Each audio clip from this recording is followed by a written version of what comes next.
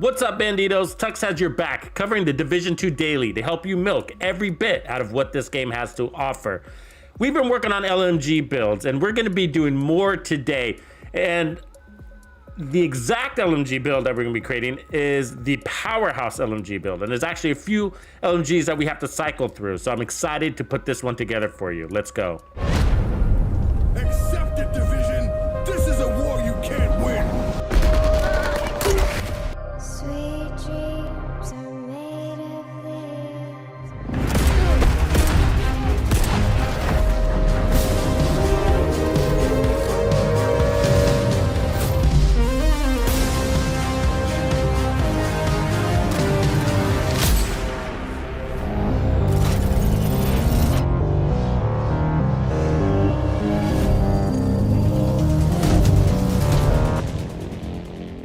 Division 2 and you're live with Tux. What's going on, Bandidos? We got a good show for you tonight or today, depending on where you're chiming in from. And we're going to be working on LMG builds. LMGs are really, really important in the game right now. And that's because Season 9 is just around the corner. In fact, Season 9 and Title Update 15 are going to drop on Thursday, May 12th. That's just a few days. What is that, 5 days, 6 days from now? So part of that are going to be all these gear sets, like Heartbreaker, that is going to be tailored to assault rifles and LMGs. So LMGs are going to get a lift because of that. And there's also new weapon talents, a new named LMG, a new exotic LMG, and a new LMG variant that's going to be introduced. So LMGs is a good thing to be working on right now to get prepared. And that's because even though there are going to be new LMGs, some of these old LMGs are going to get a nice little buff coming from the new set called Heartbreaker. So I'm excited to be working on LMGs, and we've been talking about working on them anyways besides Season 9. So that's sort of what this is about. So that's what we're going to get into today. So we've worked on the largest LMG, or the largest mag for LMGs, and that was 350 rounds. That was like a rare reload, and we were creating over 850,000 on that. It's actually a really good build. The other one was the no reload LMG, where we literally no reloading, and it was better than the Bullet King. It had way more power than that. So we did the no reload one. We called that one the Bullet King Breaker. Tons of fun. We're totally recommend that one. It's also good. Both of those are also going to be really good in Season 9. So look forward to that. And today we're working on the Powerhouse LMG.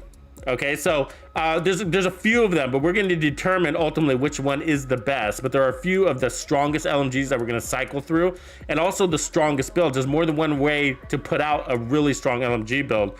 And so it's not always about the highest crit number that you can absolutely get. Some of it is about can the build sustain the damage, right? Because you have pretty sizable mags, and if you can't stay out of cover long enough to get those high crit numbers because of maybe a stacking situation, then maybe the build isn't so great. So we want to address those situations and make sure that we all understand what we're getting ourselves into.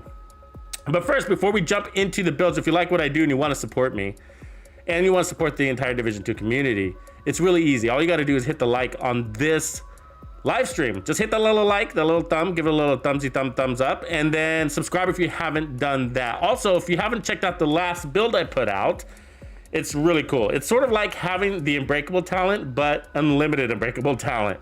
And so it's basically gives you unlimited armor, which is a really cool way to play in this game. Right? Up, down, up, down, up, down, up, down. That's what you want your armor to do. So it's tons of fun. It's one of these kind of immortal survival builds. And if you've never run one of those in the Division 2, this will give you a chance to do that because they are really, really fun. Also, for the Players Club, we got the Mexican that's out, and that is a really, really, really cool build. It's actually, I think, one of my favorites for the Regulus right now. And of course, we've done the Blitz build, and we've done all sorts of Regulus builds. And this one, I gotta say, is one of the fun ones because it runs 1.8 million armor, okay? And every time you pick up one of those little memento trophies, you're getting 1.1 million in bonus armor. It is so much fun. And isn't that what's most important about a build? Is that it kills and it's fun. If you can do those two things, that's the best build in the world for me. I don't know about you guys. Okay, so let's see who's joined us. Who has joined us today? I think OG Dancing Bear was number one. What? What's going on? OG Dr. Hannes is right behind him. They were neck to neck. It was a good race. Fug it. Yeah, we're going to do Sleipnir build too. The Sleipnir's got a special talent on it, right? A perfect talent on it. So it needs a little build tailored just to it. Warrior Cowboy, what's going on? And I think they I think the Sleipnir is built on the MG5, which isn't the strongest LMG in the game. It's kind of more on one of the faster ones, but it's really cool actually. We put together a good build for that one the other day. That variant, that is. What's up, Warrior Cowboy? Eclipse, Batmo Bike, Dennis Moon, Sick Jim's in the house,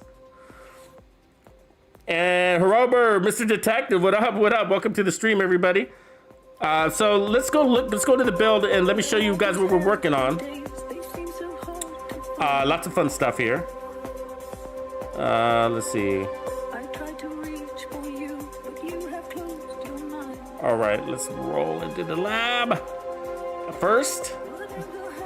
And so this has been a multi-day process, so you guys know. Like, I've been working on these LMGs now for a while. Part of it's because as we're discovering more about the LMGs, we are needing to farm, for different variants. And so this is the build. This is where I left off in last night's stream. So if you didn't see last night's stream, that one was on Twitch. So follow me over on Twitch if you haven't done that.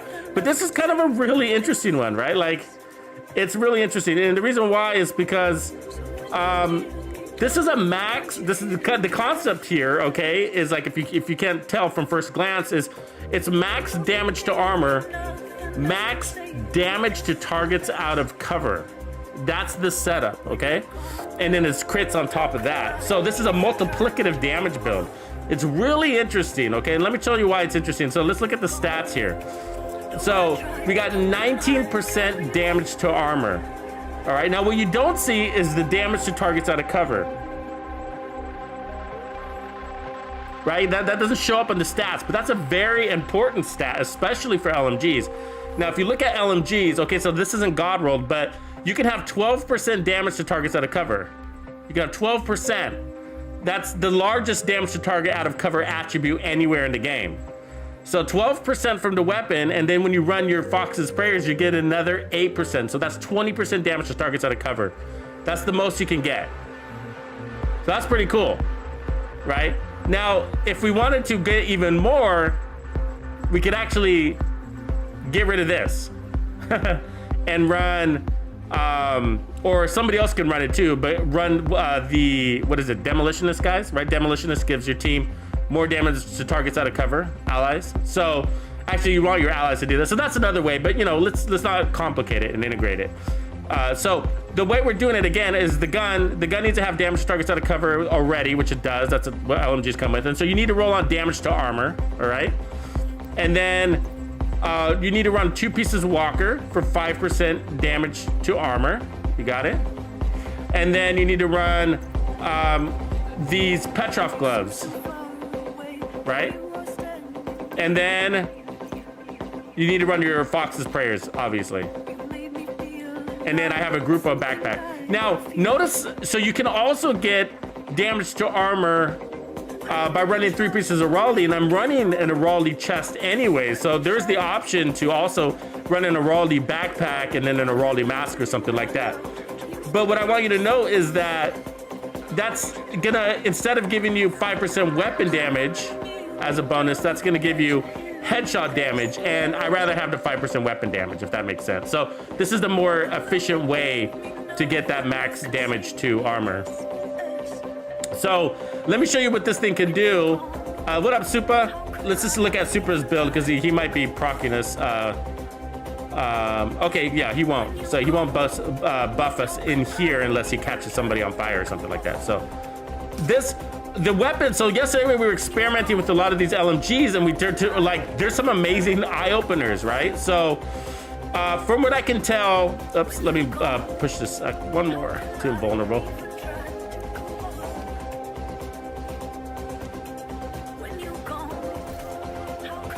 Vaughn Jacobs, that video is going to be dropping. We got 2 videos, Vaughn Jacobs, coming. So, and I'll talk about that in a second, but thanks for reminding me. We're right around the corner on those, man, like days. One tomorrow and one on Monday, but I'll talk more about that in a minute. Okay, so this is the LMG that I really like. Now, it's not the strongest, okay? The classic M60 is what we determined is the strongest. Okay, and then The L86 is right behind it. So if you look at the classic M60, it's 152, and then the L86 is there 145. So they're pretty close. They're all pretty close, okay? And so I think which one's the best is just going to be ultimately up to you in the end. I got to tell you that. But so between the classic M60 and the L86, and then the one number 3 in the spot is the RPK. Okay, so for me, the RPK was the best. Now we did a DPS test yesterday between the RPK and the custom L86. All right. Now on the single mag, the RPK won the DPS test, and that's because it's got a larger mag and a faster RPM. And so the larger mag ultimately is going to help you get more out of your focus talent. So it is a little bit dependent on your build, and we did test this on the striker setup when we were doing it. So also the faster RPMs were getting us more striker stacks, right? So that's one reason why I was running under a single mag. But officially, if you're fully buffed, if you have everything procced at that time, if everything is procced, the L86 will outperform the RPK because it has a higher base weapon damage, right? So there are situations, but I gotta tell you, with that being said, the larger mag and the higher RPMs and the situation comes up more when you're understacked. And so for me, the RPK is a better DPS weapon than the L86. So, but you go with what you like. Ultimately, they're very similar. Time to kill, you're not even gonna notice the difference. Okay, so let me show you what this RPK can do, and then we'll cycle through the weapons. Okay, so let's build our stacks first. So I gotta get those stacking happen for focus, right? We can run in focus on the chest. So can't remember what this number was hitting at yesterday, but I think that might be close. 1.22. I think that might be what we were doing yesterday. There it is. 1.222. Yeah, that's probably the max right there on that. Let's do it one more time to be sure. Sometimes you gotta hit this thing like right on the eyeball in order to get that max number. It's ridiculous, but yeah, okay, that's consistent enough for me. So 1.22, right? And so notice we're using measured. So let me talk about that for a second. So we tried this with strained, measured outperformed strained. We tried this with frenzy, measured outperformed frenzy. We tried this against a few others in previous videos. But what I gotta tell you is that a lot of people overlook measured because they look at that negative weapon damage as a bad thing. But first of all, I wanna let you know most enemies and we'll see this on fully scaled up and legendary. We used this on legendary yesterday and it was absolutely amazing. We were cutting through enemy fools, okay? And like they were nothing, and we'll do that today. But what I gotta tell you is like, it's the big difference in this and why measured wins is there's a key word in here that a lot of people overlook, okay? So look, in the front half of the mag, it says you lose 30% weapon damage, right? In the back half of the mag, it says you gain 30%, what is that, guys? Total weapon damage. So that key word there, total, right? It's gonna take all your weapon damage and it's gonna give you 30% of that. But in the first one, it's just saying, I'm gonna take off 30% weapon damage, right? So it's missing the word total in the first half. And so over the course of the mag, over the power that you lose in the front half versus the power you gain in the back half, you're gonna win. But what I gotta tell you is that a lot of the enemies are just gonna die in the first half of the mag. I mean, you are critting at some pretty high numbers, even in the first part of the mag. So, you know what I mean? So most of these guys die pretty quickly anyways. It's got a nice hard hitting gun. Also, what's really cool about the LMGs is it does have a really good stopping power. And so when you start laying into these guys, you not only stagger them, but they will not fire at you because of how hard it hits. They sort of just kind of stand there, take the pain and start running away. So really, really, really good. What's good, Black John Wick? And so let me fix my video here. For some reason, my camera is hidden. I don't know why. But it's important that I show you something. So give me a second.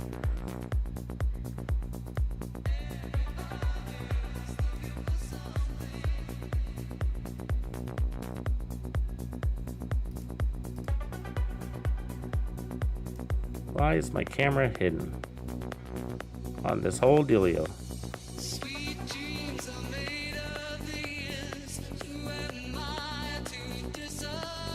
Oh, I see now. There it is. I just screwed with it though. Give me a second. Put my face back in the corner here. There we go. Okay, sorry about that. Okay, so let me go back to the big one though. Okay, so a couple of things. I want to say thank you first to the Players Club for all your guys' support. So one of the banditos from the Players Club got me a really nice, a new Elite controller for the Xbox, okay? And so this is part of a big study I'm doing. So I have customized this and I am now playing with an Elite controller. Now before, I was playing with the standard controller. So this is all leading to something I'm gonna tell you here in a second, okay? So, and this is an Xbox Series S, and so this controller is about 5 months old. So it's in good shape, it's not worn out or whatever. So, a couple of things. So I've been working on a video for you guys about aim assist. And if you're on a console, if you're playing on a console like Xbox or PlayStation, then it comes turned on by default, right? And so you have all of these settings and all this stuff, and I'm gonna give you my recommendations on that, but you also have aim assist right down here, and it's turned on by default. Now I have mine turned off right now. So I have done a full analysis on aim assist, on whether it's hurting me, whether it's doing more damage than good for my gameplay. And so I've come to that conclusion, and I am working on that video intensely because it's a very in-depth video. Okay, so this is something that I want you guys to consider. Everybody's gonna have to consider that setting for themselves and whether it's working for them. And it depends on how long you've been playing in Division 2. Have you gotten to a grasp on your button layout and the mechanics of the game, or you're still learning that stuff, blah, blah, blah. But, and I have a recommendation for that. And so this come down to a couple of things. One, are you better off with aim assist on? Okay, so this is the question. Are you better off with aim assist on and your standard controller? Are you better off with aim assist off and your standard controller? Are you better off with aim assist off and an Elite controller? Is it worth the buck? Or are you better off with aim assist on and an Elite controller? Does that turn you into a headshot king? Right? Those are the questions. And so I've not only analyzed taking off aim assist and whether that's good for you, whether you have an Elite controller or not, but I've also analyzed the Elite controller to determine whether it's worth the dollar that you would spend on this thing. And so I'm walking you through the unboxing experience, as well as configuring your controller just for Division 2, like to configure it for Division 2. For example, you got these extra paddles in the back here that aren't normally there, and so I have these to deploy skills. So I can now deploy skills without taking my finger off the shooting trigger. So that's really convenient. You guys know what I'm talking about, where you're shooting and you want to deploy a skill, and so you have to take your finger off the trigger. So and your finger off the aim, which is going to break your aim. So I do that. I can also now use a med kit without having to throw my thumb all the way to the directional pad. So anyways, I have my recommendations here. I've also tailored these. Notice this crazy high stick, and I've tailored the tension. And so I'm gonna walk you guys through all of that and let you know about my experience, but how to progressively or how to, what's the word that I use? Incrementally adjust your settings so that they're just right. And it took me probably about 2 hours to completely adjust it. So, turning aim assist off, turning aim assist on. And so not only configuring the controller, but also configuring my game settings, right? Your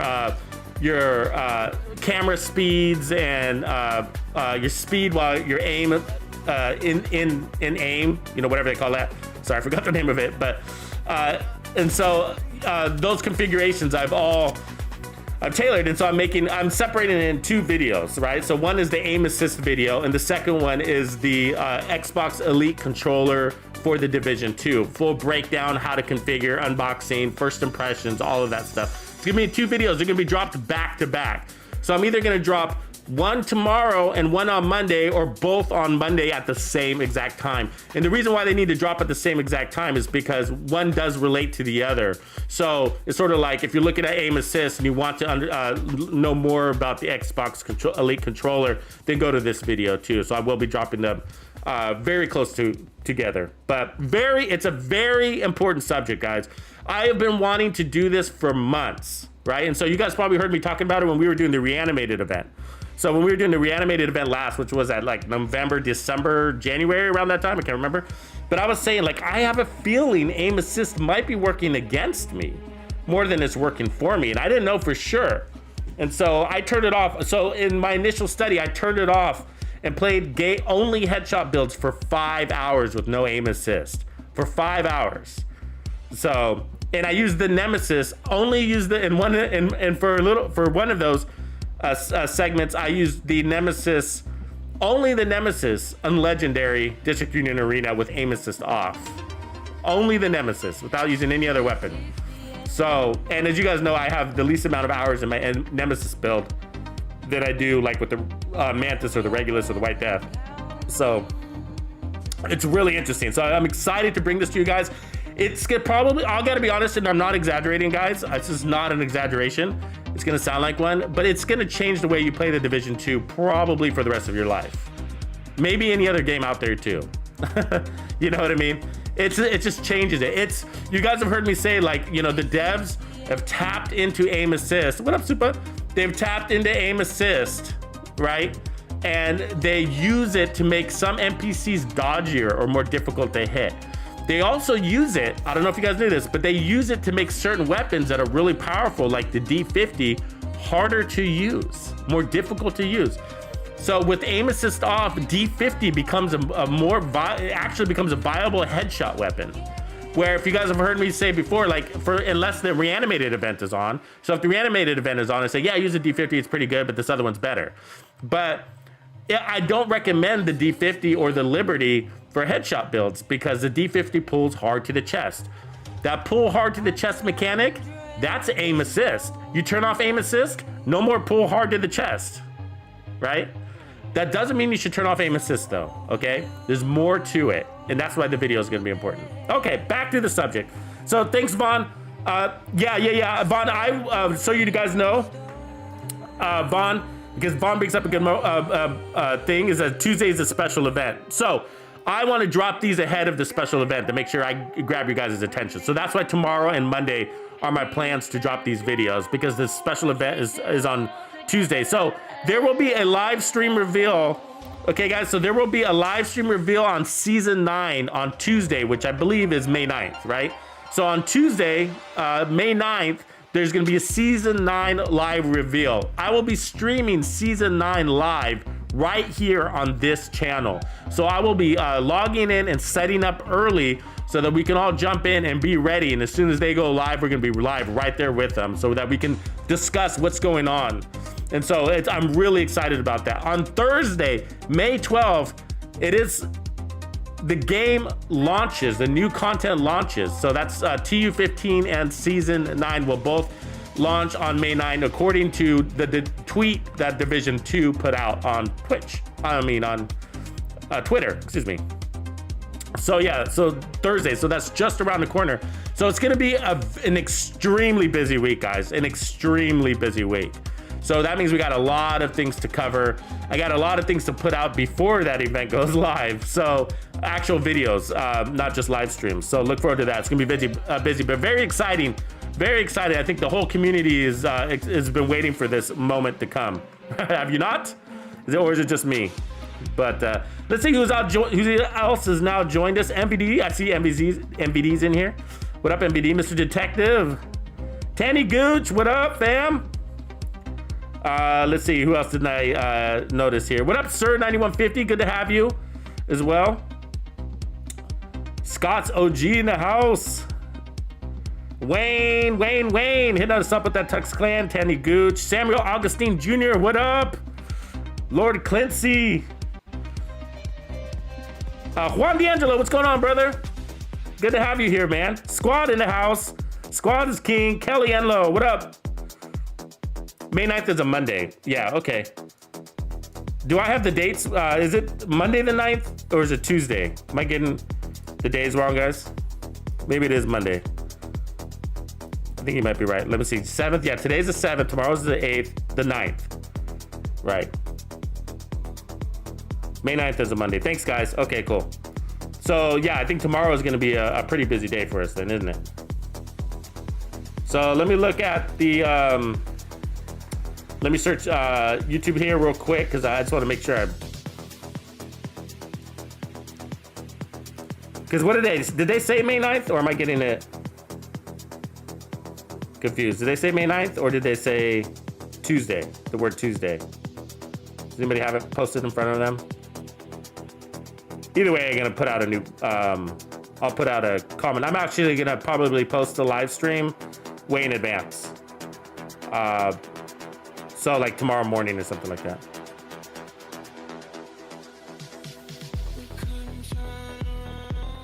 Yeah, I'm salt and pepper, bro. I'm salt and pepper. It's from all this, it's from all this, you know, post-apocalyptic world out there.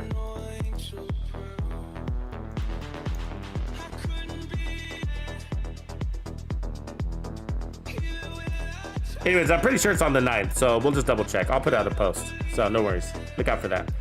Okay, so here we are, back to our build. Cool. Yeah, you gotta call in, James. Congrats on 8 months, man, being a bandito. Congrats, bro. Appreciate your support for that long. Right on. Okay, so let me show. Okay, so we saw this at critting out at 1.2, right? So if we now let's take a look at this other one here. It's actually not that bad. Now between these two, it's really hard to feel the difference in time to kill, also like in any handling or anything like that. But it is a little bit slower and it's got a smaller mag. Okay, so we're gonna use this one now, but it's stronger, right? So we should be getting a higher crit damage number. So just stacking in here. And so let's see here. Let's rock. 1.341. Sorry about the sway. I'm looking at the numbers. So again, 1.341. There you go. So 1.2 to 1.31. So 150, about basically 120,000 more per crit, right? Except you got more crit potential out of your RPK because you got such a larger mag, and you also got more RPMs as well. So, which may or may not help. It just depends on the build that you're running. Okay, so now let's look at the other strongest one, which is the classic M60, right? So the classic M60 is on the other end of the board, right? And so it's more of your traditional LMG, right, as you probably know them. So I got the scopes. I like running my LMGs with the scopes, and by doing that, it allows me to run focus, but you don't have to. A focus gives you a really nice buff and damage. But I would, even if I was running glass cannon or obliterate or whatever, I would still be running the 8x scope, okay? Because an LMG is not like, it's not really a good gun to be like running and gunning and like hopping in front of enemies going boo. You know what I mean? No, you want to kind of play back, you know, about playing at 15 to 25 meters range. That's probably best for it. And so the scope just kind of helps me land more headshots and more quality shots. So I use the scope, okay? But it's up to you. Plus 50 rounds and then a crit chance. So it's only got 3 mods. So you gain more damage, but you lose a mod. So you got to consider that, all right?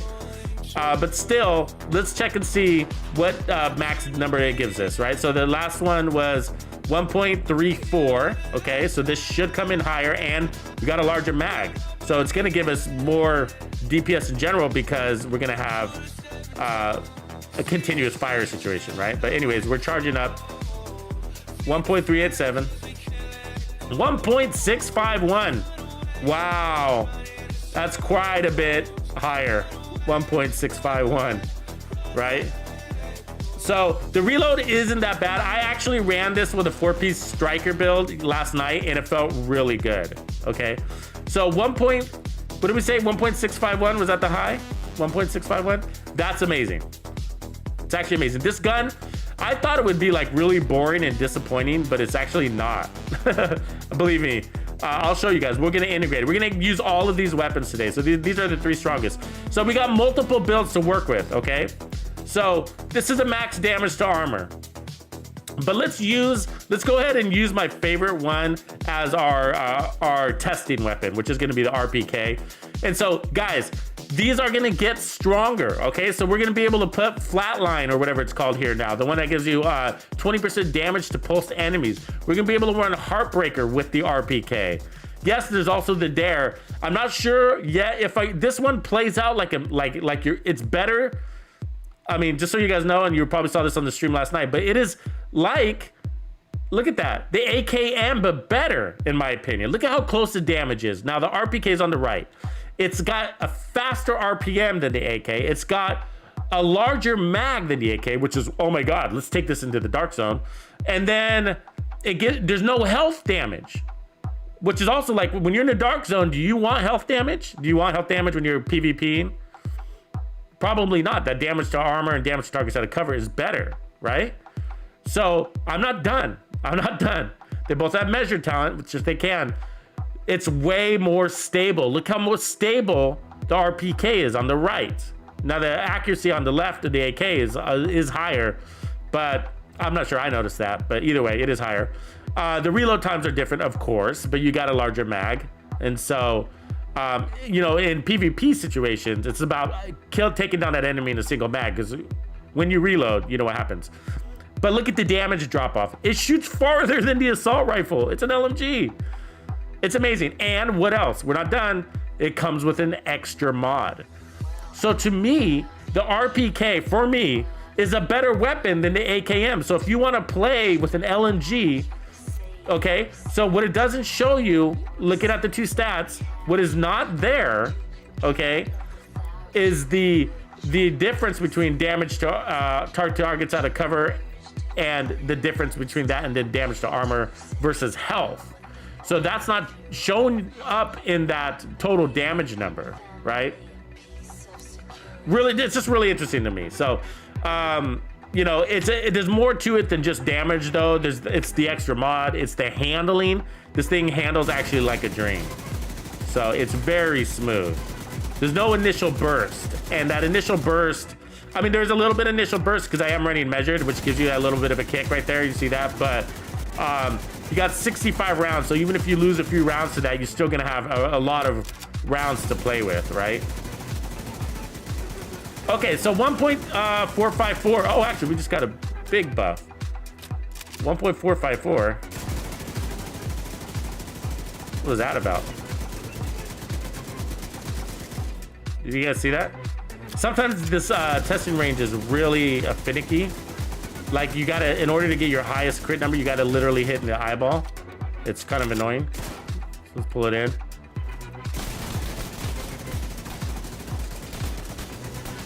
Let me fully proc up, so I'm just shooting to let my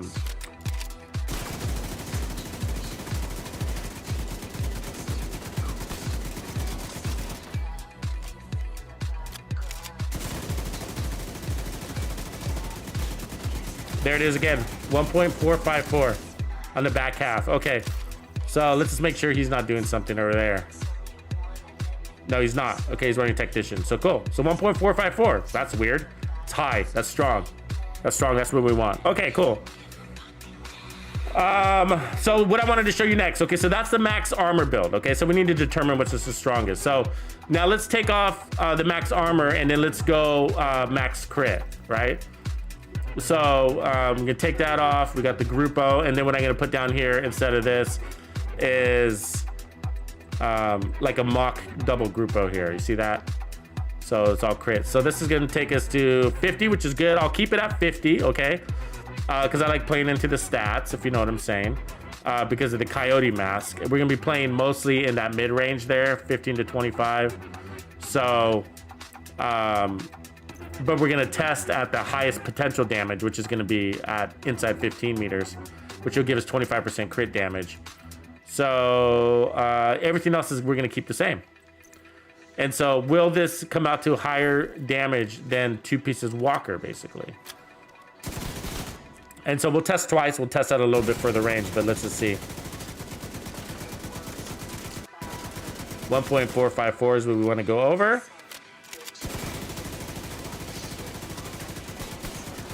.362.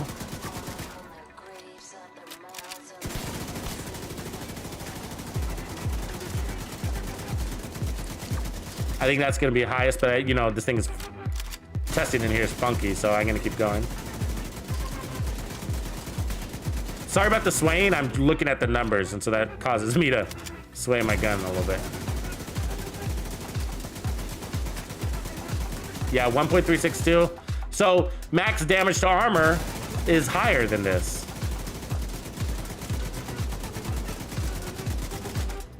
And that's with the 25% buff, right?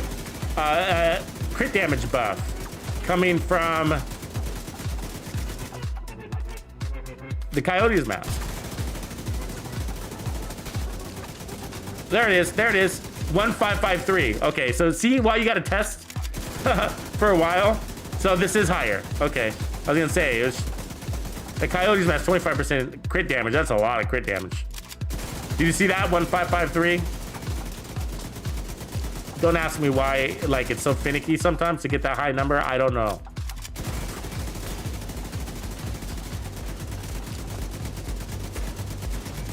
Like, it's a certain part where it detects it's on the head or not. I don't know. I don't know.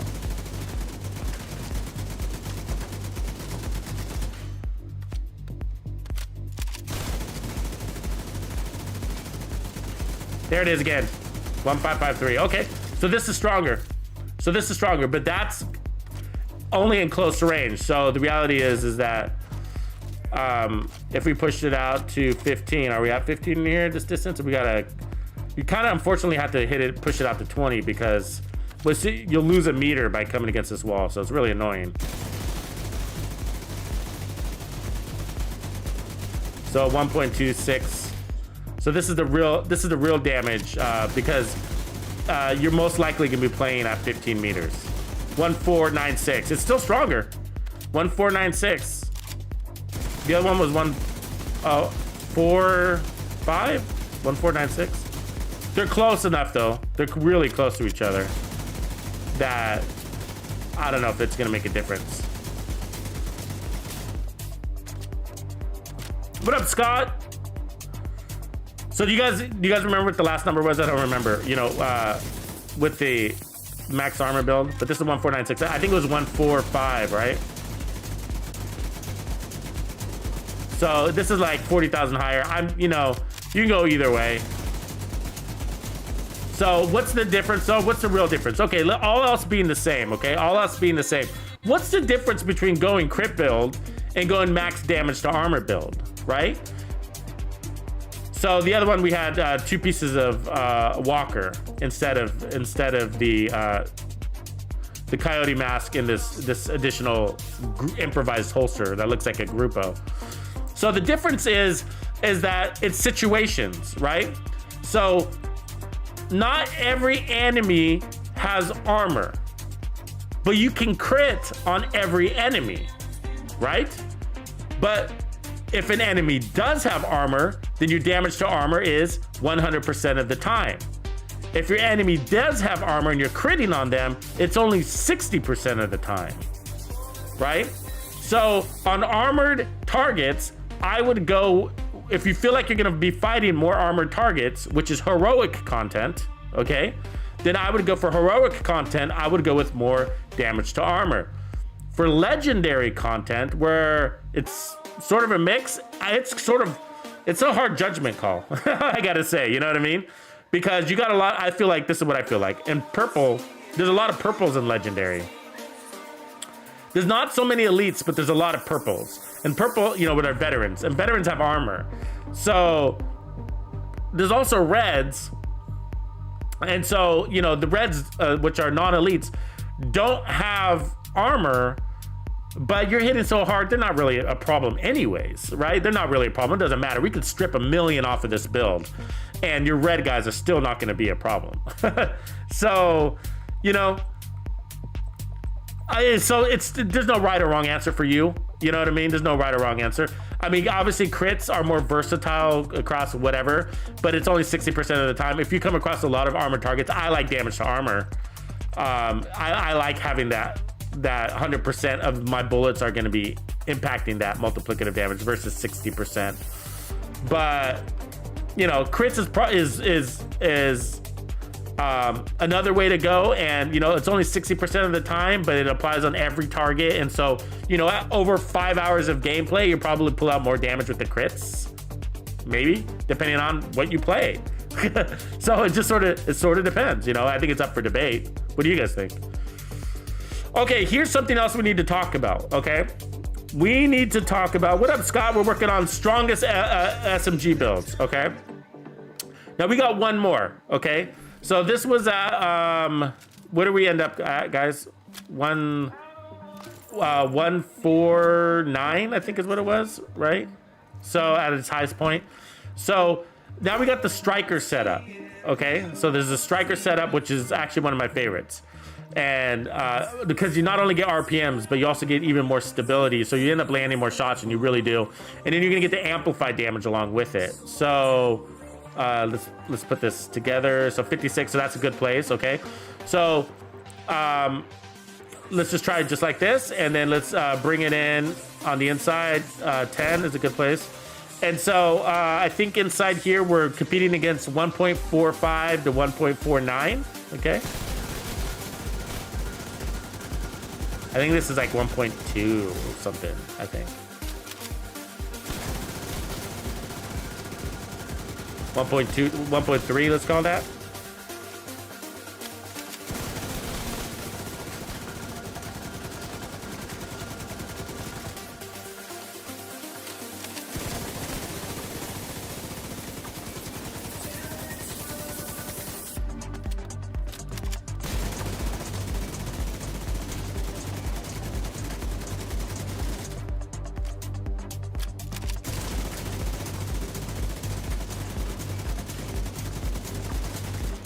Yeah, 1.3, that's pretty consistent. I'm trying to see if there's one of those. We have to keep going, but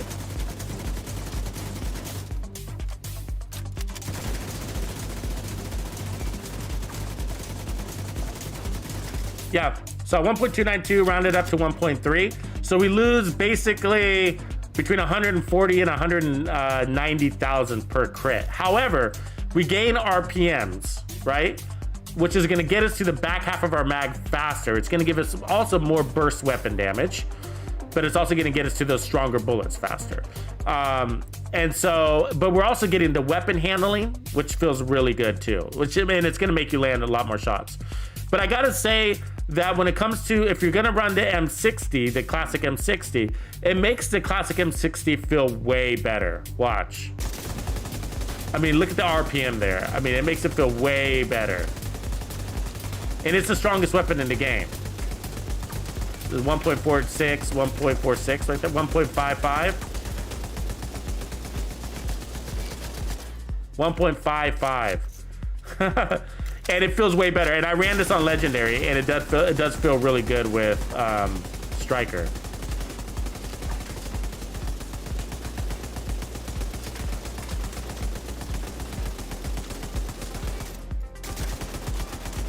So anyways, 1.55, I think is what that's giving us with the striker build. So this is the strongest LMG in the game. So between these two LMGs, I think you're good. You know what I mean? Like, and then again, if you like the L86, go for it. You know, it's sort of in between the two, right? But this one with the large mag is really cool. You know, that large mag and higher RPM is like, it's a great weapon. And I think in TU 15 season 9, I'm gonna be running the RPK.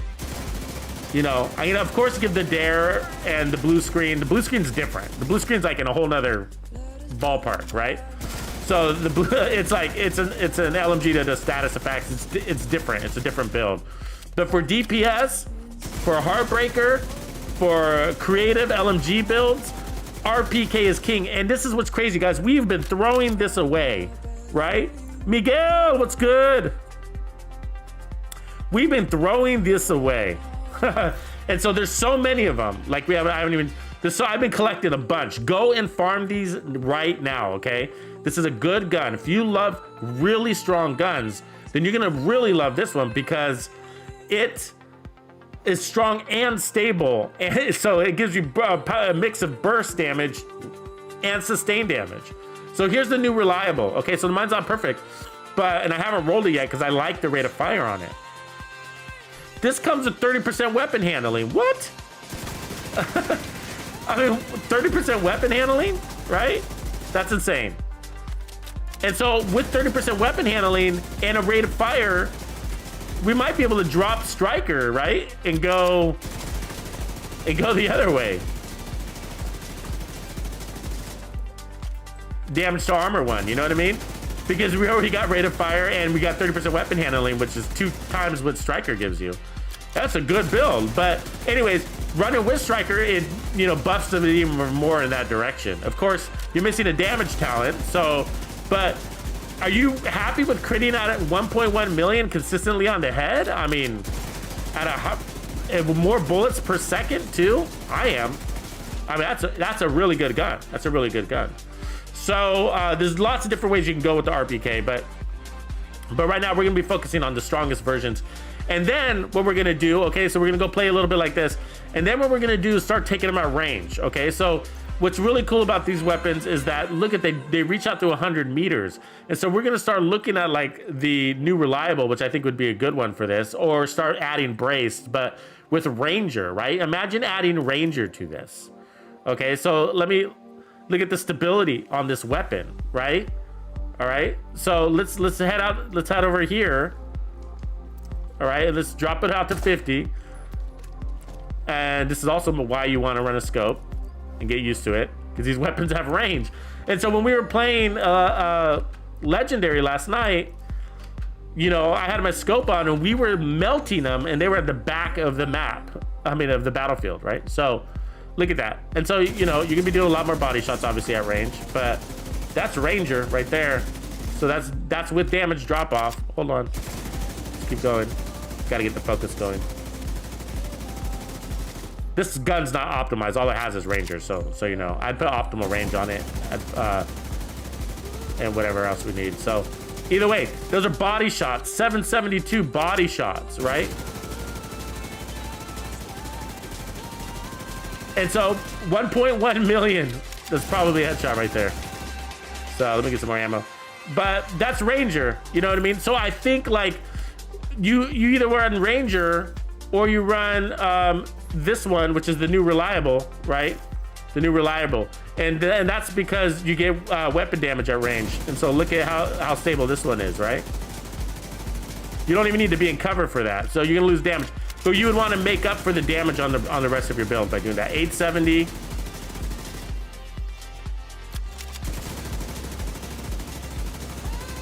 $899, 908. Those are the headshots coming in. 908. And that's at 49 meters, right? So let me back up a meter. That's a little too much. What is that, you think? Switch weapons? It says a new reliable.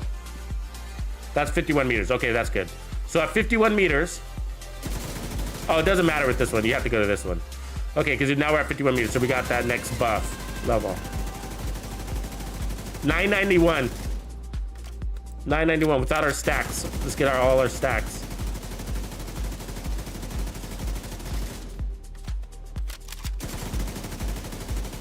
$1.145.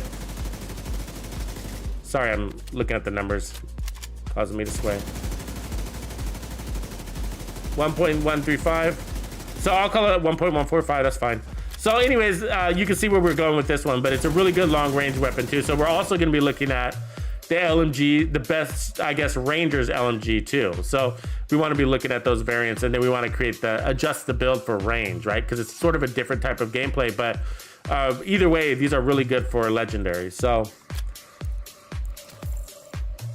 buy the effing book. Yeah, perfect efficient. That's great. Pessy's a lot of fun, no doubt.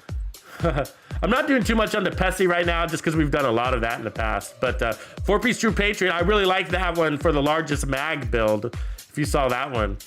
So, okay, so let's go back to the strongest build. So we were looking at the differences between damage to armor and damage and crit damage. So I'm going to go back to the damage to armor, max damage to armor, max damage to targets out of cover. That's what we're looking at here. Where were we at here? Basically that. That looks right. Okay, so this is what I wanted to talk about before we get out there, okay? So this build does give you the largest figure, and that's because we're running this perfect version of Pristine Example, which gives you 60% multiplicative damage, okay? But during gameplay, what I need us to look at, it's gonna change the build dramatically, but what I need us to look at is how often are we getting the 60% versus 50% or anything in between up to 50%. You know what I mean? So what I mean is like, so we're running this and we're in scope and we're building up, but then somebody shoots at us, so we stop, right?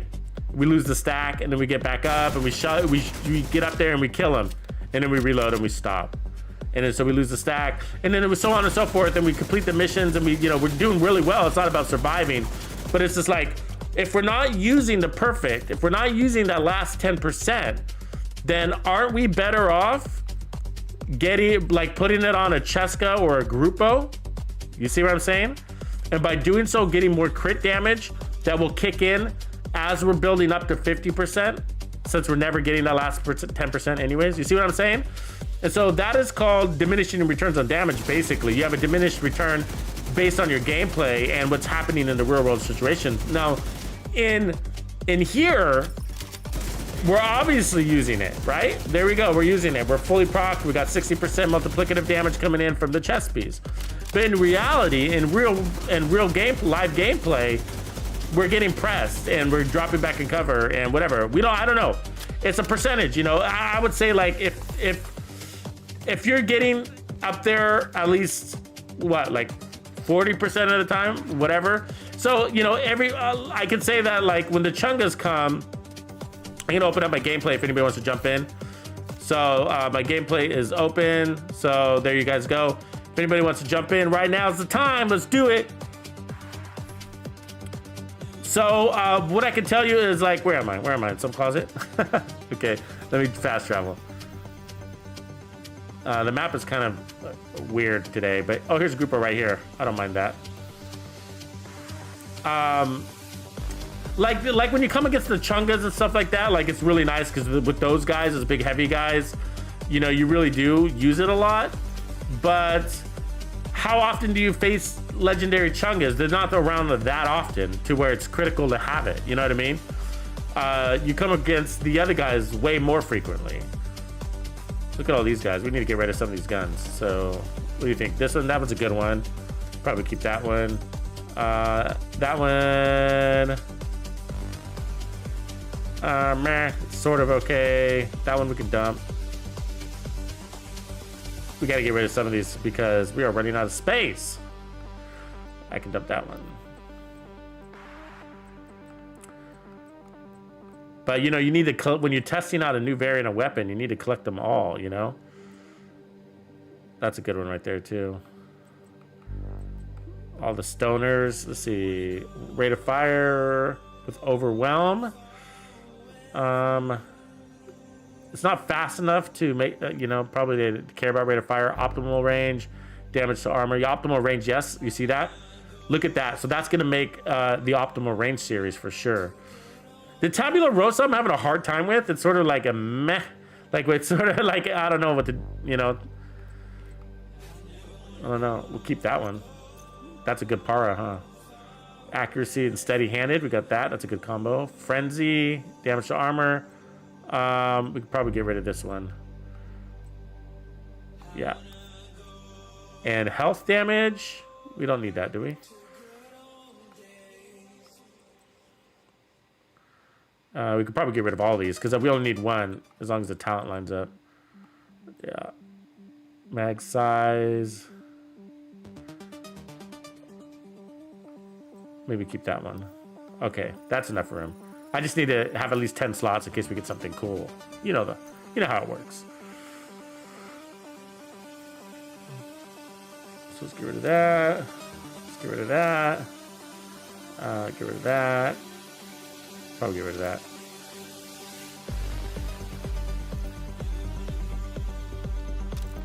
So I'm also collecting pistols to do a ranger's pistol. So I'm looking at these X45s because they go out to 100 meters. I know, it's crazy. But if you're gonna be playing legendary, you need to have the full getup, right? The best pistol, the best whatever, LMG, the best shotgun, whatever it's gonna be, because some of these will be your secondary weapons. some of these will be your primary weapons, and so I want to make sure I have all this, the right stuff for you guys recommended. All right, that's good.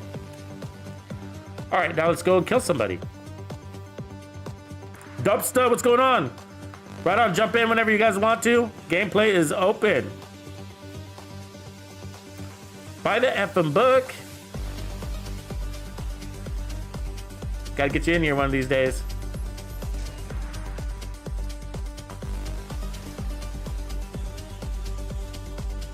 What's up, Larry? What's going on, man?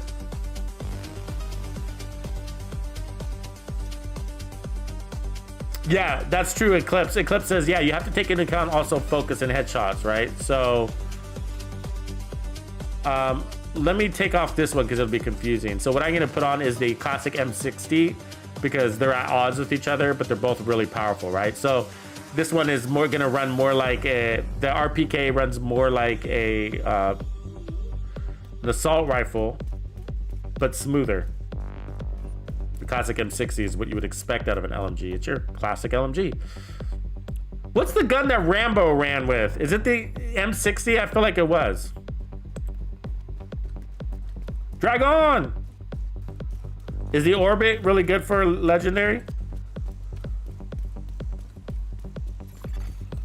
Oh, we're all excited, Xavier. You know it. Ah, Kelly, I know. We gotta, I wish I was able to play on more than one platform. I really do, you know? But you know how much of a nightmare it'd be to maintain more than one account. And it's because I'm not just playing because I'm usually working on builds, but okay, let's watch this lady here. So what we want to, I mean, look how fast we get shredded. I mean, this is solo gameplay, so they're not fully buffed yet, but what we want to pay attention to is how often we're able to use perfect focus, the extra 10%, right?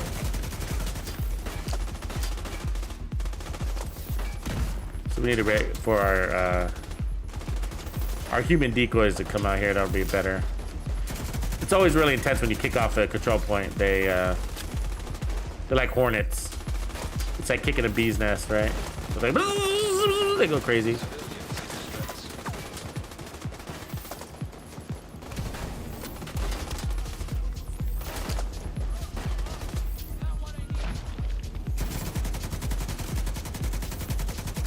But so far, we're not using perfect focus yet. So that's important. Because people will always say, like, oh, perfect focus is faster. Damn it. Who's behind us? God damn it. And so somebody's going to be like, oh, perfect focus is faster or better, stronger. Yeah, we know that, but how often do you use it? And isn't that more important? Like, who cares if it's stronger if you don't use it? It's stronger in the testing range. But is it stronger on your build? Probably not. Because...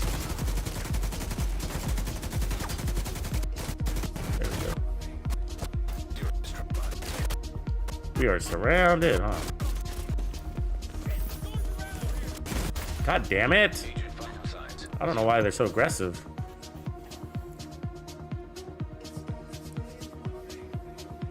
Yeah, it's Operation Human Shield around here, you know what I mean? It's the M60, thanks, Lord. That's right, it is. So that's why I like it. I like it like, well, if Rambo used it, it's gotta be good. I mean, I think that's why they made it strong, is because it was the gun of Rambo. They didn't have a choice, did they? So the cool thing about the RPK too is that it does keep you more mobile, you know? Watch this, it should have really good stopping power, so you should be able to step up on the guy as long as you're landing your shots. And they'll have a hard time shooting back at you once you start landing those bullets. Okay, let's get in there, So remember, I got my new controller, so I do have my programs paddled. So I'm trying to remember to use those. I'm still got muscle memory things I'm working through. So I'm gonna use a paddle here just to get myself programmed. And I'm gonna let you guys know when I'm using the paddle. So I sort of say it out loud also to help me reprogram my synapses.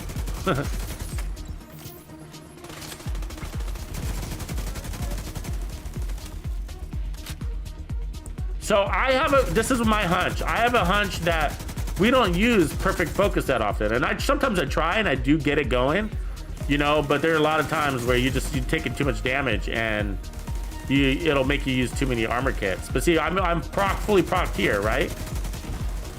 And so I reload and I still got it focused on. So, but it keeps you in scope too, so it is a little dangerous way to play. But when you're running in group, it is easier, I gotta say, because Operation Human Shield kicks in, and then you use your own allies in group to, you know, to sort of be your shield, and so you kind of sit back. But watch this. Let's take out some fools here. I mean, this build rocks, I gotta say. It is not a weak build. It is strong. It is stable.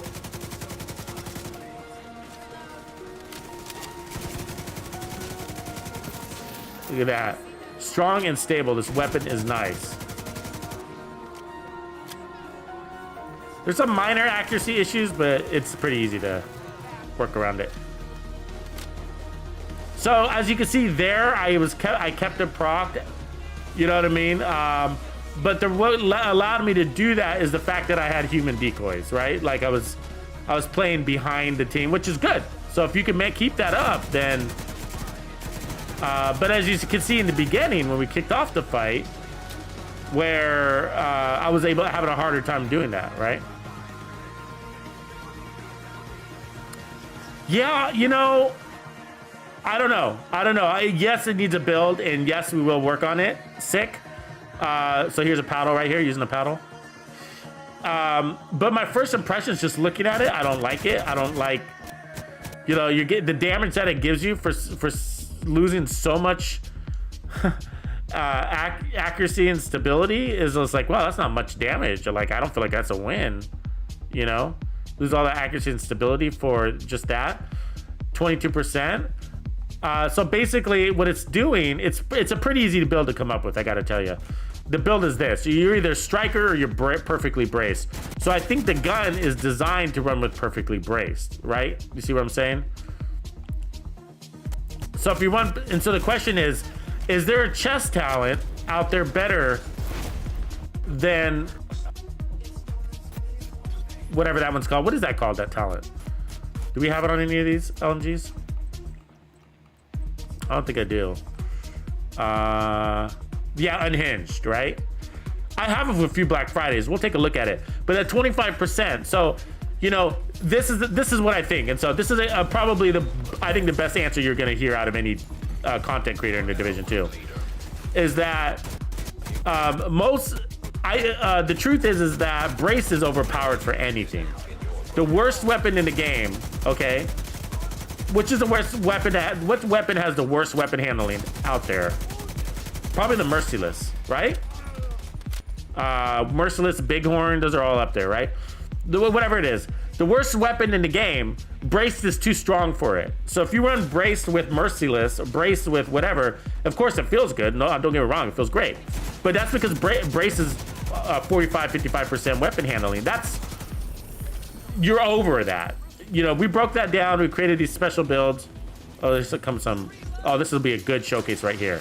Okay, sorry, let me get back to that answer. But Braced is overpowered, which is great. Great, that's great. So nothing wrong with that. I like overpowered things. Okay, so the problem is that, I mean, so I think that's why that gun, the Black Friday exists, is the saying, well, Brace is overpowered. And if we're gonna lose 25% of stability and accuracy by running this, run, Batmobile, run, by running this Black Friday, then it's gonna kind of bring Brace down to a better place, like a more normal thing. Ooh, wow, they're really after me. Whatever, it's gonna downplay Brace, but Brace is still gonna work. At 25%, Brace is still gonna work, right? So, that being said, okay, paddle. This is a paddle heal right here, so I'm using my paddle. But what I want you to notice, are we gonna be able to use perfect focus right here, right? How much are we gonna use it? So now we can, at first we couldn't, so let's keep that going. Hold that thought. Let me focus on these dudes real quick. Because sometimes I have a hard time killing rogues and talking build mechanics. So So in these real tanky guys, you know, it's really helpful to have that perfect focus, right? Look, I mean, look at him melt. You watching him melt? We're at range, by the way. 1.232. Okay, got him. So that was actually pretty easy, right? So that's where the perfect focus shines.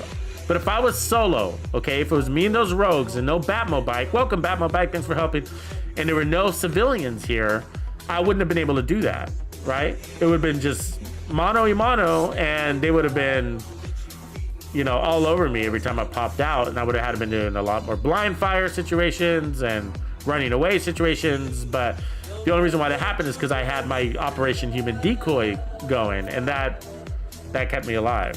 That allowed me to stay in scope. So though that's not the test, because rogues are rare. Chungas are rare, even in legendary, right? So there's 100 other guys in the legendary mission that you have to kill, and they're the ones that keep you out of scope, and that you have to fight more often. So that's the true test. Oh, that's a good LVOC, but not a big fan of it. Not a bad weapon, just they're better rifles. Okay, so here we go. Back to that answer. The Black Friday. So Black Friday, this is what it comes down to, is that because it forces you into braced, the talent that Black Friday gives you, let's take a look at it. Unhinged. 18% weapon damage. Okay, so would you rather have 18% weapon damage on your gun, or I don't know, 50% weapon damage from focus, or 25% from glass cannon, or 25% amp damage from your striker's chest? You know what I mean? So what it's asking you to do is compare the 18% weapon damage into a chest talent that you could otherwise run instead of braced, because it's making you run braced here. Let's put it on.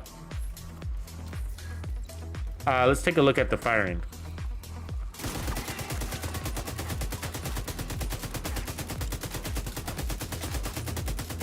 I mean, this weapon's not as, I don't know about the Black Friday. What is our accuracy here? Stability is actually pretty good on this one. So the Black Friday weapon is, I think the M, no wait, what is the Black Friday weapon? Is it the Para?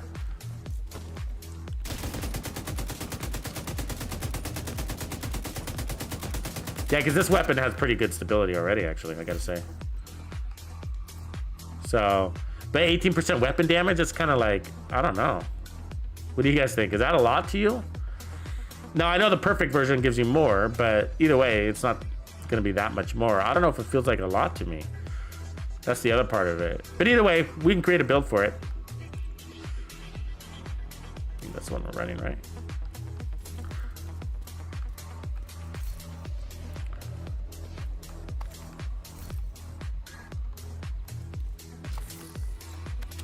Yeah, so it's sort of difficult. OG's in the house. So it's sort of difficult to determine, I gotta say, if one is better than the other. When I'm talking about the chest talent focus, perfect focus and non-perfect focus, because there's so many variables as far as like how you're playing, you know. If you play solo a lot, you know, you might not want perfect focus, you know. If you play solo a lot, you might find yourself in situations where you're kind of pinned down a cover, just like how I started, right? When I kicked off this thing, I was just pinned down. And if that happens more often than not, then perfect focus is probably not the win. And so there is an advantage. Yes, there's an advantage by taking away perfect focus. You can get more damage out inside that first 10 seconds than if you ran perfect focus. What is it? It's basically 10 seconds, right? Yeah. So in the first 10 seconds, like if I ran, like, I don't know, a Providence chest piece or a Cheska chest piece, which allows me to put more crits on my build, more crit damage on my build, then in that first 10 seconds, I'll put out more damage than I would with perfect focus. And we could even test that in the testing range, right? And so, but if you're often able to stay out of cover beyond 10 seconds, then perfect focus would work. And so that's the That's how you would measure that. And you're gonna make the call. I can't tell you. You know what I mean? Do you play solo? Do you play relaxed? Do you play aggressive? But I think, like for me, for my gameplay, I think that I break scope more than I want to. And so I bet like over a course of an hour's gameplay or even a legendary gameplay, like I bet you I'm better off playing with non-perfect focus because I break scope, you know? But it's difficult to tell the community that sometimes, right? Like I want to tell the community some of these things, but like sometimes it's easier for the community just to hear and see the largest value, and then that's all they want, and everything else kind of becomes noise. But you know what I mean? But it's just like, hey, it's smarter to go non-perfect. You know, I realize when in the testing range, the damage looks less. But the reality is in gameplay, you're not using perfect. You're not able to stay out of cover that long. Most of the time, you know? And so you got to play in your averages. Look at that. Thing is badass. See, I broke scope. So right there, I broke scope, right? So let's call it out, you know? But sometimes the community is like, you know, so if, you know, or like, here's an example. So if I put out the build and put it out with not perfect focus and say it's the strongest build because it is, even without non-perfect, it's the strongest in the first 10 seconds of firing, which is most often the duration of firing that you're doing. Then if that were the case, if that's actually the case, and then people would be like, oh, well, no, Tux, the strongest is with perfect focus in the pristine example. Situationally, it's stronger, right? And then you get into that whole thing, and then you have to tell the whole story. So it's really difficult to put out the best build sometimes for the community because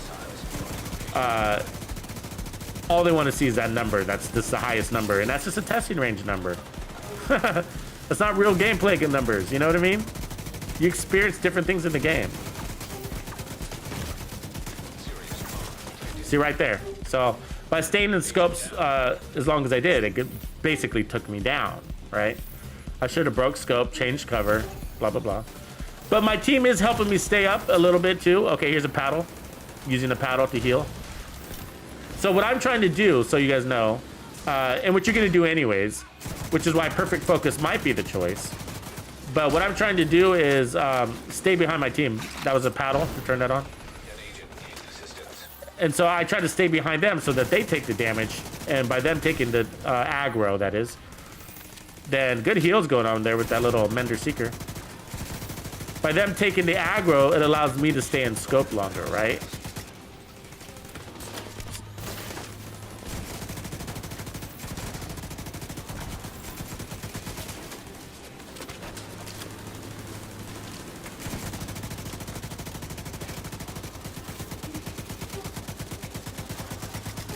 .2 right there.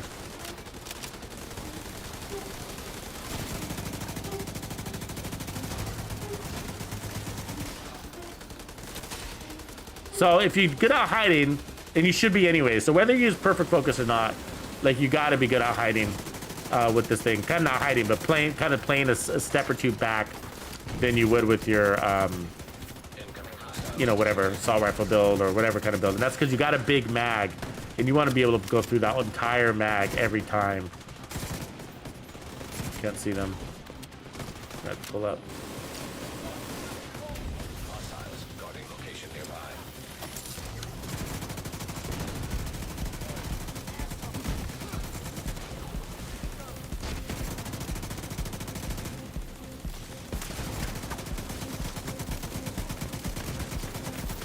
Had to break scope. See that? It's intense in here. Anytime they get us these, one guy got behind us, he's gonna wipe the whole squad.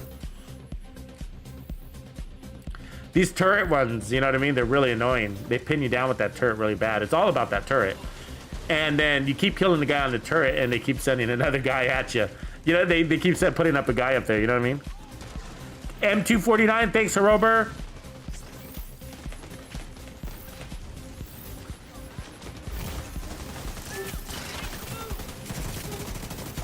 Look at that, look at that. You see that? That was without the full perfect, right? Because you have to be in scope for 10 seconds to get perfect. And I like perfect, so don't get me wrong, I like perfect. It's a hard question to answer whether you need it or not. Because there, I'm using it right now, right?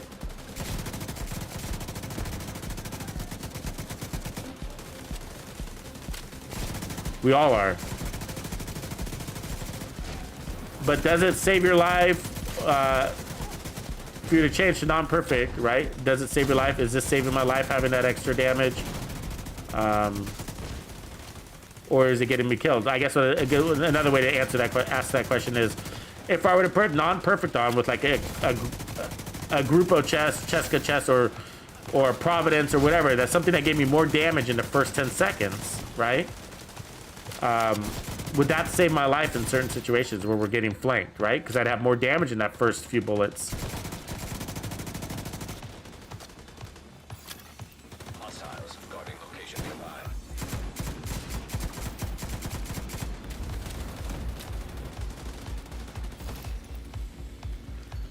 Yeah, but the truth is, I'm not gonna be able to answer that question for you. Ultimately, you're gonna have to answer that question for you. Because it's going to depend on how you play. Asa, what up? CD in the house. What's going on, brother? Lord Clancy, yes, hey guys, have you guys been seeing the Heartland posts? Anybody watching, keeping their eye on Heartland content? Speaking of PvP stuff.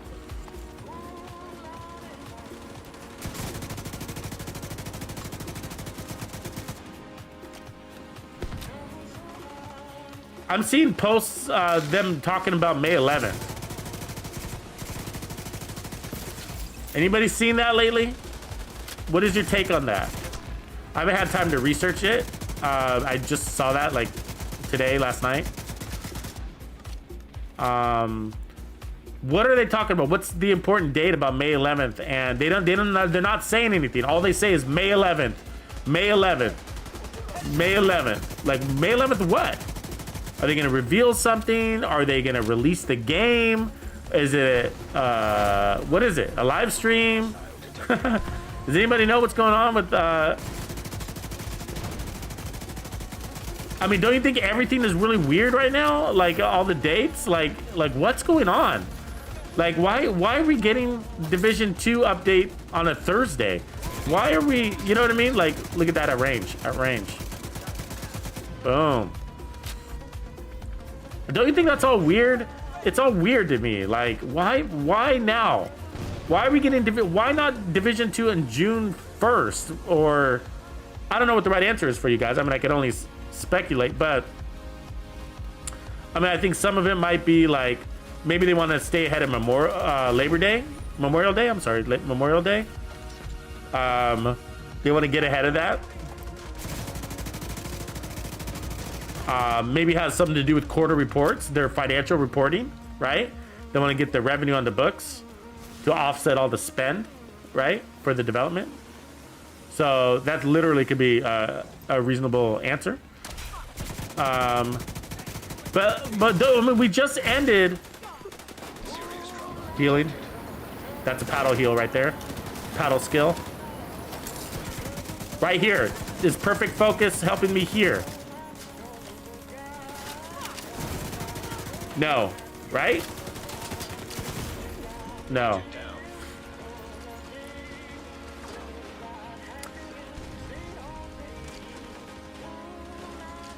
Is that a fake Heartland account?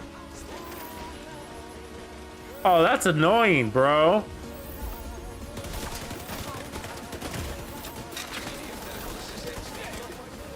Double mics. Oh, double mics is in the house. We like it when double mics joins us. Oh, you upgraded to Bandido to the Bone. That's actually kind of... That's awesome. I was actually just going to mention that because somebody was talking PvP. Bandido to the Bone. I appreciate you, Double Mics, for all your support, man. And for upgrading, man. I appreciate that. Supply room access unlocked. Bandido to the Bone. So Bandido Bones, you get recipe cards, build recipe cards. And so they're basically like images, digital download recipe for build recipes. Also, they get all the builds, whether they're classified builds or not, before anybody else, including every video access up front. But what I want to talk about is what they one of the other things that's going to be different about that. Oh, that's kind of nice. Is that I'm also, as you guys know, I don't publish really anything real dedicated PvP builds. But I'm going to be doing that for just the Bandidos to the Bone click. So if you're into PvP builds, I'm going to give you basically my private PvP builds, the ones that I'm going to be using in the Dark Zone. So if you want access to those, that's a good way to do that. And then that will also extend over to Heartland. That's actually why I was going to bring it up. It's because we were just talking about Heartland. So Bandido to the Bone will translate over to Heartland as well. All the memberships will translate over to Heartland in one way or another. I'm excited for Heartland. So I've been holding back all my PvP stuff, mostly for Heartland. And I decided like, oh, Heartland, I don't know when that date is. I'm tired of waiting. I need to support my PvP community too. You know what I mean? And so I'm going to be doing that as well. But I just really excited for Heartland. You know, it's just kind of a really cool world, I think, that they're building for us over there.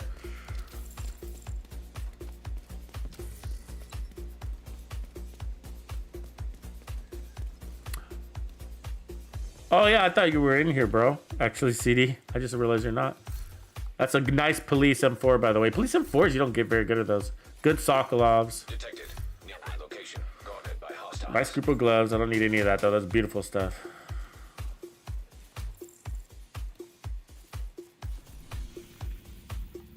All right. Let's go to the next one. So, okay, so the RPK is working, right? So what I'm going to do now is I'm going to switch to my primary to the classic M60, and then we're going to see how it works with perfect focus. So, but I could tell you what I felt from there. Based on my estimation, it was about 60% of the time. No, maybe 40% of the time. No, maybe 30% of 20% of the time. 20, probably 20 feels right. Sorry. I'm thinking about it. So about 20% of the time, I think we got to use the perfect side of that perfect focus and actually land targets on the enemy. There were times where we were staying in scope and we were getting that scope maxed out, but I couldn't see the enemy because they were all inside the tunnel. So that doesn't really count. So with being able to land shots and be in perfect focus, it's probably about 20% of the time. So I kind of have a feeling I think we're better off. I think I'm better off running like a Grupo Cheska combo here, or another Walker probably, actually. Actually, that's where we're supposed to be anyways. What am I doing here? I didn't change this piece. We're supposed to be double Walker. So let me do that, actually. Let me do that. I think I have a Walker chest piece. That's a nice spotter. I'll get rid of that. Let's see what chest piece I have with focus. Orali, Cheska. I might not have another one right now, so we might have to. There's a Grupo right there. It's got weapon handling on it, which kind of sucks. But if I do that, there we go, with regular focus, right? And then put the Walker on my backpack. I think I can do that. There we go. So it's got weapon handling there too, which sucks. So I am missing stats. Damn, that turret. Are you kidding me? That's that turret up there. What the fuck? I mean, I'm way back here through the trees. You know what I mean? That turret shouldn't be able to get me. What kind of ridiculous, you know?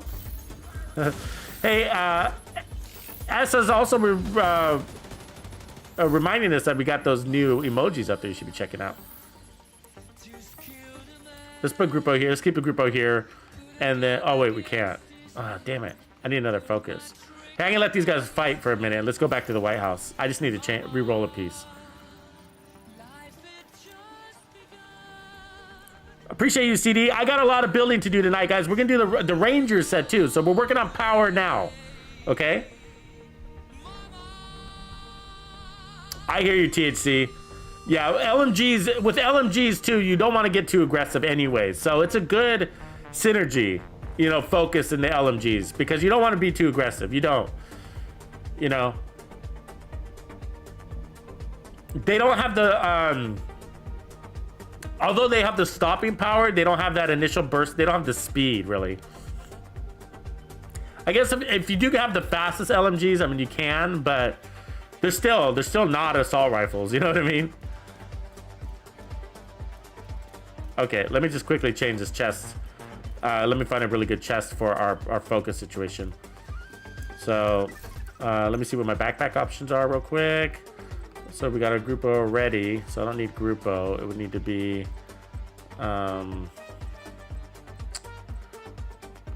Walker.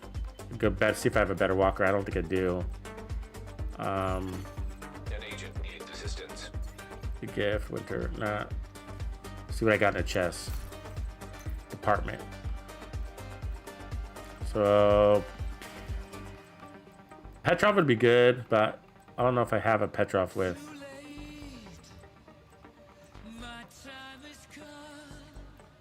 Oh, we already have Petrov though. Actually, I can't use Petrov. That would work. That would work. It's not God rolled, but of course I'm full. So let's see, junk. That one will keep. That one junk. I don't even know how I got full already, but okay. So that Walker chest is what we're after. That would be nice. You'll see why in a second.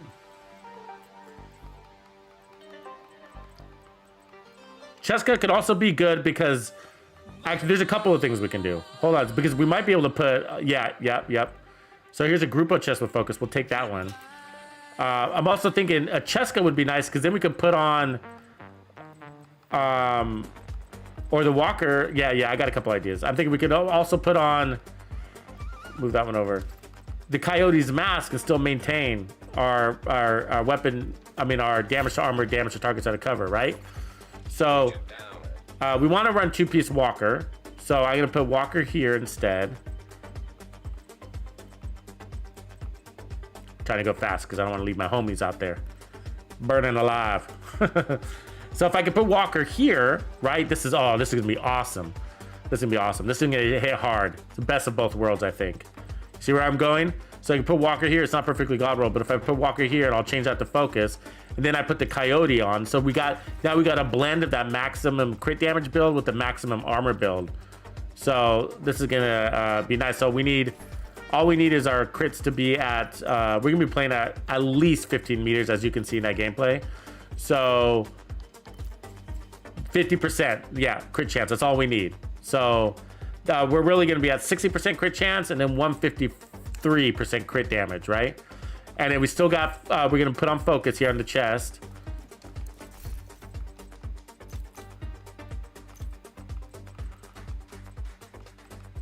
And again, I like running my scope, whether I'm running focus or not. Nail Bunny, yo! What up, Nail Bunny? Simon, what's up, bro? Welcome. Like to have my UK boys in the house. All right, so this should be cool. This should be cool. So we're gonna have 60% crit chance, 153% damage, 150% headshot damage, 19% damage to armor, and then of course we have, we're gonna have basically 20% damage to targets out of cover. That's your potential. Now mine's just not God rolled. My gun isn't, but your potential is 20%, but we have 18% on the build. But this is gonna feel good. Okay, let's roll. This is gonna feel real good. I'm happy about this setup. Where are they at? Over here.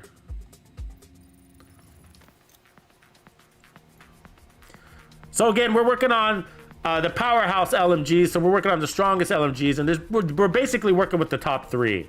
So we have the strongest one, which is the M60 LMG, and then we have the second one, which is the L86, and then the RPK is number 3. Now, of the 3, if you're wondering, the RPK I feel like is the best for me. It runs like an assault rifle. Except it's got 65 rounds. It handles really well. So let's see if we can get some gameplay here. Is anybody left? Anybody left to kill? So we are going to want to go into range and see what that damage modifier is. It's that we just changed, but this should be actually now that we got. I think that this setup, DPS wise, might be the strongest, especially inside 10 seconds. 1.3 right there. So I think inside 10 seconds, this will beat the last build. Maybe even outside 10 seconds too. I don't know. Because we gained so much more crit damage, and we were able to maintain our damage to armor. It'd be an interesting test. I think we do want to know the right answer to that. Outside, inside 10 seconds. Is this a better build? Maybe.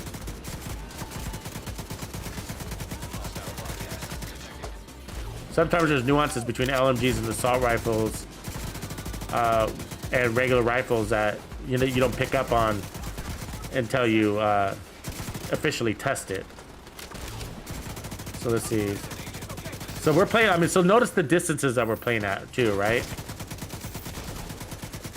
We can remember this weapon has optimal range out to 100 meters, and you can land those shots out there, as you can see. Most efficient use of ammo? Absolutely not. Can you do it? Of course. Feels good though. So we saw 1.2, and that guy was at about 25 meters out. 1.2 something. So we're up there. Now when we were testing solo. Now we got a group. So there are potential buffs, right? So that's why I'm not making that an official number or anything like that. So we have to keep it consistent in how we test.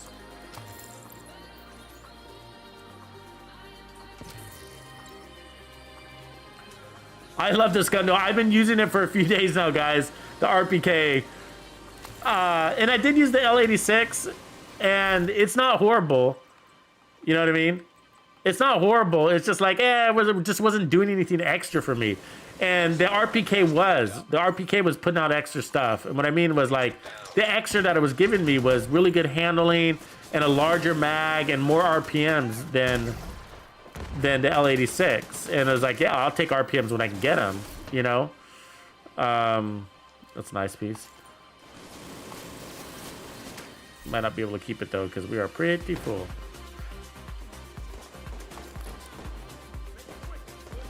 But the larger mag to me is actually kind of a big deal. 65 round mag on an LMG that feels like an assault rifle is pretty cool. Pretty cool. We'll go goal and land.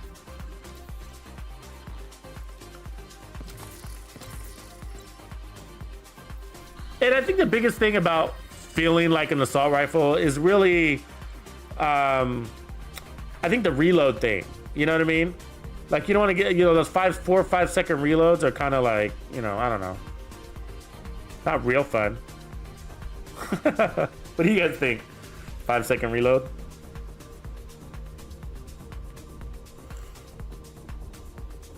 LMGs are the place to be, though. I didn't think I'd have this much fun playing with LMGs, but then again, these guns always kind of looked weird, so I was always kind of like, I don't know, looks dumb. I guess. Because they're weird looking guns, you know what I mean? I know you don't judge a book by its cover, but, I gotta say. Let's get rid of that. Let's see if I can pull in another style LMG. Because we got some other interesting, like these ones, like the MG5 I really like, but that's in the fast category. So then we have these other ones, the L86s, right? Then we got the M60E. So these ones aren't as strong as the one that I have on me, so that's why we're not using them. MK46 is quite a bit weaker. You see that? For 50 RPMs, I don't know. A little bit more accuracy. Yeah, so I mean that's basically, the Paras are quite a bit weaker too, but you get more accuracy. So, and that matters. But I'm just not struggling with the accuracy. I'm on the Xbox, so Thanks, Mr. Detective, for following up on that. Yeah, I think it is May 9th. And for some reason, I just assumed May 9th was a Tuesday. What is going on with the dates, though? Yeah, no, I think they picked the 9th because it's season 9. So it's 9 on the 9. You know what I mean? They like to do little funny things like that. But why? So this is what I was saying earlier. The PTS just ended the other day. And it's like, wow, they're ready? They took all that feedback and they implemented it and they're ready? Okay. Okay. So they are. And then it's just like, and then they're dropping it on a Thursday? Why isn't it a Tuesday like it's always been with the Tuesday updates, right? Like there's always this update. So it's just, it doesn't really matter. I get it. It doesn't really matter to us whether it happens on a Tuesday or Thursday. It's just strange to me.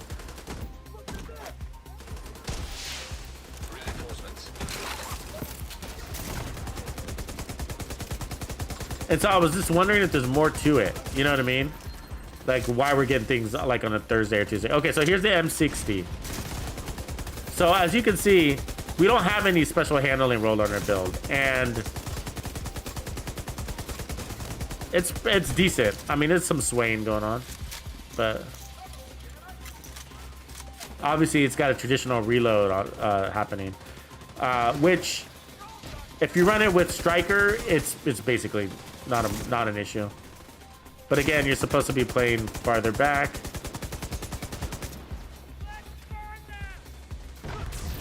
Give me a target.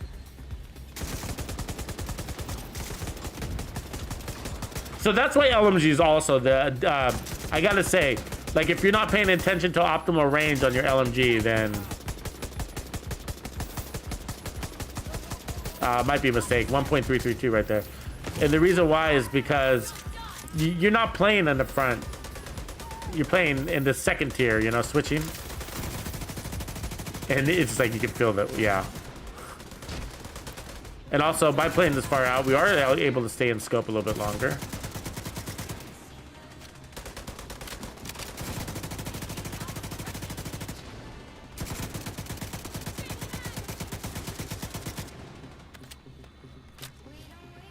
I mean, at this distance, if we were actually playing at this distance, we'd be able to lower our crit chance even more. There's just no guarantee, which is the reason why I didn't. I mean, we're getting 25% crit chance buff back here, right? And so the reality is that with the RPK, you will play better at about 20 meters. So you do want to get inside anyways, not too far out. Like far enough out where you can stay in scope, but close enough where you're landing most of your shots, right? So that ends up being about 20 meters. 20 to 35 probably.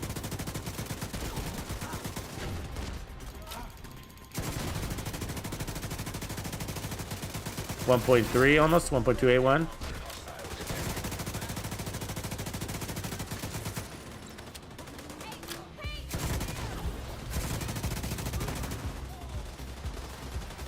All right, we got a big heavy boss. Let's test on him.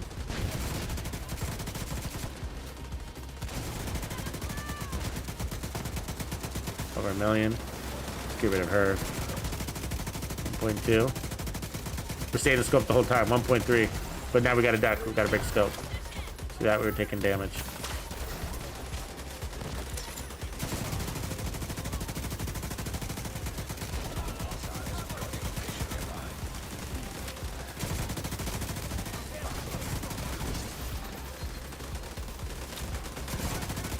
Ah, the boss is dead by the time we got to him.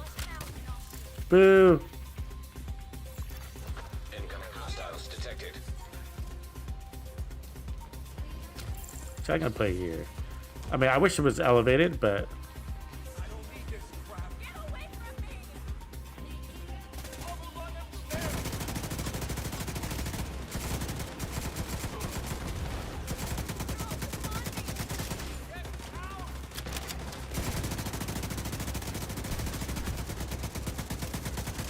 pretty decent at range, huh? The problem is if you start terrorizing them this far out, they never get inside, and then, you know, you're more efficient on the inside. Switching to the M60.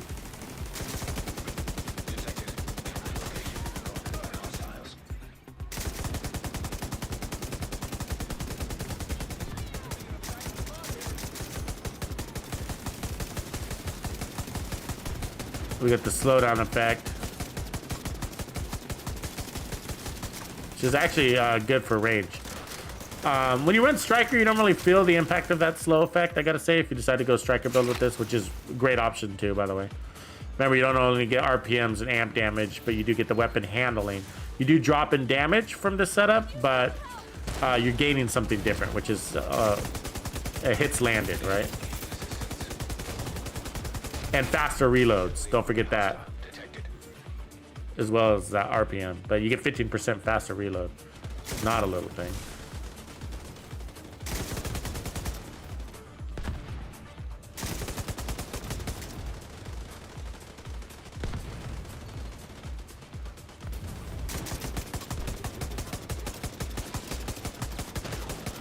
So we were able to stay in scope here. Did you notice that?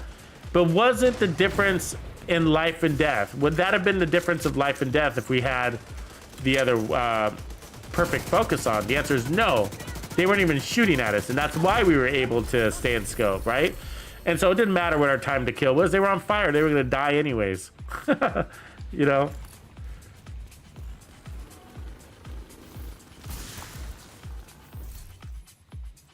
So perfect focus wouldn't have helped us in that situation. Friendly control point nearby. There are times it would, though, of course.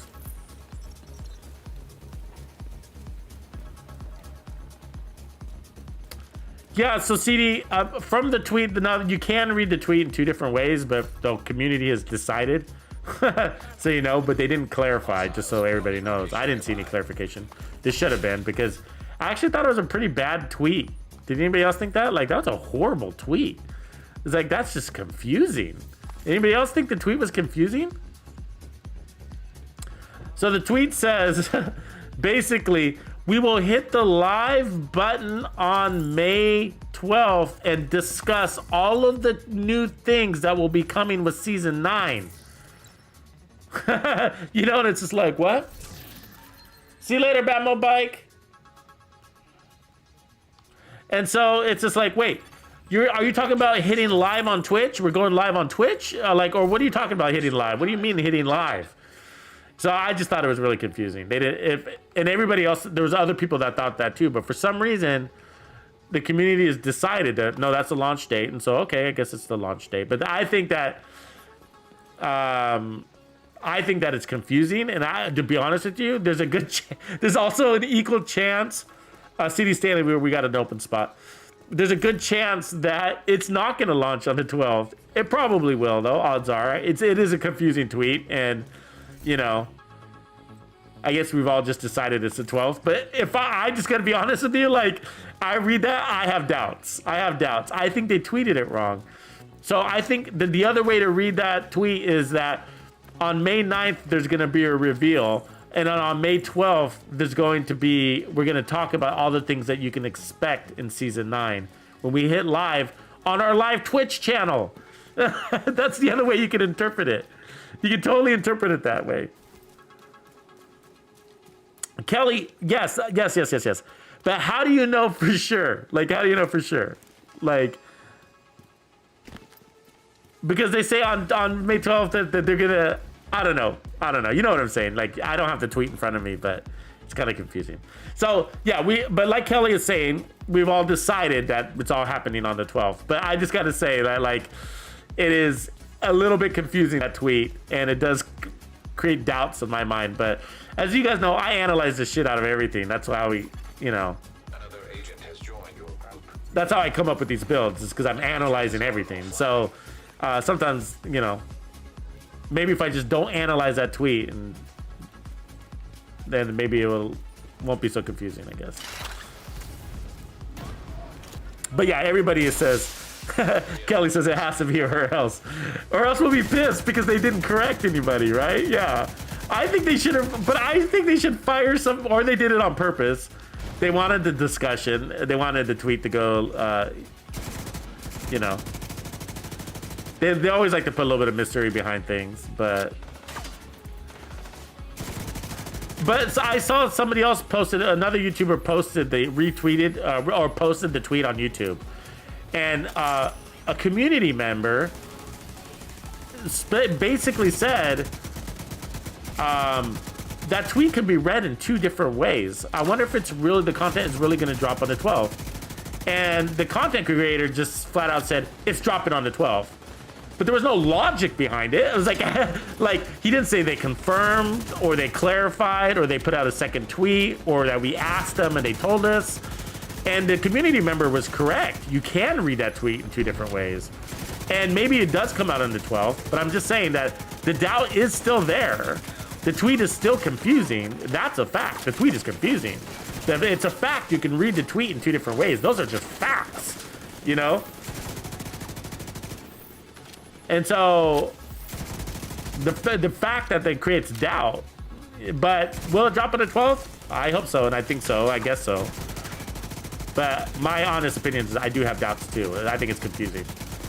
And then I start putting my logic to it. And here's me analyzing it. So I'm sure it's gonna drop on the 12th. So I'm not trying to be negative. I'm sure it'll. Okay, here's me being optimistic. It's gonna drop on the 12th. Okay, there's my optimism. It's gonna drop on the 12th. You know, don't let me confuse you. Don't let me confuse you. But I'm just saying, like, you know, just keeping it real with you guys. You my banditos. You know, keeping it real. Like my little brain starts turning. You know, I'm like, well, wait a second. I was like, I think that tweet might be just confusing because, you know, how can they deliver this product like 3 days after PTS ended? That's never happened before, has it? Not really. It's always been a couple of weeks of development after PTS. 3 days, 6 days, whatever. Days later? I don't know, you know? And then why are they dropping it on a Thursday? That's also weird too, because all major updates have happened on Tuesdays by tradition. So that also adds to the doubt, right? That all adds to the doubt. And why did they say we will hit the live button? Why did they put it that way? When they're talking about a Twitch stream, and they use the word live button to say where the new content will be dropping on this date, why don't they just be more clear and say the new content will be released on the 12th, and we will be streaming about it on the 12th also. But to say we're hitting the live button tells me that they're gonna go live on their Twitch stream. You know what I mean? Like, so you know, the season 9 reveals are often not, or the season reveals in the past have often not been live. The season reveals have often been a recorded video, like more like a promotional commercial kind of thing, which is cool. It's been great. It's fine. It's been exciting. And then, you know, the director or the stands up and, you know, gives a couple of words at the end of the video, but it's all pre-recorded, you know? And then there's a live stream later, yeah, which was called State of the Game. It was usually a different thing. Sometimes they would do the recording during the State of the Game. So sometimes they would do it at the same time. So true. But so all of this, I guess, is what I'm saying, is what causes me to wonder, like, or be confused, you know, because I'm analyzing it based on my experiences with the Division 2, you know, not just the tweet. It's the tweet plus my experiences, which is like, well, why did they use the word we're hitting the live button? Because that could also be translated to going live on Twitch, because that's what you do. When you stream, you hit the live button. Go live. It literally says go live, right? You hit that button. You know. So, you know, is that what they, right? Why do they have to use that language? Because there is a stream involved. Also, you know. And why are they going to be talking about the stuff, all the new stuff that will come with Season 9 on the day that they deliver Season 9, instead of telling us all about the stuff that will come with Season 9 before Season 9 is delivered? Why aren't they? Isn't that more logical? That said that will be coming instead of saying that's coming. I don't know. It's their language it's so confusing. They could have done. Somebody needed to review that tweet. And how did they not get that? How did somebody not review that tweet and say, like, hey, that could have been written a little bit better? How did that conversation not happen? But I'm not. Don't let me convince you. I don't want to convince anybody of anything. I hope it comes on the 12th, and It probably is going to come on the 12th. But let me tell you this, okay? This is the part that everybody who is convinced done the convincing. So all the YouTubers, okay? All the guys on YouTube are the ones that have told you. As far as I know, unless somebody has some other evidence, please share with me, because I need it too. But like, I saw the tweet also, and then because I had doubts. So no, I gotta be honest with you. I don't normally watch a lot of other YouTubers' videos, because I got a certain style of video that, anyways, you don't even know why. But like, I don't watch a lot of other YouTube's videos, but I watch some of the news guys, all the news Division 2 guys, because I had doubts. I was like, wait a second. And then but before I did that, so you know, because I don't like wasting my time, I went on YouTube and I looked for evidence from them. I went to Division Twitch, and I went to Division Twitter, and you know, all of that stuff, looking for maybe a retweet and clarification, because I know I wasn't the only one confused. You know, so I was like, okay, they had to have clarified, right? And so I went looking for it, and they didn't. There was no subsequent tweet, you know? Really. There was no real subsequent tweet.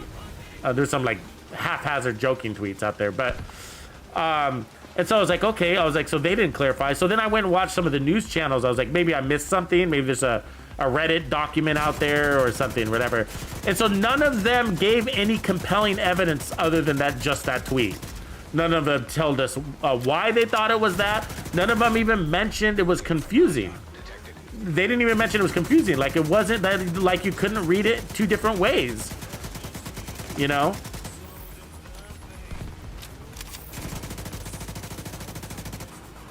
So I was just like, and then when somebody questioned it, the YouTuber just smashed the little guy's head in and said, it's just happening on the 12th. It's like, you didn't tell him why you think it that way. Why do you think it's happening on the 12th? What compelling evidence do you have besides this confusing tweet? There wasn't any, right? And so that's what makes me worried even more, guys, is like, are we all just drinking the same Kool-Aid because some news channel, Division 2 YouTuber that does news has said so, and so that's the way it is? And if we're lucky, it will be that way, and I hope it is, and I do hope it is. If we're lucky, that is the way it is, you know? But it will be luck, because that is a confusing ass tweet. Now, that all being said, I think that there's also a possibility that all being said, I think that if there is confusion out there, I think that right now, I think Yannick and team are pretty good about coming out and saying, hey, just to clarify any confusion out there, this is good. The content is not dropping on the 12th. They're going to be talking about on the 12th. You know, I think lately they've been good about that over the last several weeks since PTS started, right? So now it's been taking him a few days, so there might be a delay before he actually announces that or comes up and the community manager, you know, corrects the tweet or clarifies the tweet. So we might have to wait a few days for that correction, which we don't have a lot of time. So hopefully they do it soon, or we'll just see. But if so, what I'm thinking is if they haven't corrected it, I mean, of course, it's could be just because they're not paying attention to shit. But the other reason could be they're letting the assumptions be as they are because it's true. You know what I mean? So yeah, we'll let them assume that it's going to happen on the 12th because it is happening on the 12th. And so we're not going to correct it because it is happening on the 12th. You know? That's nice. I'll show you that. So that's the other side of the story. But it doesn't help me feel less confused, right? So even though that might be the case, I'm still just confused. Whether it drops on Thursday or not doesn't matter, or it matters, but isn't my point. My point is that was the most confusing tweet ever. And how can you be so sure? Somebody tell me how they're so sure. I'm just looking for that compelling evidence. If it's good evidence, I'll buy it. I'll thank you for it. I'll share it. I'll tweet it. I just haven't gotten any. I've watched, you know, these YouTuber videos, then they all just say, this tweet came out and we're gonna get the content on the 12th. I'm really excited. That was really a lot sooner than I expected. But there it is. It's really strange it's happening on a Thursday. I was like, I agree about everything you just said. It is strange and whatever. But I was like, I don't see what sold him on it being the Thursday though. I don't see why was he so convinced it's happening on Thursday? Because I'm not, you know, I'm not convinced, but I'm drinking the Kool-Aid because you just pick a side. And I decided to go and pick the optimist one. You know, it's like, well, okay, well, I'm picking a side because everybody believes it, and even though nobody's giving me compelling evidence, you know, I don't know. I guess I'll go with it. You know, like, but I'm still searching for that compelling evidence. You know. Yeah, I believe June too. I mean, you know, like, it just makes so much more sense. But he has nothing but skills. Did he said June 8th a long time ago, right? Didn't he? I don't think what is he saying today? What is he saying today? Does anybody know? I mean, after that tweet, did he say, hey, I saw this tweet and I still think it's coming on the 12th? I haven't seen any video from him, so I don't know. You know?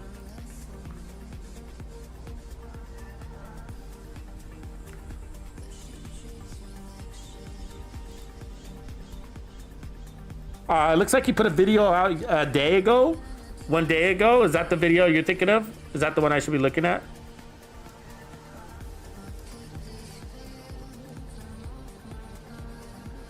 Yeah, Steve. The live switched to because they're going live on Twitch. But they said live button. We're hitting the live button, and this is what they said. Okay, let me pull up the tweet. Give me a second. Sorry, it's just kind of, I got all these windows open, so let me. I got a commercial playing, so let me pull it up. Let's.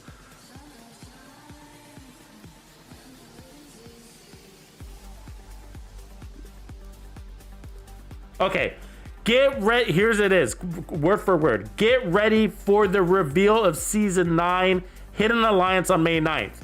What? Okay, I'm not going to say anything more than that. The reveal of Season 9, Hidden Alliance on May 9th. That's all it says there. Okay? How have you been informed of new seasons in the past? Can anybody tell me? It's usually, for me, most of the time it's just a YouTube video, right? It's a video it's a launch video, right? Like a trailer. It's a trailer. And so that's all they say. Get ready for the reveal of Season 9 Hidden Alliance on May 9th. Okay, that's it. So this is how I'm gonna interpret it, because there's two parts to this tweet. The reveal of Season 9 Hidden Alliance on May 9th. I think all we're gonna get on May 9th is a reveal trailer. It's gonna be a video that you watch and enjoy, and maybe that video plays on your Twitch, maybe it plays on YouTube, maybe it plays on both. But it'll be a pre-recorded reveal. It's all gonna be recorded. That's how we've gotten them in the past. And so and sometimes when they had the what do you call it? The state of the game, because they already had that scheduled, they would have the state of the game, and then they would hit like literally play on the trailer, and then they would play the trailer, and then the trailer would end, and then they would all come back to their live session and just kind of talk about it, right? And answer questions. But it was always been a pre-recorded video. Yeah? So Squad might have some good, some compelling evidence, and so I like that, Squad. I appreciate that. Give me 1 second, and I'll get to that. I just want to clear this up, the confusion part. This is just, the confusion is my point, right? Okay, then it says this. This is the point. So we will hit that live button, and talk about the new content coming Season 9 starting May 12th. Make sure to follow us on Twitch if you aren't already. Okay, so they say in the same sentence, we will hit the live button and talk. Live button and talk. To me, that says, let me rephrase it.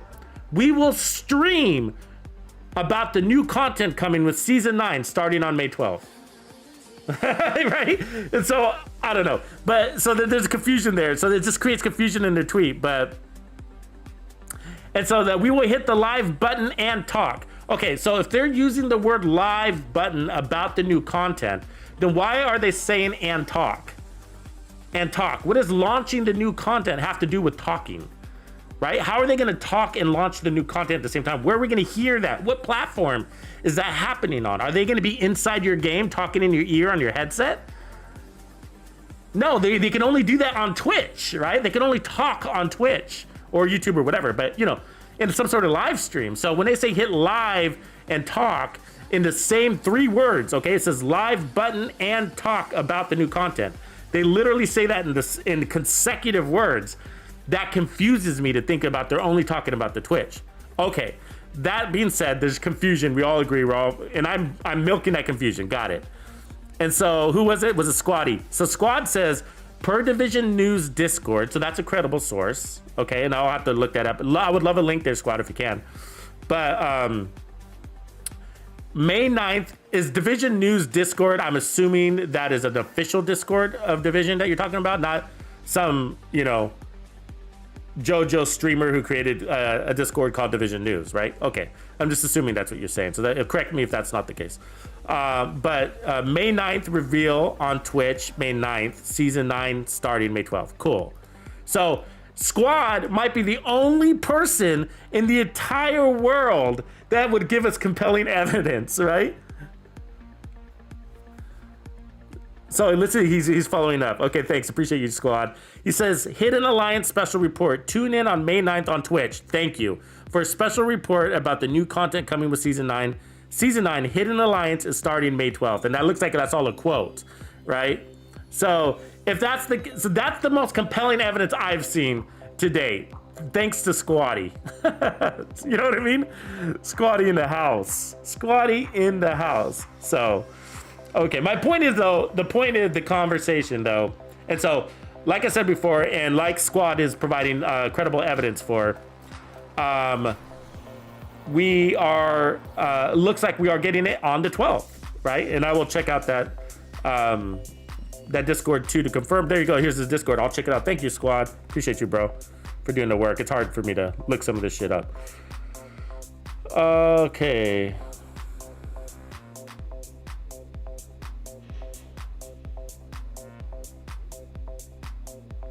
Oh, that's the original though. That's the that took me to Twitch. Is that where you wanted me to go?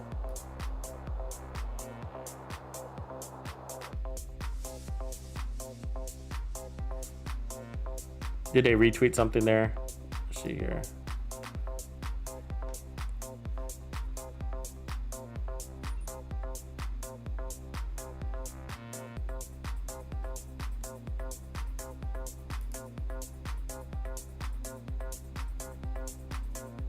There it is. I see. If you click into the picture, I got it. So get ready for, so you got to click in. Okay, get it. I got it. The message changes. So it says, we will hit the live button and talk about the new content starting May 12th. Coming with Season 9 starting May 12th.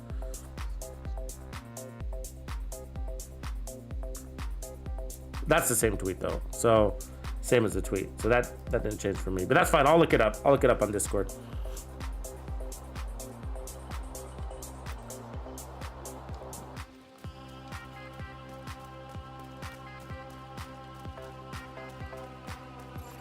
I should just fast travel these guys. Assistance.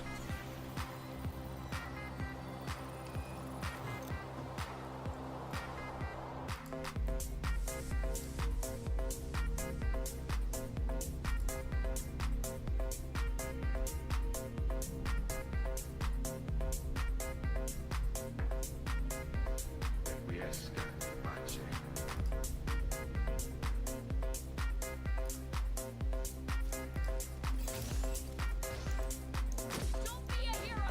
Work together. Shit, out of here!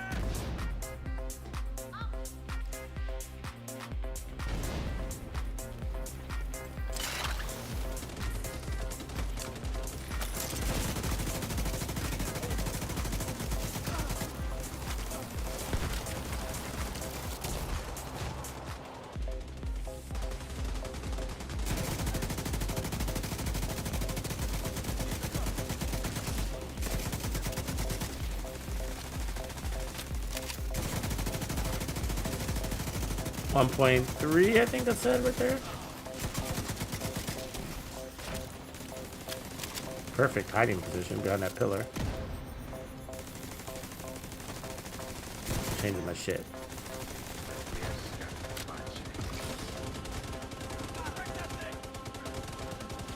Let's go right here. Better angle.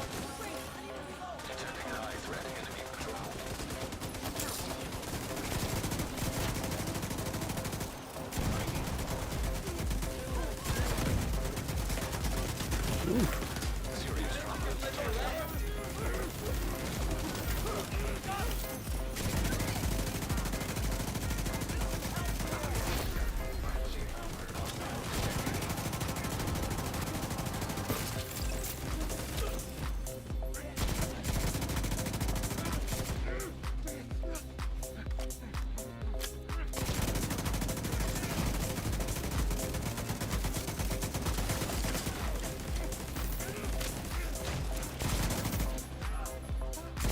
need to come out of that house, don't they? Got the line of sight.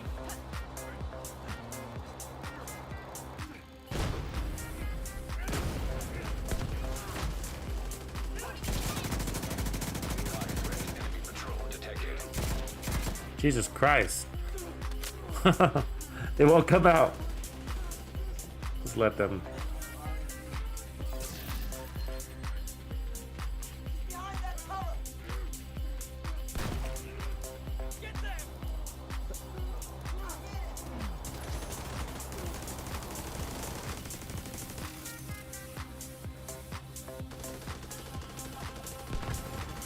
Agent down.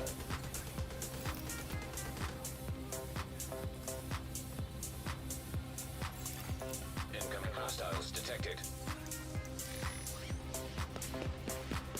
I hear Waddle arrows. Get out of here.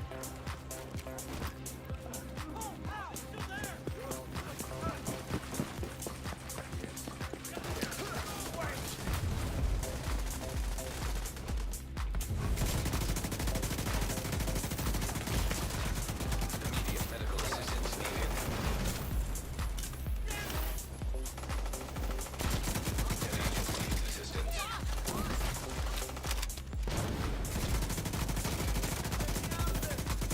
Yeah, I think we're better off without perfect focus. You know what I mean?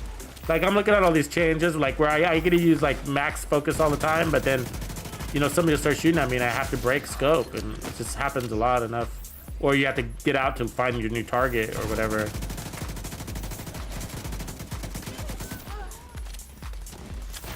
And I think that's because of because, you know, the optimal range in this thing again is like you're better off playing inside 50, right? And so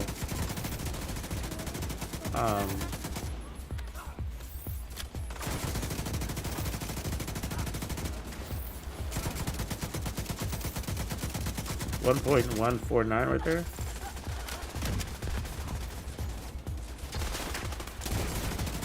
So I'm staying in scope here. So I am trying to stay in scope still because I still want 1.297. I mean, the rifle is obviously helping us, right? So situational.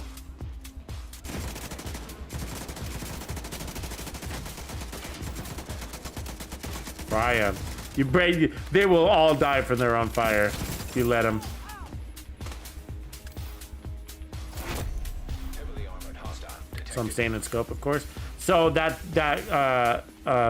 riot foam build is what's allowing us to stay in 1.253. So of course, if you like, there's a situation like, oh, if your homie's got riot foam,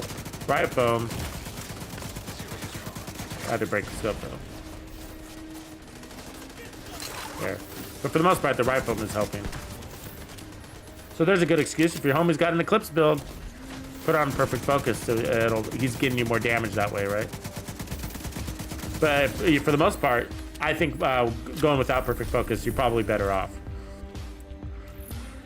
You know, analyze it from inside 10 seconds or off a single mag, and not just, you know, infinite shooting scenarios inside the Access unlocked. testing range.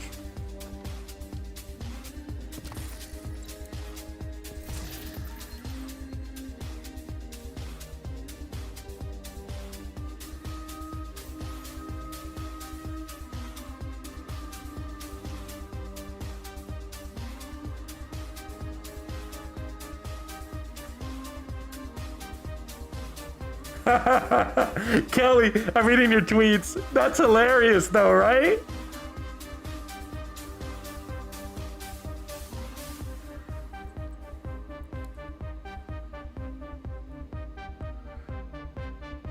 That's interesting right there. I'll keep that for a second. I don't know if I got a better one, but Kelly goes, in which they replied, because why didn't they just come out and say it, right? Right? Are you with me, Kelly?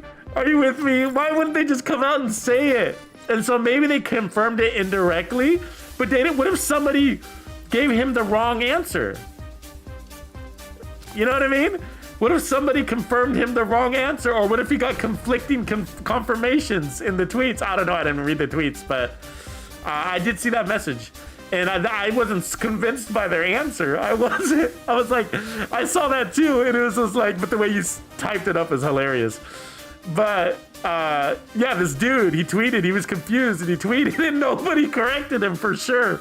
Like, it was this community opinion, but what if it was, I don't know if the opinions were conflicting or anything like that. I didn't look that far into it, but because from the horse's mouth, they just said, oh, it looks like the community gave you all the answers you needed, so, you know, you're not missing out on anything. It's just like, why didn't you just say, yeah, well, you can say this. They could have just simply said this. Like, yes, the reveal is on this day, and we are actually releasing the game on Thursday. Why didn't they just say that?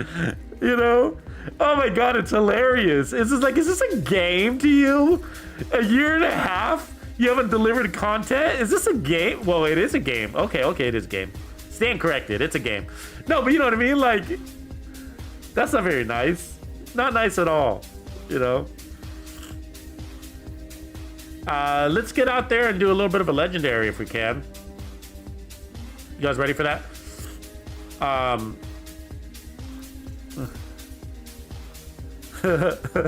Kelly.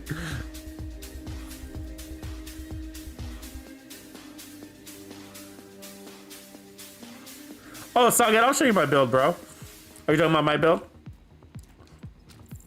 Yeah, here's the build. So this is okay. Check this out. So we're evolving the build. So the build isn't final. So don't take it as final because these are our build labs, and so we put these together, and we experiment and we try a few things, test it in control points and legendary in the testing range as well. So let me delete a couple of these things real quick. But I'll tell you what's going on. Tell everybody what's going on, not just you. So basically, this is the strongest LMG build, okay? And so there's 3 LMGs that sit up the top. The classic M60, from all the ones that I've collected, appears to be the strongest one. Now, there's variations of the M60, but the classic M60 does seem to be the strongest. Okay, and so on this build setup right now, we have it at 151,000, basically, and it's not topped out. Now, the second strongest is this guy down here, which is the L86. I just don't prefer it, but it is the second strongest, coming in at 143,000. And then the third strongest is the classic RPK. Of all 3 of them, I like the classic RPK. It's my favorite, or the RPK in general. It doesn't matter, black market, whatever. There's not any major differences between them all. It looks like there's some small differences in stability and reload speed, and that's about it. But this is my favorite one. And so it's got a larger mag and a higher RPM than the L86. And it's got a higher RPM than the classic M60. And it plays really well. Obviously a shorter reload time. It plays like an assault rifle, and that's what I really like. It's like an LMG and an assault rifle, and it's really steady. And you got full set of mags. And so I compare it to the AKM because it's like it's sort of an alternative to the assault rifle class, but what you gain from it is you can have the highest damage to targets out of cover in the game by running a light machine gun instead of an assault rifle, and we love that. I would choose damage to targets out of cover over health damage any day. Now, health damage is nice for taking on, you know, certain things like Chungas and Warhounds, but damage to targets out of cover also applies to those guys. So, and more, where health damage only applies to those guys in the reds. So damage to targets out of cover applies to everybody who's out of cover. So I'd rather have more damage to targets out of cover and more armor damage than those two. So that is the big win. And of here is that you can have up to 12% damage to targets out of cover from your LMG, and no other thing in this game gives you that much damage to targets out of cover. So this build is built around that. We've gone and measured. We tested it against Strained and Frenzy and a couple of the other ones, and measured comes out to be stronger. And earlier in the stream, we explained why. So the classic RPK is mostly what I'm testing on, and these builds will be good for Season 9 as well, because LMGs are going to be an emphasis there, along with assault rifles. So we're playing into max damage to targets out of cover and max armor. And so as you can see, we have 2 Walker, and by running 2 Walker, we have damage to armor at 5%, as well as that additional weapon damage. Now we're running Focused. I like Focused. It gives you the highest damage. Gives you more damage than if you were to run the Striker set. It also gives you more damage in this setting than a Glass Cannon. And then, of course, there's Perfect Focus, but we found that this is less situational because you're not really... Perfect Focus wins in over 10 if you're staying in scope over 10 seconds. And there's more times that we're not staying in scope over 10 seconds than when we are, from my analysis, from my gameplay. But you might play different, you might find it different. So, and then Contractor's Gloves, damage to armor, of course, and this is an LMG, so these are sort of obvious. And then Fox's Prayer is giving us another 8% damage to targets out of cover, so you can have up to 20% damage to targets out of cover. My gun is just not god rolled. And in the backpack, of course, we're running Vigilance, but, you know, you can put whatever backpack you want. And then we decided to squeeze in the Coyote's Mask to give us that extra 10% crit chance. That allows me to drop my crit chance down. Actually, it's still too high. We should bring it down another notch. We're playing really deep with this weapon, actually. So, but I'm saying we're playing between 15 and 25 meters. So that's why I've spec'd my build into 15 to 25 meters, even though we are playing over 25 meters many times. So that 49 means we're going to get 59% crit chance and then 165% crit damage. We got 90% armor damage and basically almost 20% damage to targets out of cover if my gun was god rolled. So that's the build. That's the build, and that's why we run it. And then we're running gunner, you know, ammo, basically. You also get some weapon handling. So, a lot of fun. A lot of fun. You got to try the RPK if you haven't.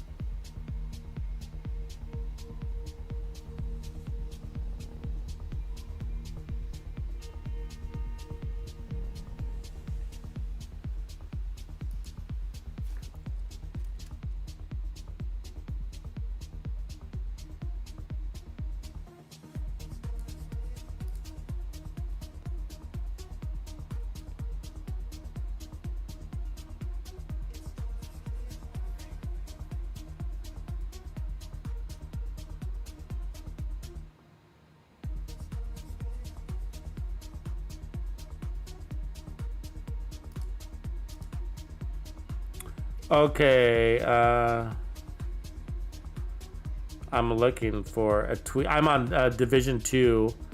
Tom Clancy's the Division 2 Discord. And I'm looking for, I see the same exact tweet there. So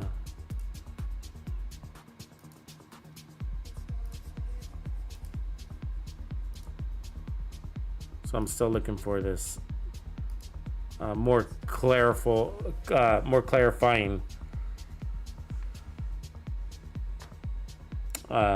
statement from Division 2. Because it says, get ready for the reveal of Season 9 Hidden Alliance on May 9th. We will hit the live button and talk about the new content coming with Season 9 starting May 12th. Okay, yeah, let me show you. Good question. 49% crit chance and then 44% crit hit chance. So with the M60, the downside with the M60 is it is down a mod, right? So 44. Sorry, let me go back. That might not have been long enough. So 44, 155. So with the M60, you're gonna have to put that mod back. Does that make sense? So when I switch that gun, we're gonna have to put that mod back. But the reality is that we're probably okay, because the reality is that I am playing pretty deep. You'll see here in a second. You'll notice how deep it plays. You know, legendary dudes, right? They run and they run. They run towards you and they run deep. And the reality is that they're often beyond 25 meters when you're shooting at them. So You've got your objective. Don't let anything stand in your way. But yeah, so damage to armor, damage to targets out of cover max. That's the concept here. And you can only do this with LMGs. You can only have that much damage to targets out of cover with the LMGs. So now we're going to see a real challenge here. I mean, we did really well. So last night we ran these builds at the District Union Arena on Legendary, and it went really well. And so this one is going to be basically the same, except we're going to have a lot more I'm going to put this turret here. So if you put your turret on this side, they'll come around your corner and show you their backs. So that's why I'm doing it there. And so, anyways, you got more drones here, so it can be a little bit more of a pain in the ass. So, okay, let's run.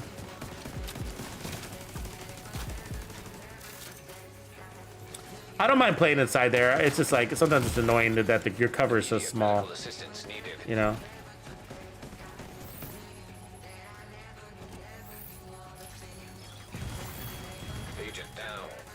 I'll get OG.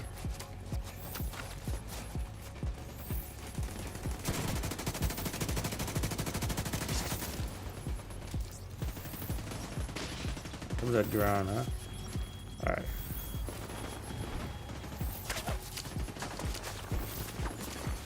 An agent needs assistance.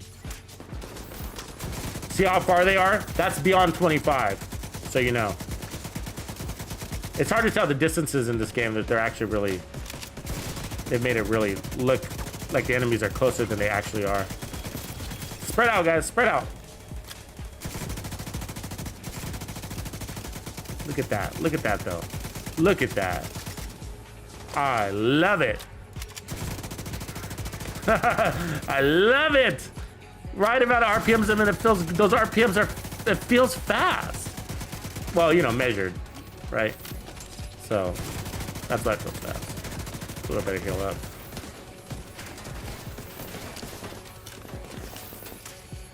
And the handling is pretty good, right? So, but we want those targets out of cover. I mean, like that. I mean, he's just getting nailed with all that DTOC, right? And you land one or two headshots and just watch them melt. You know what I mean? You don't need to get a lot of headshots. You just need to get a couple in there. And it is like, pull it, you know, start welling on her chest and just lift the head just a little bit, and that'll clean them out. But like, you really don't want to suppress them, okay? So you really don't. I mean, you do if you have to, right? You got to suppress your guy if you have to. But look at that distance. Look at that distance we're hitting at. Look at that. But you don't want to suppress them because, you know, obviously that forces them into cover and you get more damage on them out of cover, so. LMGs, I think, are going to be really good in legendary content, just in general. They're just not used enough, right? So, there's not been a lot of nerfing action in the LMG category, you know? Not a lot of anything in the LMG category. But Season 9 is bringing LMG to the forefront, right?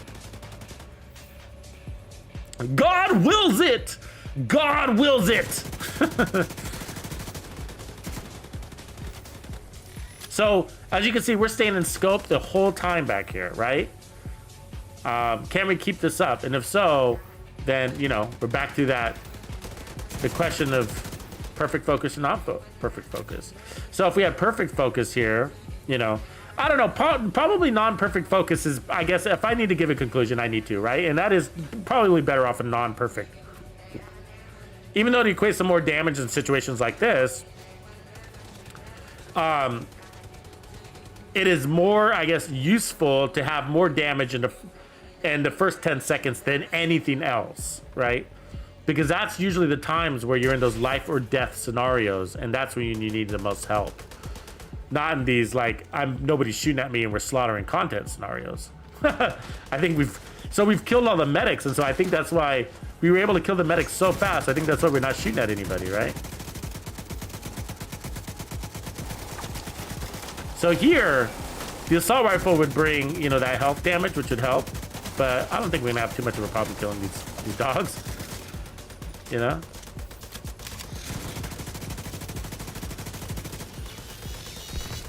I think there's one dog alive, right?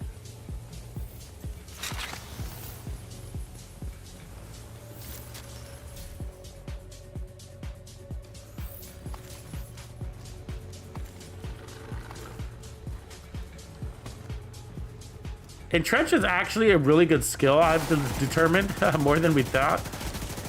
If you were on my Twitch stream last night, you'd probably heard me talking about it, that like the optimal zone for playing like more aggressively is about 20% armor. So if you pay attention to your own gameplay, I guess is what I'm saying. Like, you'll probably notice when you fall below 20% armor, you chicken out. And that's natural, right? What I mean is, like, you're running around, you're shooting, and then as soon as your armor goes below 20, you're like, oh shit, and you go back and cover, and you either let your drone heal, or you sit there and wait until you heal up, or you pop a kit. It's when you go under 20. But when you're over 20, you tend to be still, even if you're at like 22% armor, right? 20% or over, you're still shooting and having fun or whatever. But as soon as you break 20, you're down again. You know what I mean? And so my point is that in Trench, there's a couple of skills that really talents that really line up with that. And Trench is one of them.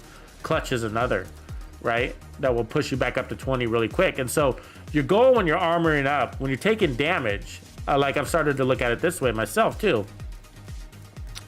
is that look at it from a perspective of 20%. So we start, like what I recommend doing and what I like to do is I like to pop my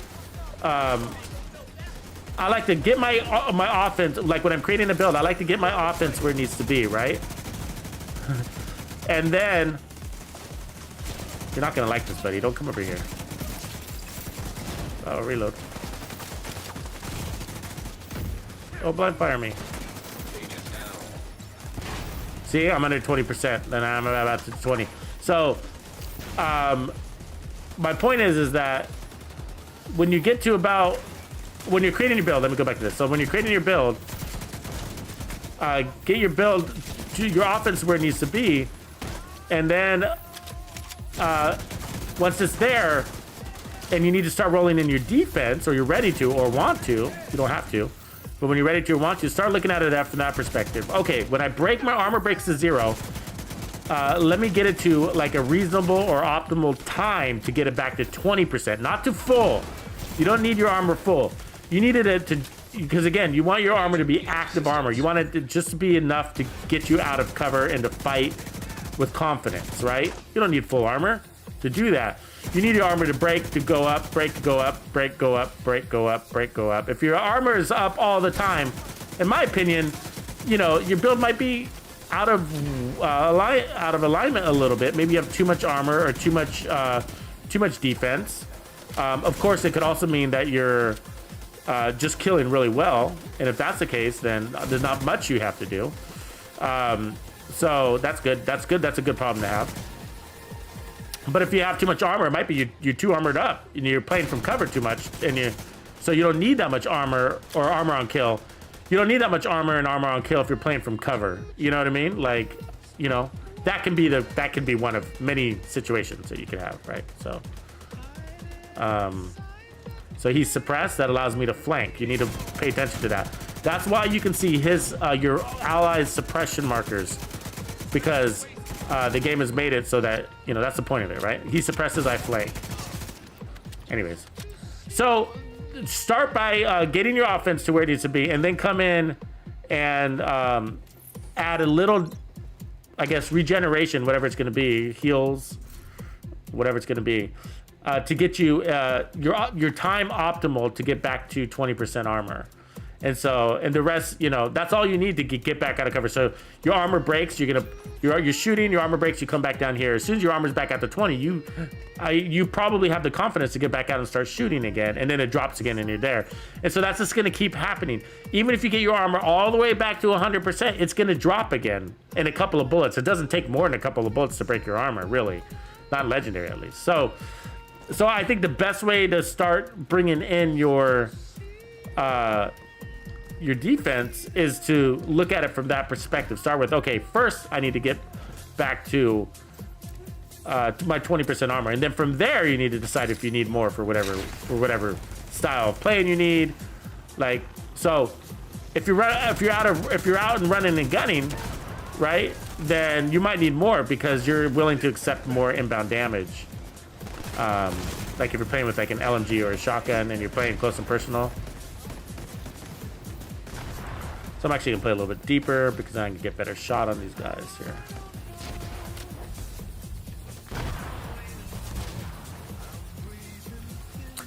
Blake, oh yeah, good question, Blake. Welcome to the stream, bro. I didn't see you here. You just joined. No, it's just for testing purposes. It's just a showcase because I'm showcasing the top 3 strongest LMGs, and M60 is number 1. So I'm actually whip it out here. So like when we got the Chungas coming out, it'll actually be a really good LMG. It's actually a really good one here. But see, but my favorite is the RPK, so you'll see me using that more often.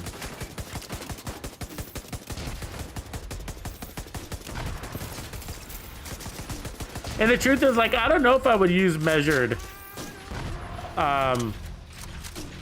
in the end.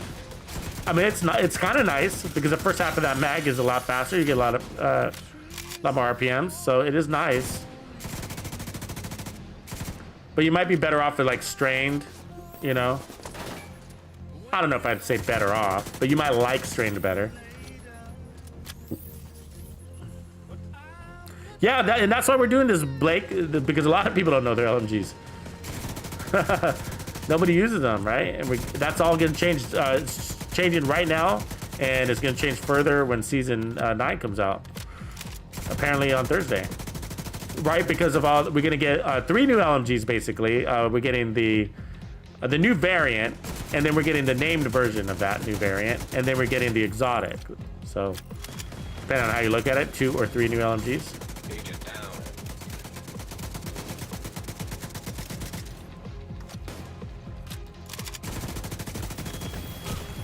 Serious trauma detected. See, I'm below 20.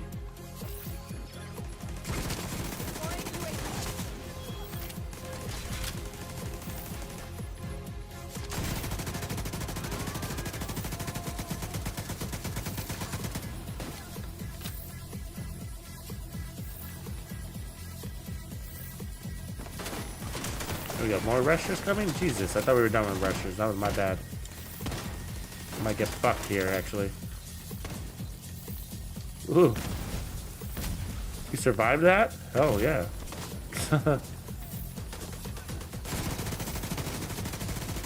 And we slaughtered 2 out of 3? Yeah. You know what I mean? I thought it was toast right there. And that gave me my armor on kill, right?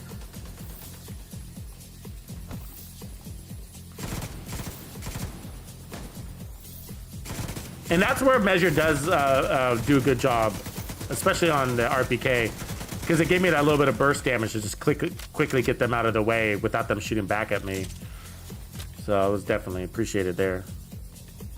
Yeah, so the M60 hits on this setup, I have it at 150, 151. So this is the setup. So the build concept, so you know, is max armor, max damage to armor, max damage to targets out of cover with the highest crits available. And it's unusual that way. It's unusual that way because LMGs give you more damage to targets out of cover than any other weapon type. They can give you 12% damage to targets out of cover, and the highest you can get on a weapon other than an LMG is 10%. So 2% more damage to targets out of cover, which I'll take. Damage to targets out of cover is actually my favorite. I actually prefer it over damage to armor. But we have both. So we have basically 19% damage to armor. And we have 18%, I think, damage to targets out of cover. But that's just because my slot's not God rolled. But so you could have 20% total. And I think that other 2% actually does make a difference.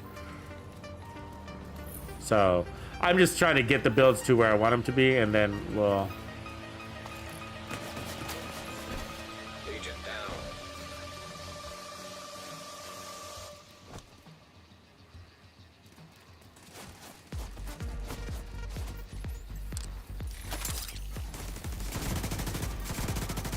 Could suppress them, right?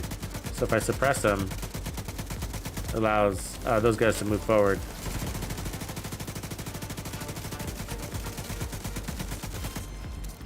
When at the M60, it'll do a better job suppressing. Oh, he's kind of running away like a chicken too, so. Come on, chicken shit. There we go. Let's reload all our weapons.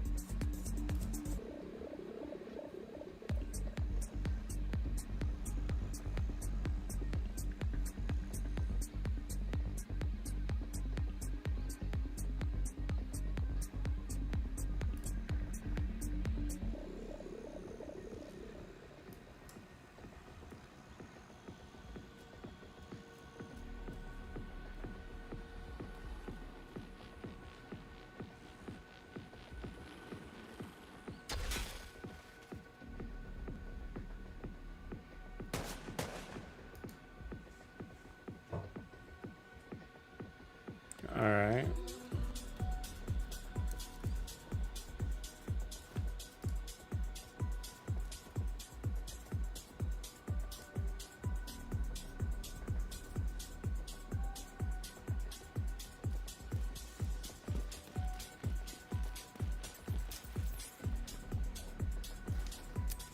Yeah, I still don't think that clarification exists, actually.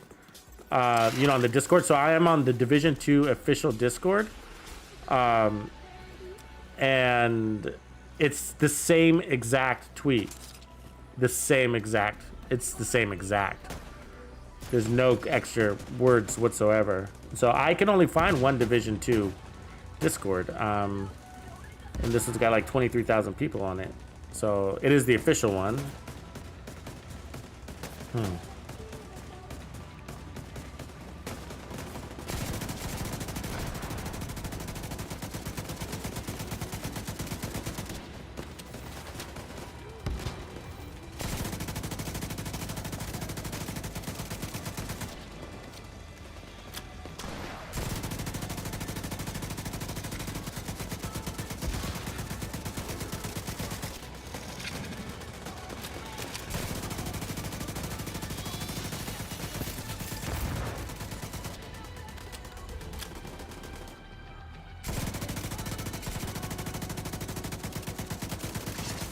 Does well at range, doesn't it?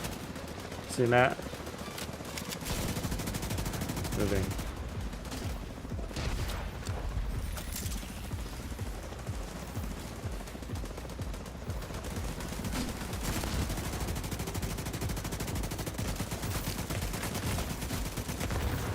Vital signs critical. Really? An agent needs assistance. Really? The fuck? Agent incapacitated. What was that about? Agent How'd deceased. she get that grenade off? Yeah, we're done.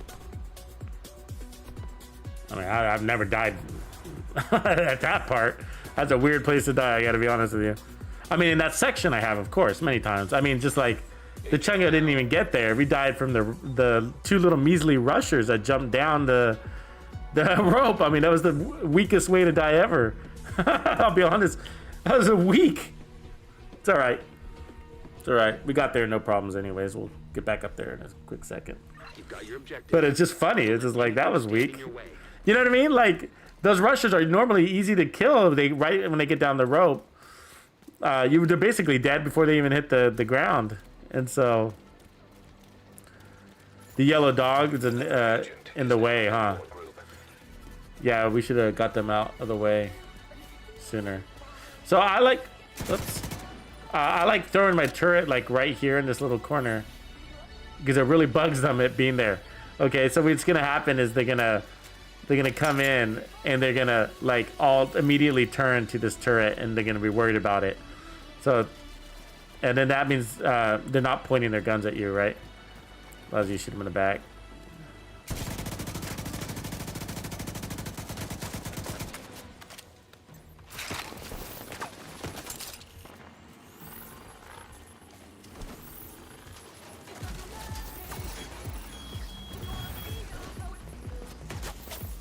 They're still landing shots at me. That's pretty incredible. All right.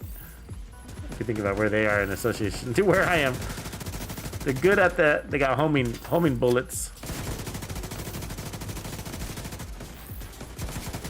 Let's pull up the M60 a little bit.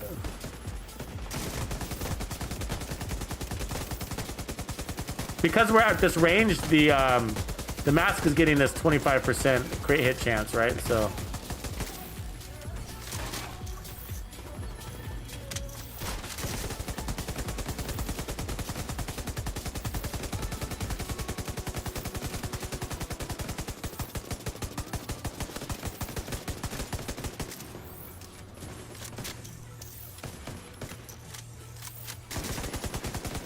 notice I tend to like the higher RPM on it, so I'll reload early on purpose. An agent needs assistance. Serious trauma detected. So that was a paddle heal. So it allowed me to, I mean, we're talking microseconds, but it allowed me to start healing faster and then get back out shooting faster. Because I didn't have to let go of my, my trigger.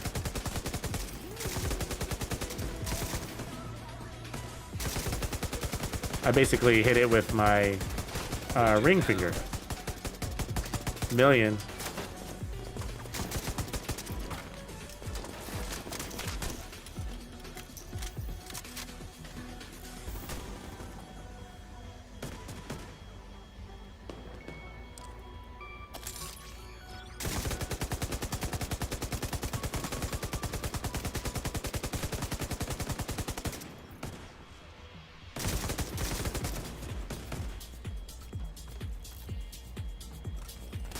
Must be very few people alive. Probably just the dogs. No, it looks like there's a couple. Medic. Yep, he's gonna get everybody up. So.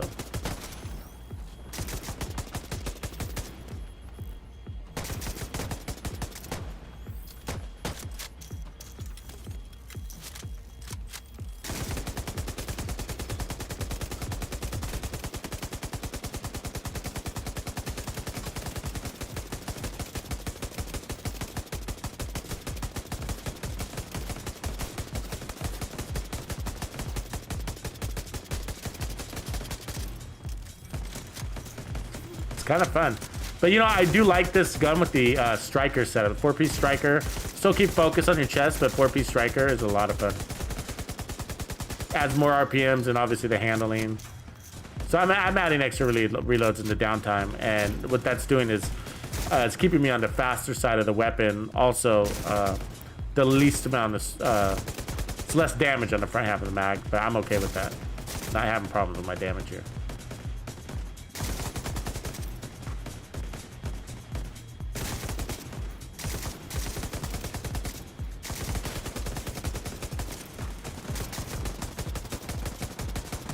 Found myself with nobody to shoot at except for the stupid drones. So I switched out.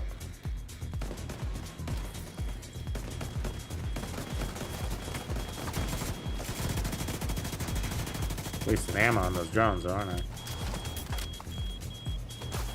Actually, I don't need ammo.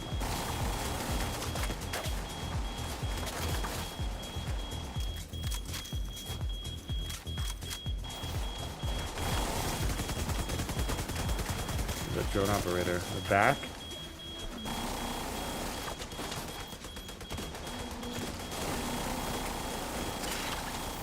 All the way in the back, just terrorizing us. You know what I mean?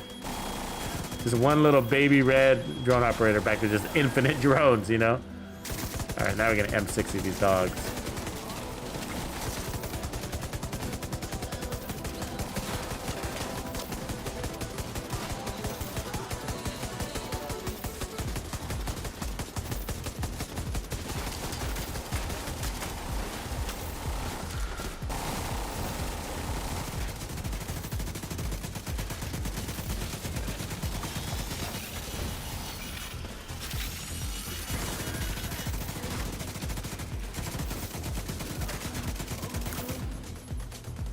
I don't know, Bill, but I've been looking for, I looked at Yannick's tweets earlier this morning and I didn't see any change, but you know, but it's easy that it's possible that I can miss it. So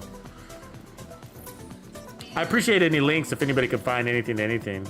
Because I went to the Division 2 official, I mean, it's probably happening on Thursday, guys, so I don't want to like overkill it here, but I just like empirical evidence, you know? And so, so if you happen to see it on his tweet, then I'd appreciate that. Ramen Soup Freak. I'm a Ramen Soup Freak too. But yeah, Wayne is correct. Yeah, they did come out and say we are basically at limits. And they're talking about servers.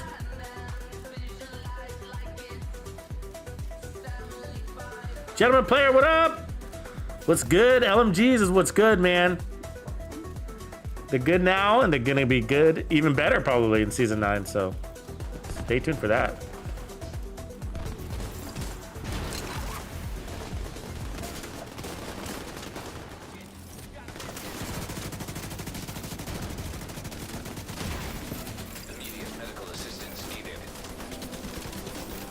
You don't want to get them to let them flank on you there.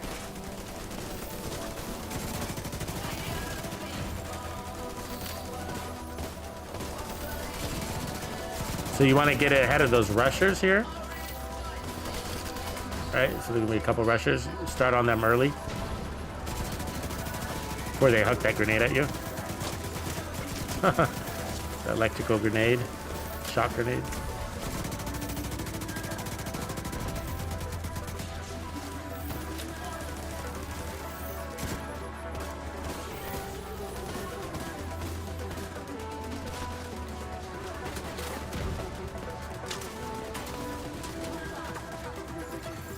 An agent needs assistance.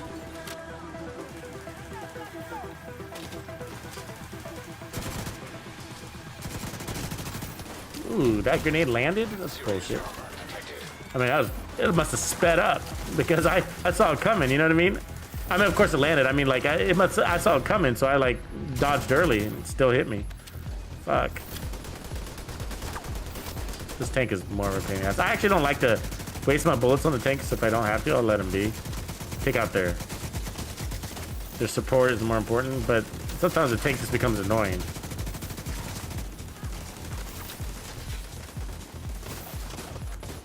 Put you in a situation where you just have to waste all your ammo on his ass, you know?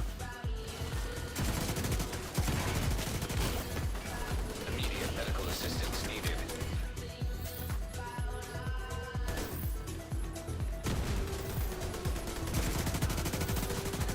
Agent down.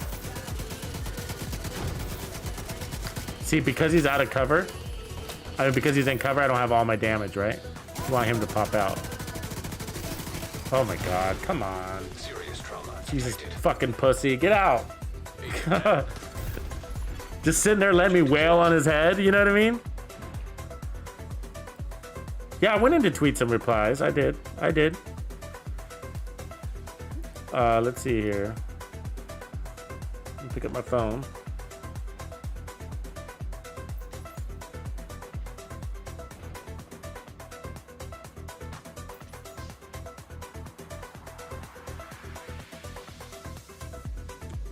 I mean, okay, so here's one. It's about and what it contains. Which of you know most of it? You've followed the PTS. For those of you who didn't, it will be revealed of the content. For those of you who did, it will be an opportunity to celebrate our return to normal. Don't be a huge surprise. Don't go in expecting a huge surprise. That's on the... Immediate medical assistance. He goes, just trying to dispel unrealistic expectations. The stream will be fun and a good high-level recap of everything that's coming with TU15. Release date 12/5, correct. Release date 5/12. Sorry, correct. There it is. There it is. The most empirical evidence. Thank you, Rizzle. An agent needs The strongest evidence I ever. There it is. It's finally there. There it is. I did check this morning. It says that was about 10 hours ago. So must have been about 1 o'clock my time. So there it is. Somebody directly asked and he directly responded. But why couldn't the other guys do that? Why couldn't they do that on Twitter with the other dudes? You know? Did we really just die there, guys? The hell? That one yellow guy took us all out? That was weird. I mean, I stopped playing when I went down because I was reading the Twitch, but that's probably my bad. You guys don't need me, though. THC Rizzle in the house! Renzo brings it.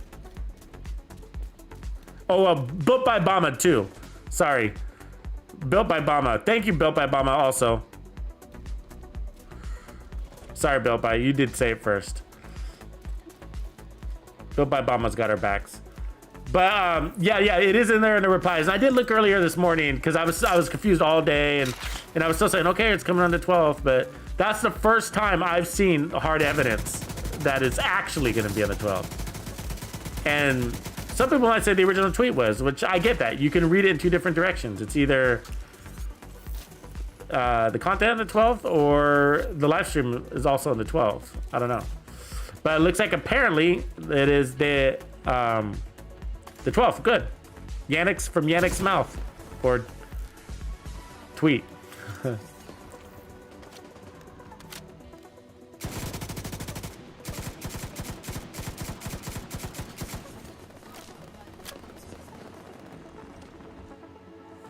Yeah, but it is crappy that it's a day later or 2 days later, whatever it's been now, and like in a thread of conversation, you know, because I know that I'm not the only one. Obviously, the fact that that guy had to ask whoever that was, and for him to respond directly, the fact that somebody still had to ask, it was been 2 days or a day or whatever it's been, you know. Is everybody else too afraid to ask? Is that why? I mean, I know that he wasn't the only one to ask. I'm sure there was others. I didn't read any other tweets. I was satisfied there. I was like, Yannick says correct. The guy says, is it releasing on 5/12? And he says correct. And I was like, good enough for me. Sold. That's all it took. This one word. Just one word. Happy.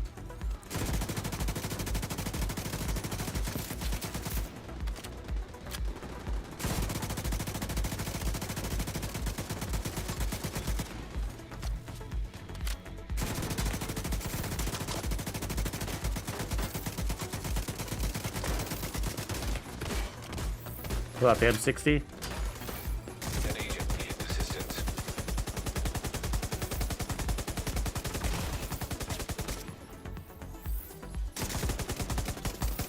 If I can get rid of a drone lady, I'm always happy about that, you know what I mean? They're the worst. So when they come running in at me like that, I'm like, thank you. That was awfully nice of you.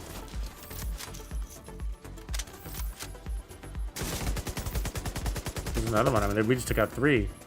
Now that medic will get him back up, but we can take him out. So I've done this solo quite a few times, and it's the worst. Those medics are the worst because they. So if you kill everybody in the field, okay, and you leave the medic up, the one he cares about the most is the drone operator. So he will get the drone operators up first.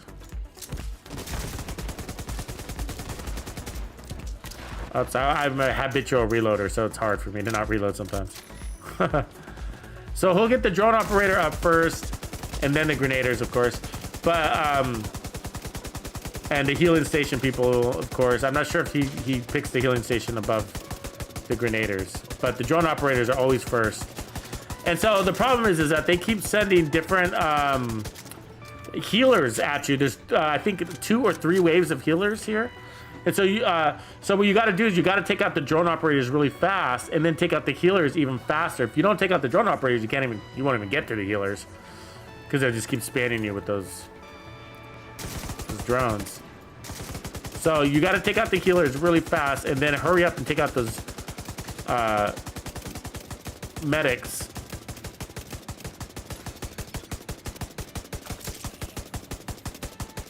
Come on. See, he was leaning on that tree, so he was officially not out of cover. This guy's out of cover. This guy's out of cover. He's in cover, technically. So it's taking away 20%, basically 20% multiplicative damage, so.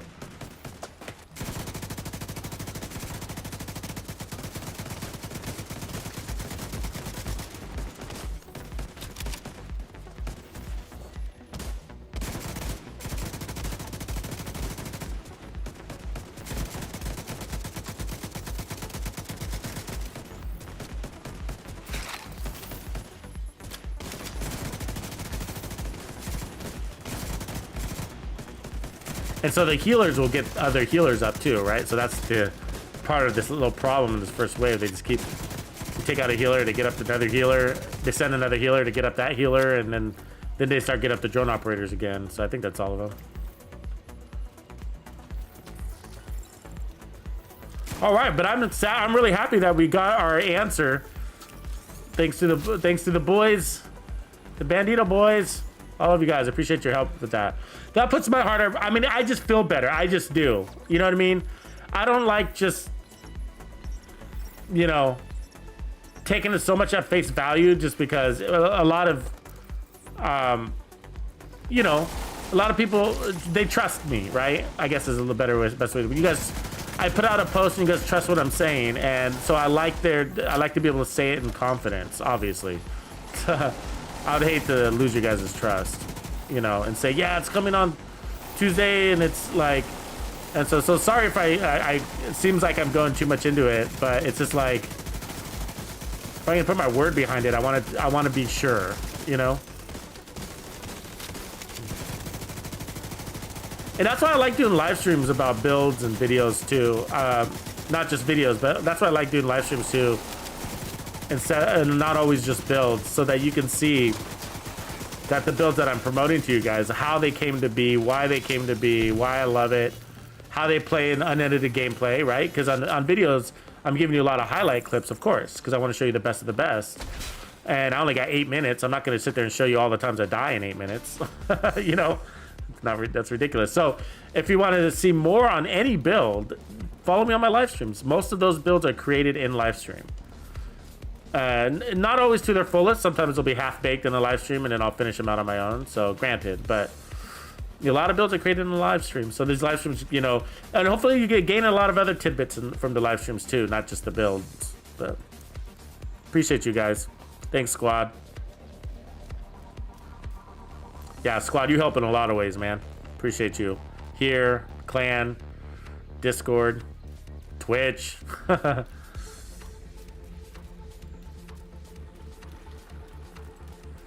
I mean, we're getting to the size where all that help just really makes a difference, you know?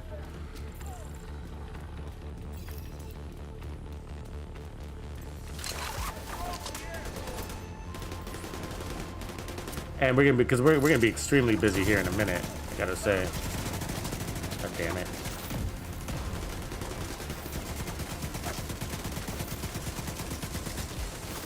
So much content that we're gonna have to cover.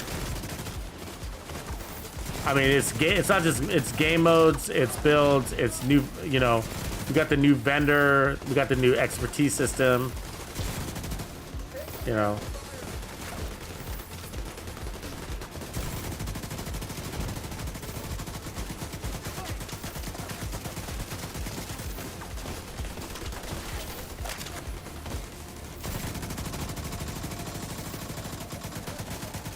So last time we died because of that one tank, right? Like, I got vengeance on that tank. This stupid little operator. It's really his operator you gotta take out.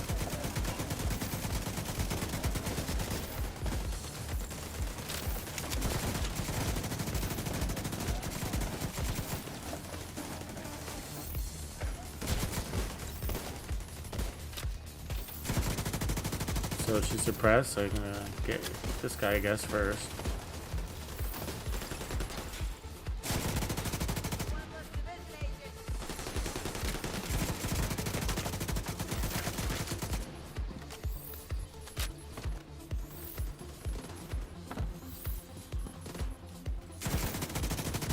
Sucker!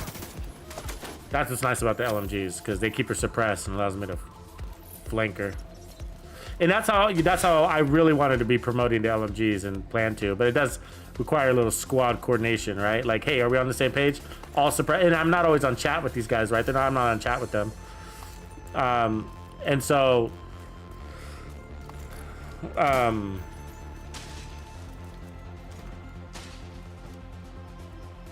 yeah, I do too, CD. Like, I feel better now. I feel more confident and advising everybody too, and not just saying it. So.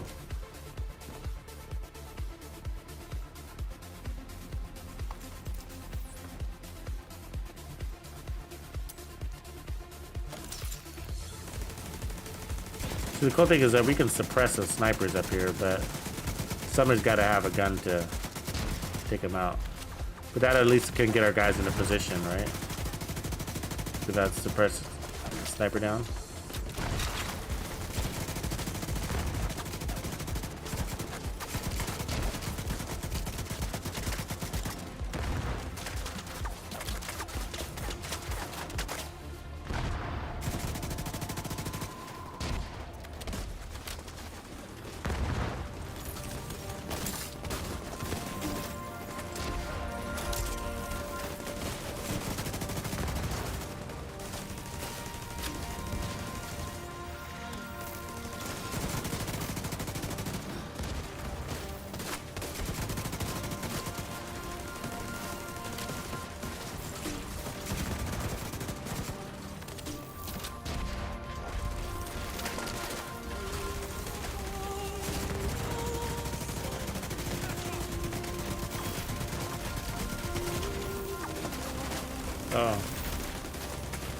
want to get hit by that shock.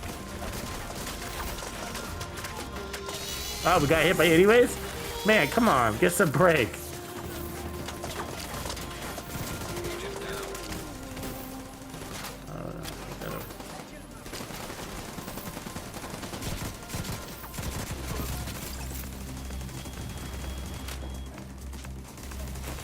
I like the idea of like the Artificer Hive on the decoy. It does work really well. It's a good idea. It's probably VL. Sure, that's VL. Kel Rollins!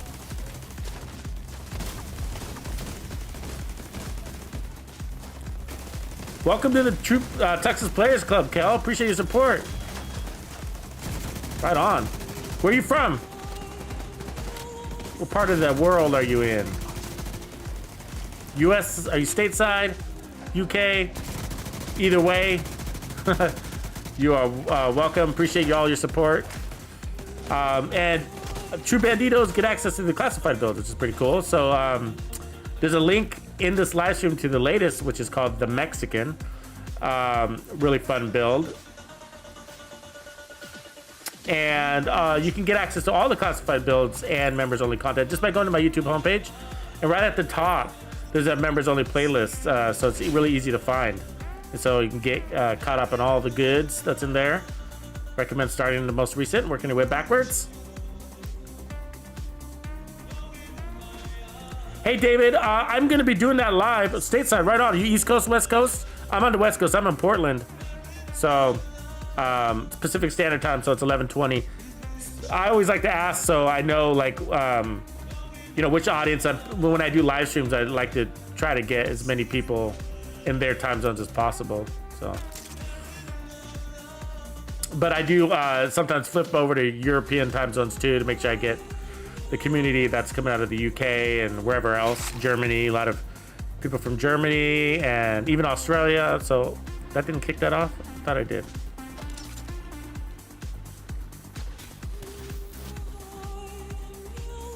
Have you been playing the Division 2? Are you new to the Division 2 or? Serious trauma detected.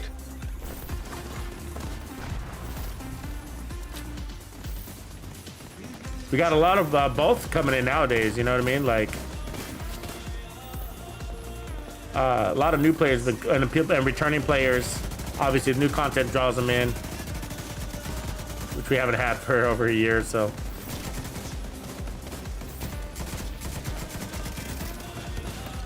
A couple other things you should know about. I do have a Discord too, and there is Discord's open to everybody.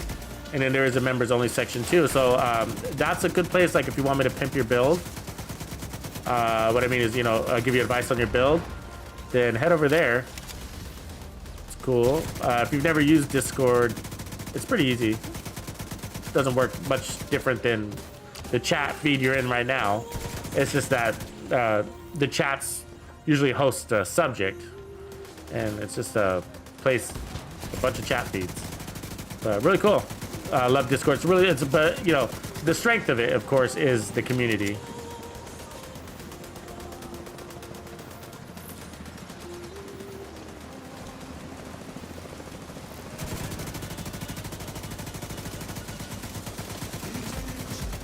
Yeah, so we don't want any healer station guys in here, right? So they're our priority target. Keep those healing station guys out of here. Like, who's shooting at me? Like, how? Who's got a good line of sight on me? You know what I mean? Who is that? It's like a sniper. That's what it feels like. Let me heal up. Oh, let me heal up. Feels like a sniper. I think it's that purple guy way over there.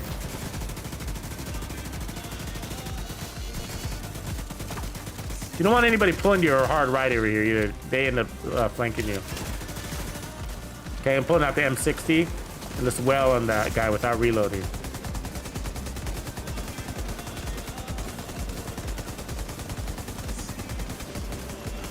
An agent needs assistance. Heal up. Assistance needed. I might get overrun here.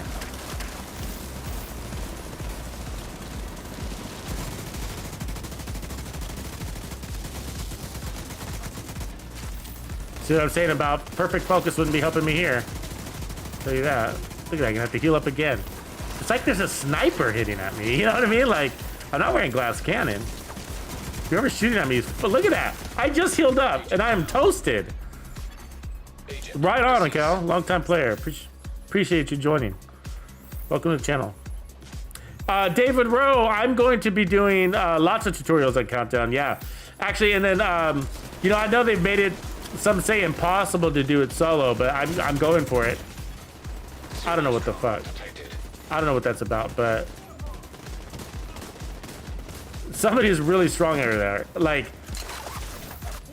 I basically felt like I was getting one tapped over and over. They took all my med kits because of that, you know, armor kits, which is annoying. So I'm gonna have to play conservative, right? Because if they break my armor, I can't get out and shoot. So yeah, all the way back, basically. Let's get this bad boy. Dans une gare isolée, une valise à ses côtés. Deux yeux fixes et froids se tournent pour se cacher. They're not coming in. They're not coming in. So what we want them to do if they do come in is we want them to turn their backs to us. So the ways you do that is you put your turret in a place that as soon as they clear like a cover point, like that, they'll turn around. So if they're marching down this hill, then they'll turn around. So you don't want to, the turret's not strong, so it's not like I want to put it in a place that's going to kill the chunga. It's not going to, you know?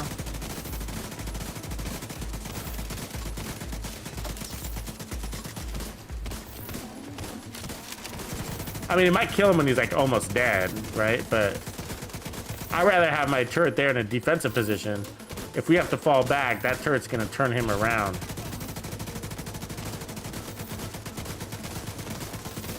Granted, I did think they were going to come down a second ago, but they apparently never came down, so I think it's because there's a still skill up there and an artificer.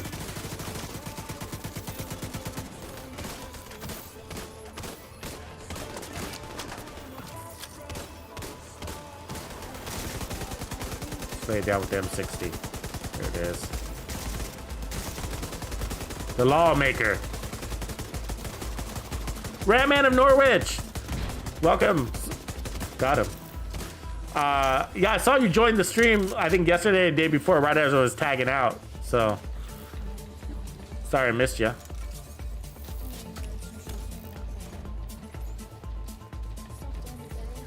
Okay, there's one chunga left. Not a chunga.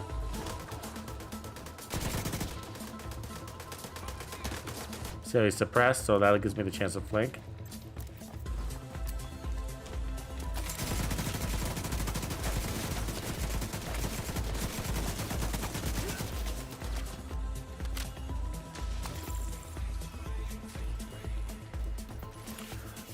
Yeah, so Countdown, I'm looking forward to it. There'll be lots of coverage on the Countdown. Also, what I'll be doing is probably creating builds and then testing them inside the Countdown.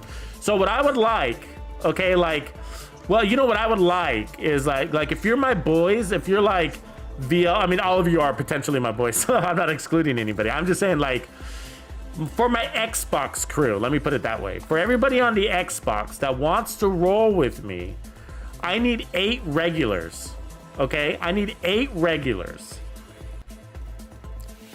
which means I need more. So I need a bunch of you. So because I need alternates.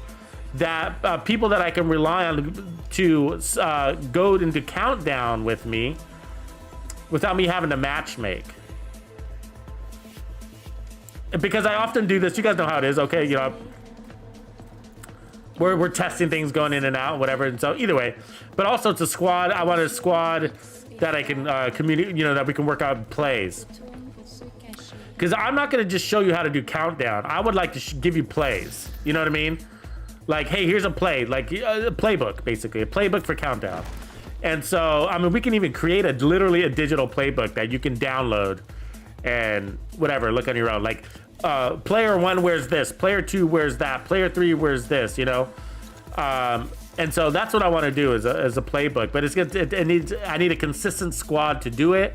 I need a squad that knows how to farm for things and to save builds and slots, and that's got more than one character so that they can even keep these builds. You know what I mean? But no, like other than that, no major requirements. Like you don't have to be a god of war or anything like that, But and then of course you have to be on an Xbox, and I'm gonna need more than 10 guys or more than 8 guys because you're not everybody's always gonna be have the perfect availability. Like you got other things to do, right? So. Serious trauma detected.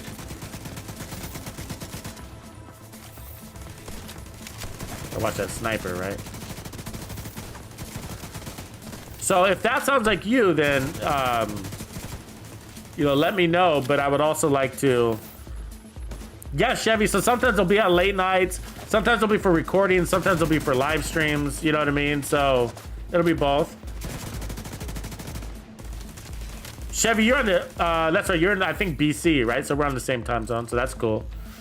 So yeah, it'll be both, and so that's why I need more than just like 8 guys, because I'll need guys with have availability in different time zones, because sometimes I'll be doing it in a morning stream, and then sometimes it'll be an evening thing, and whatever. So, but definitely have to. I guess the one requirement is you have to be on Xbox, and then the second requirement is you have to have more than one character. It's not really a requirement; it's more of a suggestion.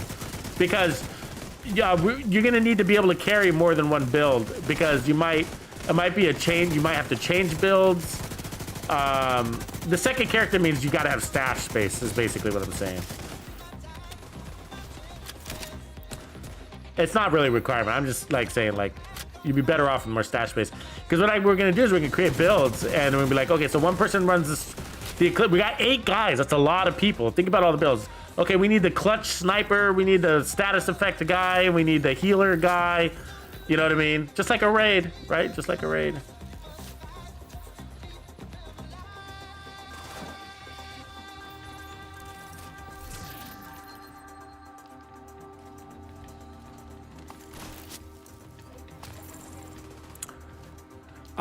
But I think like if you want to be part of that crew, it would be really, really helpful for me if you join Discord. And there's no cost to joining Discord, right? But because that's the easiest place for me. Squad, listen up if you're in. That would be the easiest place for me to coordinate, right? Because some of this takes advanced coordination. And so, like where I could go into Discord and be like, hey, who's on at 3 o'clock today? I need to create a video. You know what I mean? And I need 8 guys for countdown, and this is the build list I need. And so when you see a build list, it'll be like it's helpful if you have not just one of those builds, but more of one of those builds, because an example is like if I need a healer and nobody else has a healer build, then you were planning on maybe running DPS, but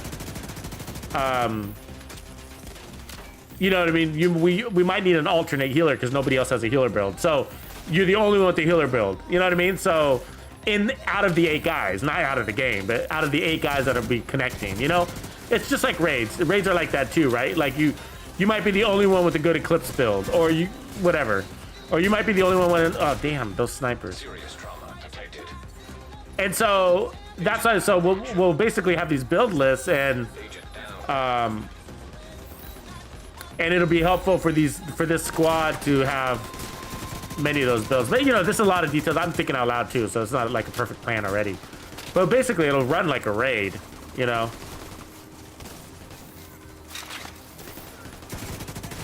those fucking snipers, huh? Medical assistance needed.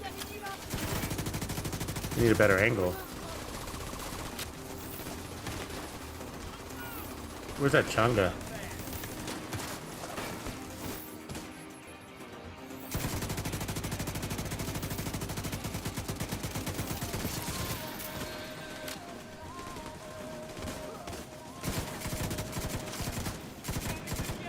Switch in M60.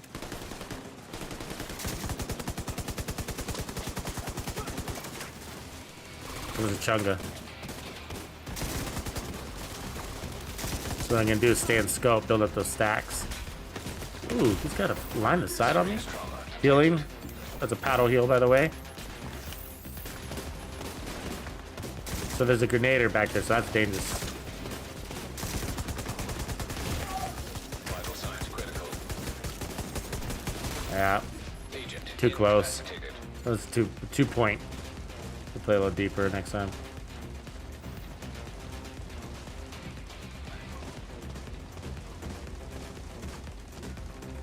Too close for an M60, basically. You know what I mean? Like you know when you're in cover, and then you're trying to pull, or you're shooting, but then you're about to go in cover. Notice is like it's like slow. It's kind of slow. That is like one thing about these LMGs.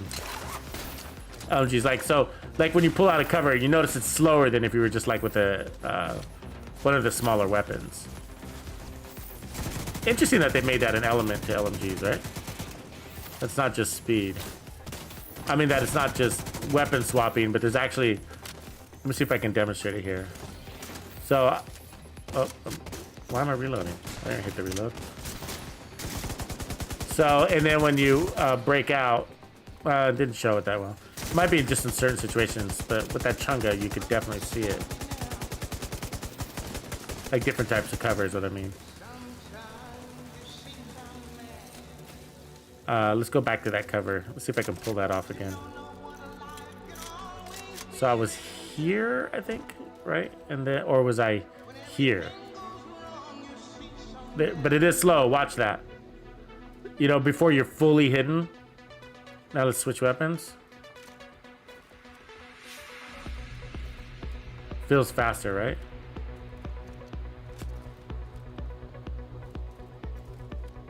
I don't know. Maybe I'm reading into it. Maybe I'm not. Maybe it's there. Maybe it's not. It's hard to say. But I've noticed that before. I've always kind of noticed that. But might just be a lag in the moment or when you're taking damage. I don't know. Oh, squad. Yeah. What I was going to say is, you know, maybe on the Xbox side of things, we have a channel for that game mode, countdown group up, looking, or yeah, actually I think that it would, but it's probably worth it, right? Instead of just a general looking for a group, that we separate that conversation. Countdown. It would be helpful for me because I want to treat it different, like a raid, and I'm gonna need it on demand. You know, it doesn't happen to happen today, but like maybe by like Wednesday or Thursday or something like that would be cool, because or tell Latina she can put it up too. But I'm thinking, and if all the other channels wanted to, that's awesome. But I'm just thinking definitely for Xbox, because I'm gonna have to do all these tutorial videos. Oh, no, I want to, not have to, but want to. And so it'd be so much easier if I didn't have to matchmake. Because if I matchmake, it's like, ugh. These guys aren't gonna be on the same page. You got some random dude, you know, running some random direction, and we're all going over here, and we're trying to do this as fast as we can. You know what I mean? Need to pull 8 guys in. I think we should treat it like a raid.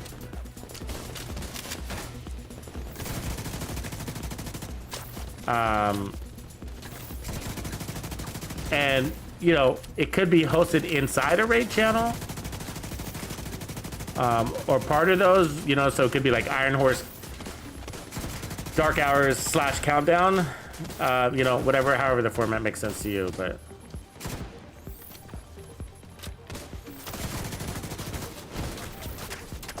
And so, yeah, I'd love the help from the community if that sounds like you. If you want in, you just got to be on the Xbox, and then it'd be really helpful to me because I can't do coordinations outside of Discord. It becomes very, like, cumbersome, you know, doing it by email or some other comments. Sometimes people try to comment coordination with me in a video comment, you know, and that's, you know, really hard to make happen.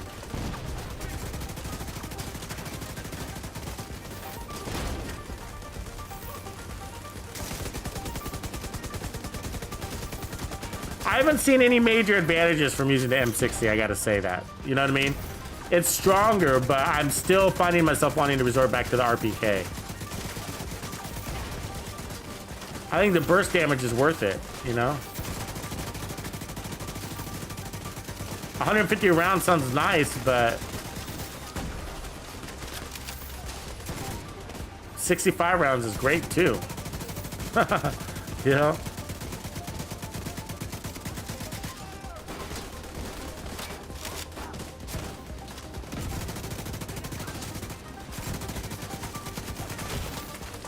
Yeah, I'm probably gonna call it that. My favorite high-powered assault rifle is gonna be the LMG is gonna be the RPK.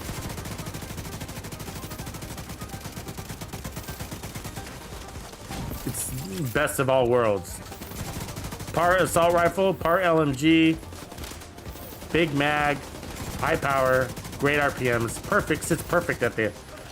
Where are we at? 750. 650. So, you know what's really interesting is the King Breaker's at 650, right?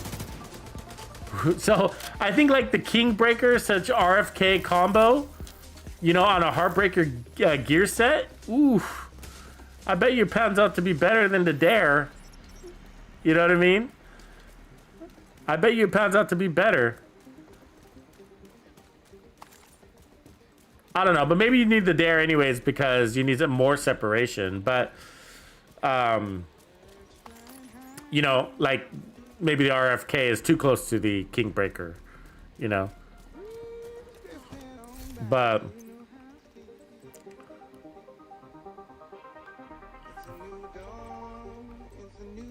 great gun. So I will be doing a Carnage build, of course. Pretty straightforward. Just gonna say this. You gotta make them bleed.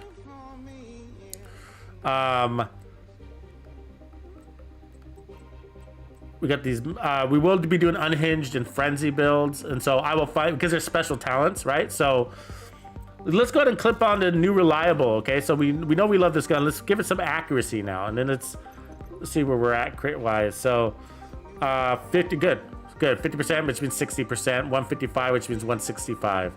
We got 30% armor damage. Oh yeah, we dropped into armor damage because I have RPMs here. I'm okay with that. We still got a lot of armor damage, so that's cool. Go ahead and kick it off, guys. Let's the party started. So get rid of those.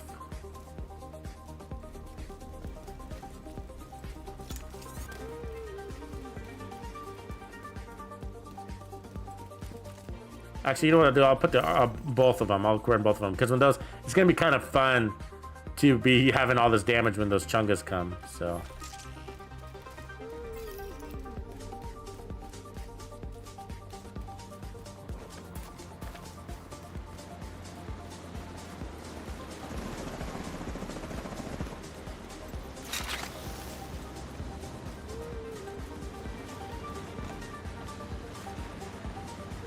So this one is the reliable, new reliable. Oh yeah, at range. We're landing those shots nicely. It's so much easier to handle. I mean, Jesus, it's like, yeah, it's really smooth. I actually really like this gun. I really do. I really like this gun. And I've been trashing it forever, you know? Trust me, if you got a good new reliable, just all you gotta do is put it on a strong build and it's all the handling you need right there, 30%. So that means faster reloads, not just stability and accuracy, right? You know, 30% faster reloads. It's the only weapon that has that too, right? There's no other weapon there.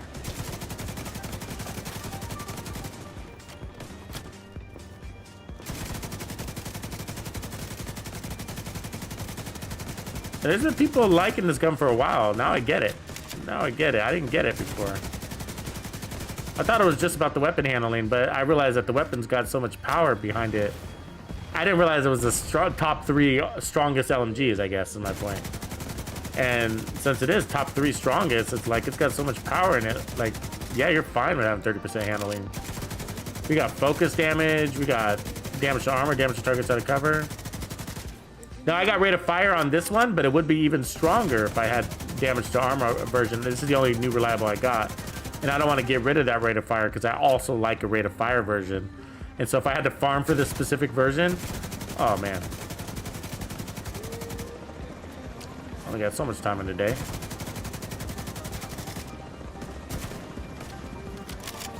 All right, so here comes some chungas.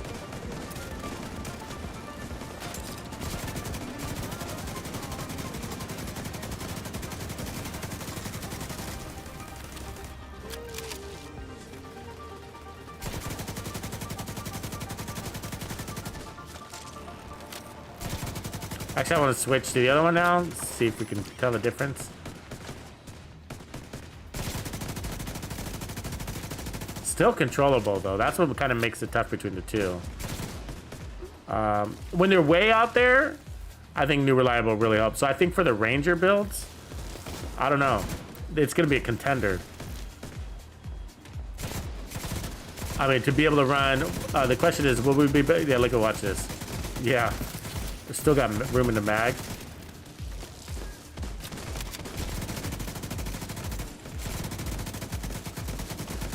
And then when you're fighting the guys at range, I'll switch in weapons.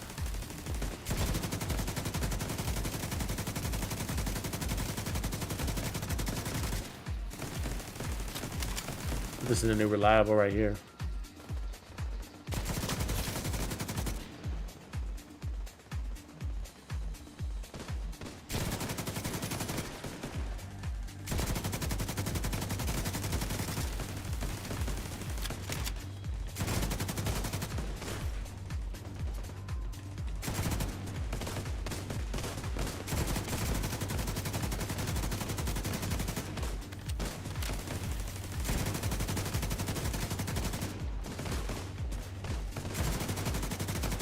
Those damage numbers, 416, and she's got to be way out there. I mean, that's got to be plus 70 meters.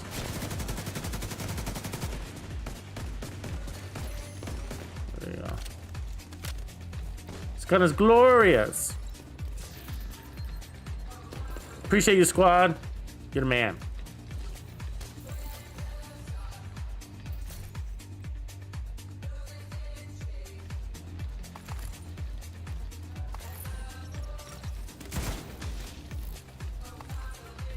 I see you.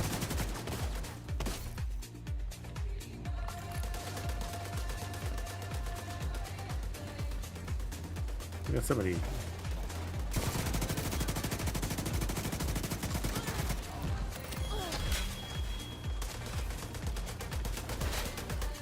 Yeah, but who would have thought the new reliable would be a contender, right? Like, oh man.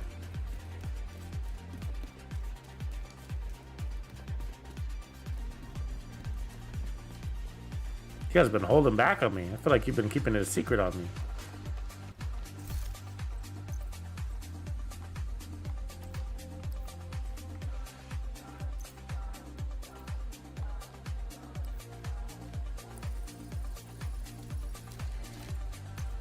It'll be kind of fun to see how that works against the boss drones at the end. Oh, look at that with preservation. I'll share that. Oh, I can't share it. That's too bad. Look at it. It's beautiful. Not a big fan of that gun, though. It looks really good on paper, but I don't like the way its firing pattern is. The SVD is better for me. It's basically an SVD contender. I just... It doesn't feel right.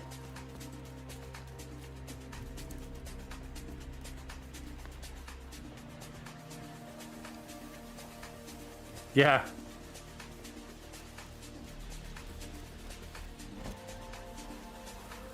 No, I can't look at you like you're crazy. RPK is amazing.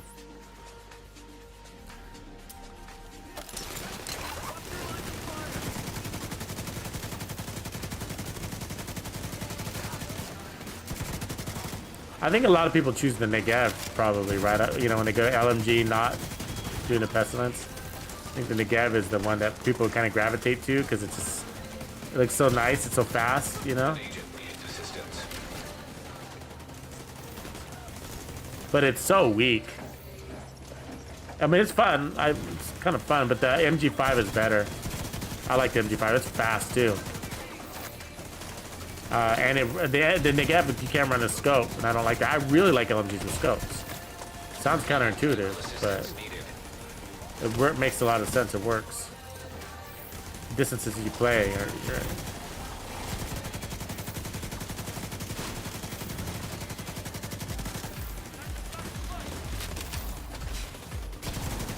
Yeah, drone operator in the back there. We're gonna have to go and get her.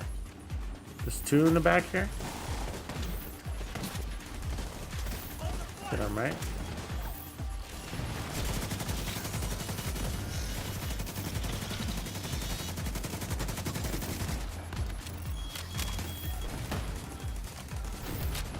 Let me get this last one now.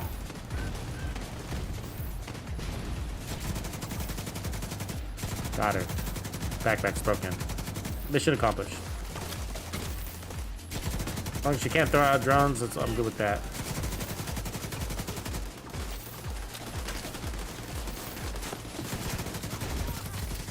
Thanks for coming to me.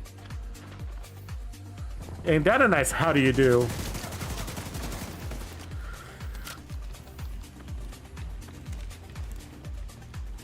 Yeah, but you can still get that back to 100. But yeah.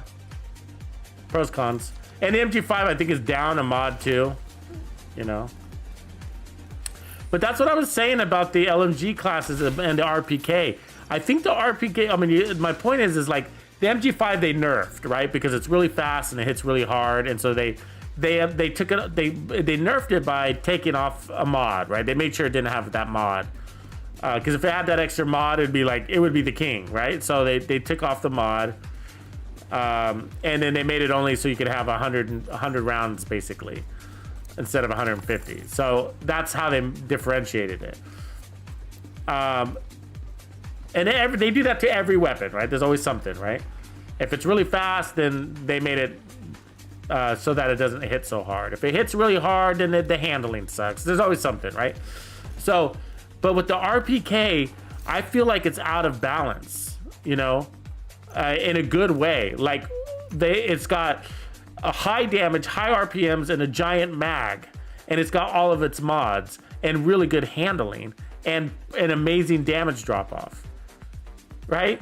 And so I don't think it should have all of those things. And the fact that it does is like, wow, you know, this weapon is overly powered. I literally think that, like, from my analysis of using it, I think it's, you know, based on how the devs like to make strong weapons and whatever, I think it should be, you know, they should have done something. It should have been harder to handle. We should lose a mod. We should have worse damage drop off. We should have a smaller mag. Something less damage. I don't know, but it's got everything that you would want out of a weapon, and that's why I think as amazing as it is, and that's why I think I like it better than the AKM. And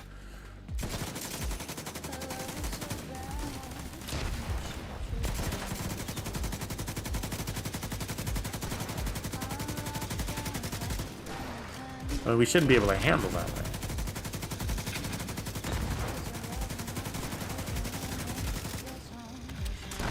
So is this that's the new reliable? I mean, see here's the this is the regular RPK. As you can see, it's not that bad. It's got a little bit of a swing to it, but when the enemy's inside a reasonable distance, that's not gonna bother you at all. You're not gonna notice it.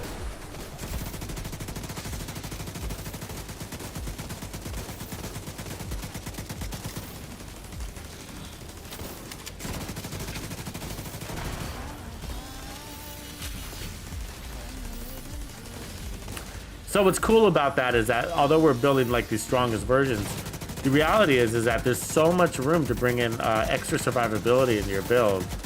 And so, you know, we're just kind of like creating the playing field, and then we're gonna level it, you know? Oh, I got hit with something there. So then we're gonna level it. So I will eventually like start coming up with the hybrid versions of these, you know, defense, bonus armor, what makes sense? I don't know. Probably armor regen, I think. You know, bonus armor doesn't make a lot of sense, I don't think, for this type of build. Bonus armor, I mean, with Heartbreaker, yes. With Heartbreaker, yes, because it's so easy to acquire the bonus armor. You just gotta tag him in the head and you're done.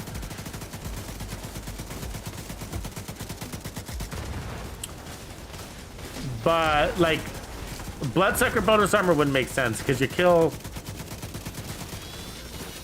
you know, to maintain it, you only got a few seconds to get that second kill, and the enemies are all over the place, and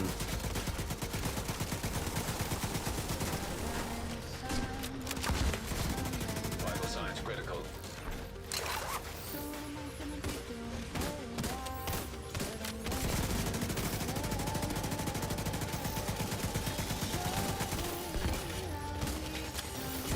like, it's not much. I mean, you can kill.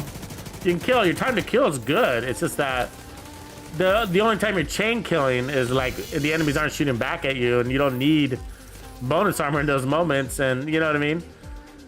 And so I think the defense that this build would want, I guess, is look at that. Oh, somebody will like that. Triple God roll M1A CQB. Share that. It's got strain, so I think you just take out the reload speed off of that. So I think armor regen, because you just want to take damage and be able to recover quickly, or repair skills. That could be the route to go too.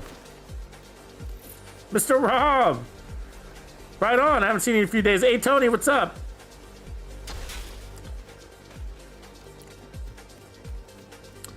What's up? What's up? So we did confirm May 9th is the reveal, and May 12th the content is dropping, and then we had to dig for that, by the way. And so I wasn't trusting I wasn't trusting the post, the Twitter post, because you could read it in two different ways, and they didn't address it directly. And so somebody in an unrelated tweet that Yannick put out, you know, to kind of set people's expectations, somebody asked him directly, is the content dropping on 12th, yes or no? And he said correct. So there it is, right there. We had to dig for that too. No, A Tony came in right before you, Mr. Rob, so I was saying hi to both of you.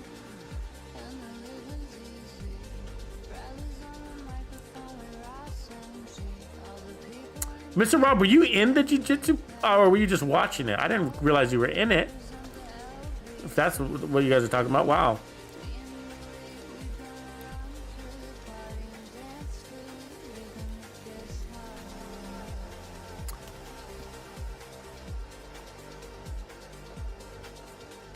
Soul Killer. Oh, Soul Killer, we're gonna be so busy, bro. What we're gonna do is not sleep. That's what we're gonna do, Soul. Oh, really, Rob? Yeah, that would be confusing. I get that. Hey, Tony. Hey, Tony. Yeah, me too, man. I already got it. So you guys know, like, I literally already have a list of builds, right? And that's what I can only see at the surface. Like, as we play more,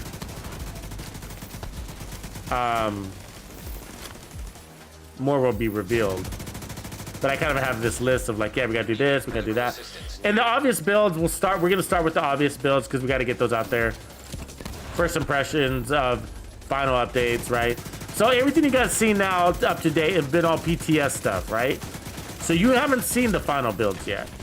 Phase 3 was not final builds, right?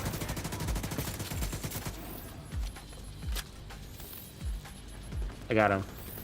So Phase 3 was not the final builds, and so they take the final feedback from Phase 3 and they'll release the final builds. And sometimes the changes will be minor, sometimes the changes will be major, sometimes they'll not even mention what changes they made. It's just you play it and be like, hey, they buffed this. It won't matter. It won't matter.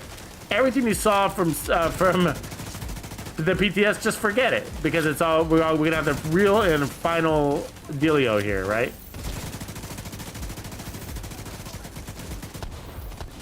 We have to suppress that guy in that window up there, aren't we? Just gonna do that.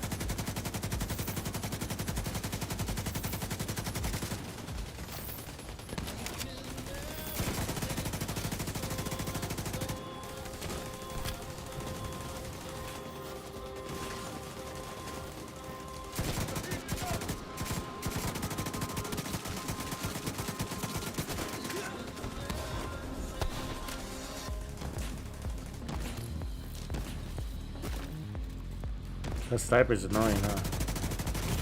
Suppress. Vital signs critical.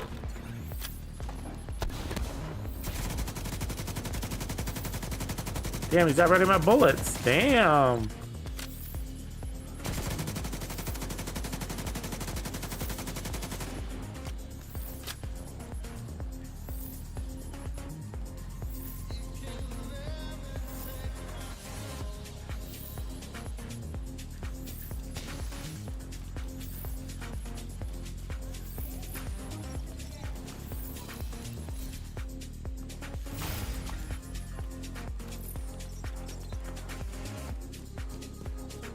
Okay, boys, we're gonna go over and then we're gonna stay right in that little zone just on the other side of the wall. Let's just fight from there.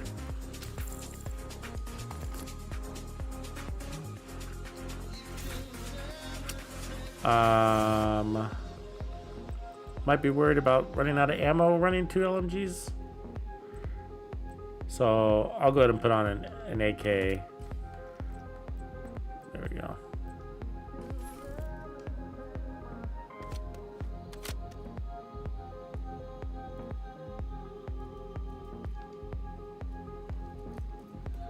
Right on, Rob. Sounds like you know what you gotta do. Best wishes next time. Alright, let's rock and roll. As always, next time. So you gotta keep these guys from flanking on the left and keep them from flanking on the right. And of course, there's a big ol'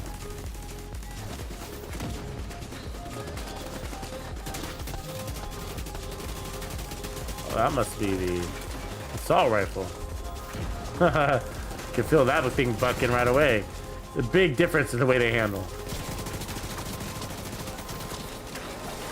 Let's get rid of this guy.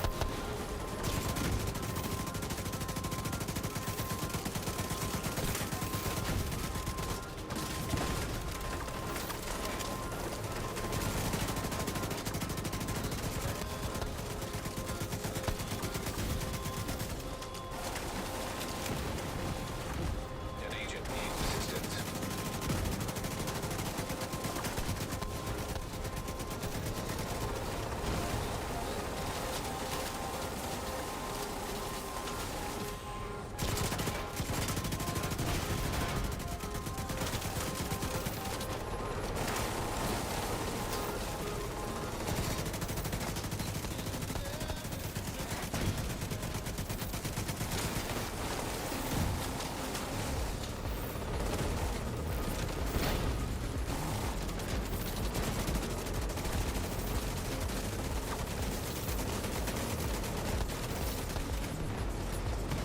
Ooh, that hurt. Immediate medical assistance needed.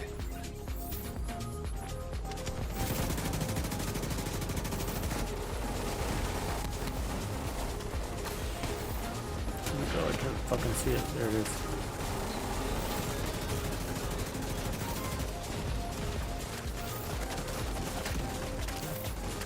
You fighting or not, dude? Fuck. Pussy.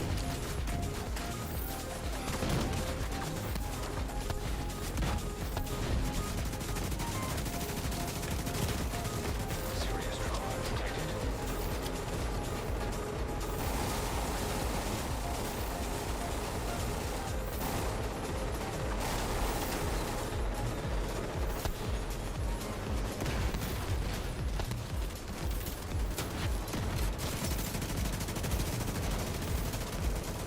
This gun is really steady. That's, I think, my favorite part about it, actually. Feels good to be able to land those shot, call your shot and land it, right? Like, I want to hit him right on that guidance system. Ooh, that hurt. Immediate Oh, medical got assistance me. needed. Agent out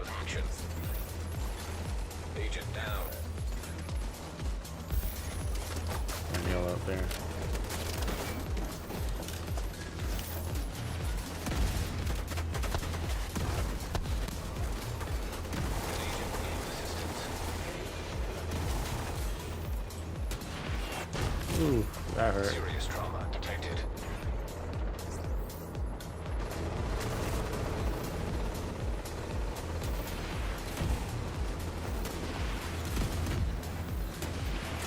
Really? They could have made that Vital fucking signs faster. critical. You know what I mean? It took like an hour to get them up. They should be faster than that. Jesus. You know what I mean?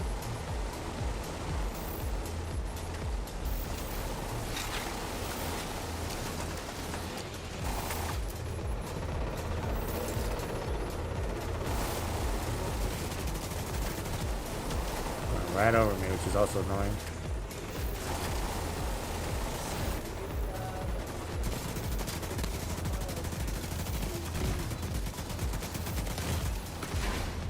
Serious trauma detected.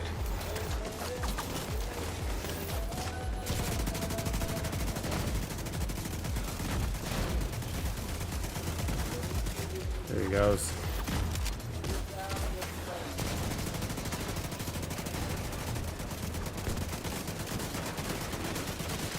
It's primed now. Do it. Okay, it's done. He's going down. There it is.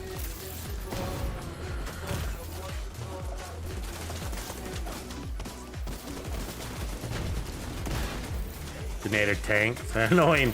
Worst tanks of all tanks. Grenader tanks.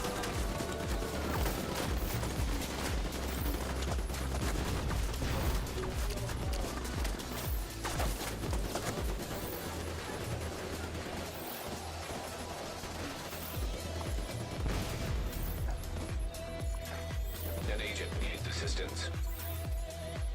Got him.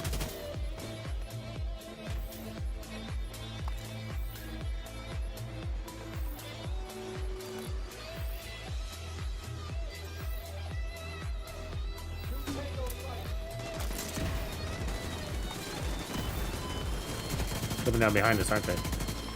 Helicopter. Watch your backs.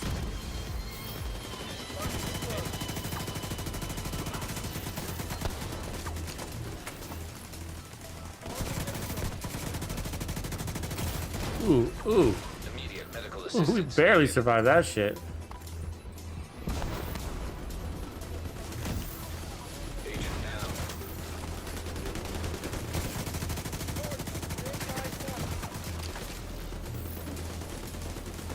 That Grenader's gotta fucking go. He's the one taking everybody out.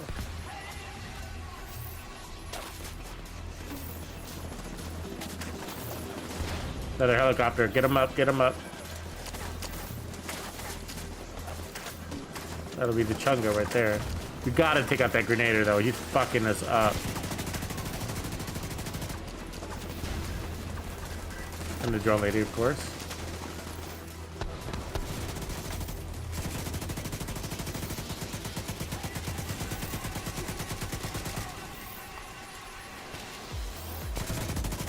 Chunga's not coming, huh? Cool. Vital signs critical.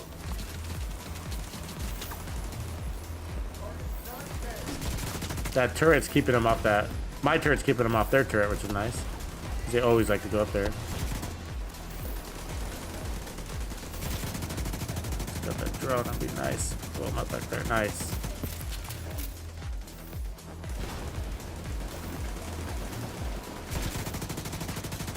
Oh, fuck. Serious trauma detected. I don't want to use my last med kit. Agent incapacitated. No, it's a different one, but it's a continuation of last night's stream, which you probably missed, of course. But this is a max damage to armor, max damage to targets out of cover, with the crits in addition to that, of course. But the concept is max damage to targets out of cover, and the reason why is because LMGs are the only weapons that can get you to the max, which is 20%. So we're playing into that, and so we had a striker set up. I will show you the build, of course, in a minute here. We had a striker set up earlier. We also ran a couple of variations of this build to get it to where it is now, which I think is the best place. But I do officially need to go back into the lab to figure out if it is higher than how we originally had it as far as damage output. And if it isn't, how much different, and does it still make sense to keep it this way? So we did take off pristine example, you know, focus, so we took that off because we get suppressed enough to more than enough times to make it more valuable to run the non-perfect version with a second damage modifier that allows us to be more powerful within the first 10 seconds instead of beyond 10 seconds.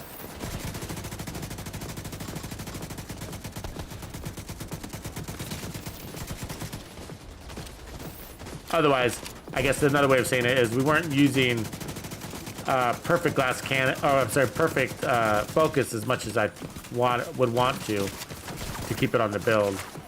And that's because, you know, you break scope enough times where, you know,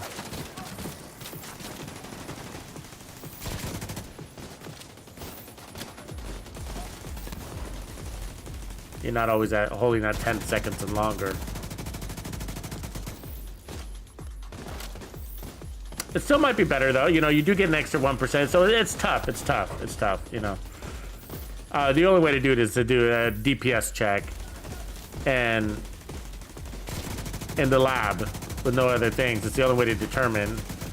Otherwise, you're going by an estimation of how often you're being suppressed yourself.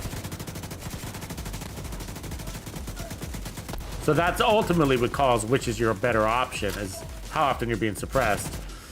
Or breaking scope, even if that might be reloading or whatever.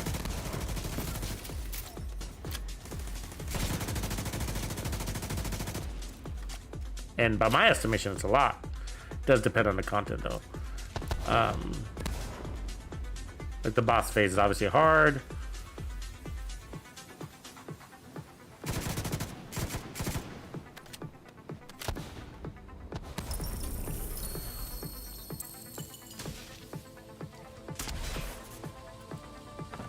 But when I don't know about you guys, but when I go into the lab and I'm in the testing range and do all those DPS checks, that's nice gloves right there. I get so many different figures, you know, nice gloves there. Ooh, nice urban MDR, that's a beautiful weapon. It's got headshot damage and in sync. I don't know. I don't really need it. Maybe I'll grab it actually for somebody else because it is a good gun.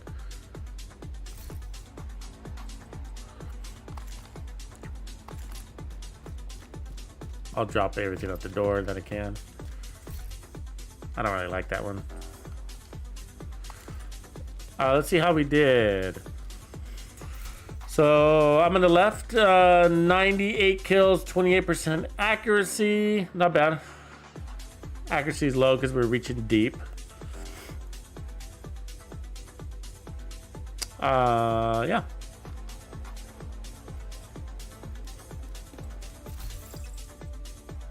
And not that good. Perpetuation.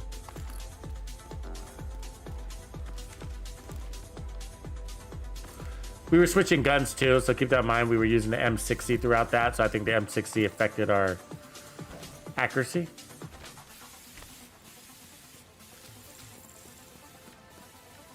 We used the, what's it called? New reliable, probably the least. We basically only used it at one checkpoint, and it was only part-time. I think that's because the new reliable is such a good gun. I believe it needs its own build. I do think that, you know. Share that. Do not go gentle into that good night. A really good gun. It's not that god rolled though, so I'm gonna dump it. Yeah, the new reliable is so good it needs its own. Rage against the dying of the light. Yeah, I'll keep those. So this is the build. And so basically, it's built around the RPK. And so this is okay. Let me get this straight. Okay, this is about the strongest LMG build in the game. All right, so let's just make sure that's clear. Strongest LMG build in the game. Now, this is where we ended up. So I don't know if it's officially is yet. So we need to go back into range. We need to click back into solo mode and then test it that way. Okay, but that aside, there are 3 LMGs that are the strongest. All right, so we got a top 3 situation, and so technically RPK is number 3. Okay, the strongest one is the classic M60 at 150,000. Okay, number 2 is the L86, this bad boy. All right, now for me, the L86, between the L86 and the RPK, I choose the RPK because it's got a bigger mag and it's faster. And then everything else is basically the same. The L86 is a little bit better handling, and so for me, when I was testing, I was actually getting stronger DPS numbers out of the RPK, mostly because of the larger mag. I think played the biggest role to it, because you get more like focus stacks or more striker stacks. You get more because of that mag. It made up, and so in a single mag DPS scenario, the RPK would win, right? So, but beyond that, if you're already at fully stacked striker build or focus, if you're already fully stacked, then the L86 of course would win, because now it just comes down to base weapon damage. But more cases than not, the larger mag and the higher RPMs are going to do more for me, and probably you, than just more base weapon damage. So it's already high. Both of these are critting in the millions, 1.2, 1.3, 1.4 million, depending on the build. Okay, so you're talking about a minor difference, like about 100,000 difference in crit, you know, which might sound like a lot, but when you're already hitting the millions, it's not.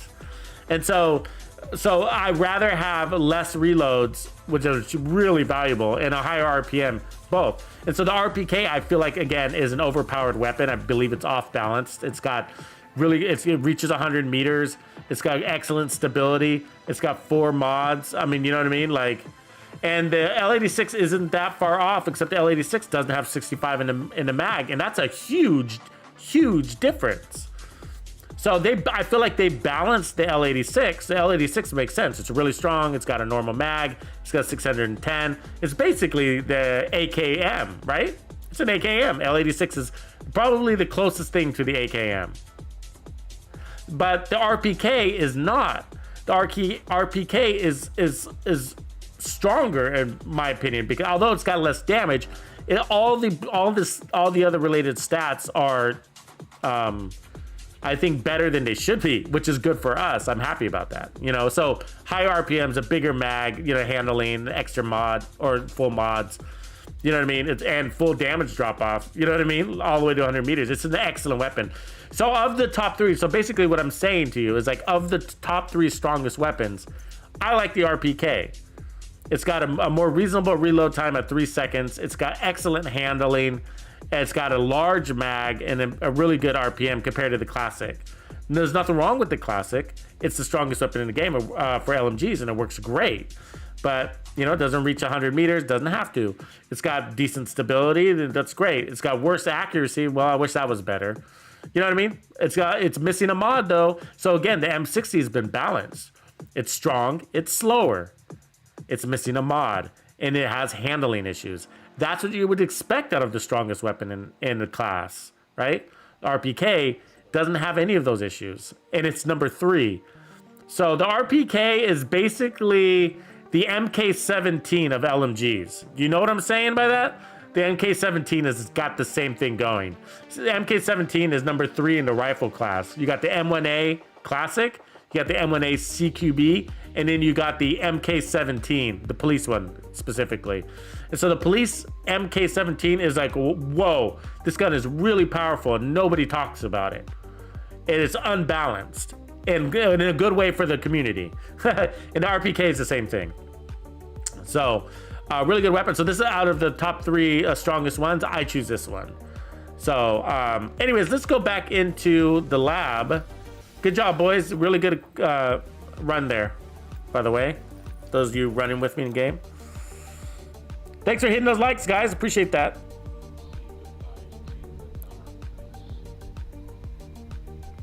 So let me show you what the damage is. So the LMGs have really good stopping powers, as we can see. It doesn't only stagger, but it actually keeps them from shooting at you. And I'm not talking about suppressing. I mean, when the enemy is standing in front of you and you're running and gunning with an LMG, that as soon as you start laying into them, they kind of become useless, and you just end up standing there shredding them to death. However, the risk is, you know, you can be getting shot in the back or whatever. But it's not, and I don't suggest you run and gun, but it does have really good stopping power. So Boys, I'm gonna break into solo mode so that I can demonstrate this stuff. So, death cab. Let's see, leave group.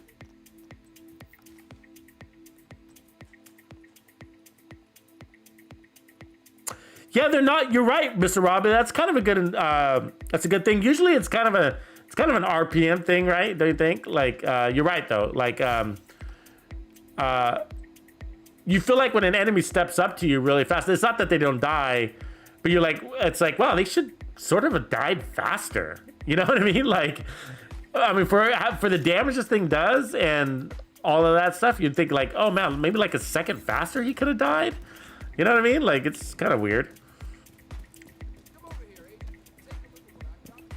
Okay, so we need to do a final DPS test. Okay, so we need to determine if this is the best version from an earlier version that we ran. So the version we ran before was with a walker mask and perfect, what do you call it? Pristine example, perfect focus. And so there's a good chance that this may or may not be a higher DPS, but the true test is, oh, we kind of got to play this at 20 meters, but which is kind of annoying. So, you know what I mean? Because of the Coyote's mask. So like technically right here, it says 15 meters right there, but the truth is that we're probably at 14 meters. You know how you know that? Let me show you. Like if we were to put on Ranger. All right, here's a Ranger rifle. It'll tell you. Let's go and scope. Oh, we're at 15 meters. Okay, that's good. And this other one, it's sort of different. So the Coyote's mask says what? 15 meters, 0 to 15, 15 to 25. So let's see. Let's see our damage difference real quick. We might gonna have to run this probably twice. So so we gotta do this on a single mag. What is our DPS on the single mag? So single mag. So this happens really fast. So if I can have somebody keeping an eye on that meter, that DPS meter, that would be really helpful for me because it happens really fast and I'll be in scope. So as soon as I break scope, whatever that number is, you know, it's gonna drop really quickly, as you guys know. So here we go.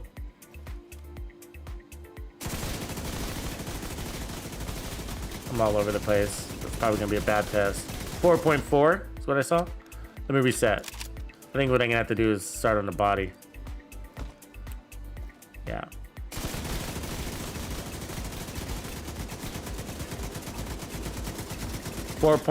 Maybe 8.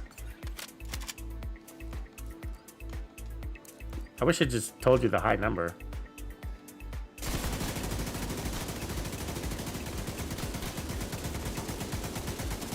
Yeah, it's about 4.8, right? You guys catching that?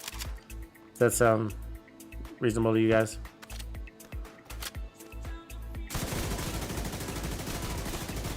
Probably a bad one. I'm all over the place right there. Yeah, that was about 4.4. So I need to make sure I shoot right away. That's key. I got to shoot right away. No holding in scope. Because that'll F with the numbers.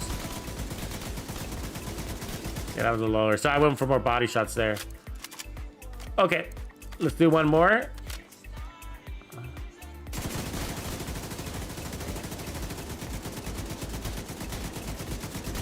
Four point something, 4.2, 4.3.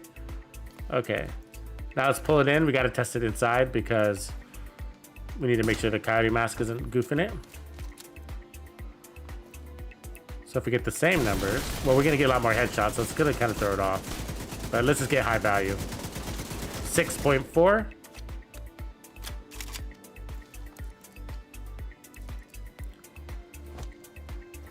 Actually, it probably makes sense to measure it here anyways. What is the highest potential this version of the build will create? What's the highest potential? You have 5 point something there, I think. You know what I mean? Like, what's the highest potential this build can pull in? What's the highest potential the other one can? This would be the highest potential.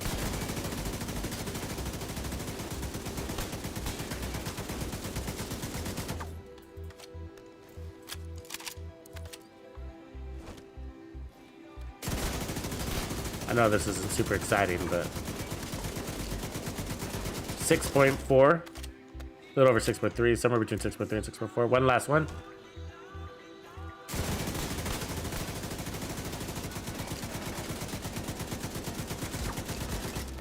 Okay, so 6.4 is the highest that this can achieve. Highest it can achieve is 6.4. So let's, now we got to put back on the walker. So now we're going to try this other version.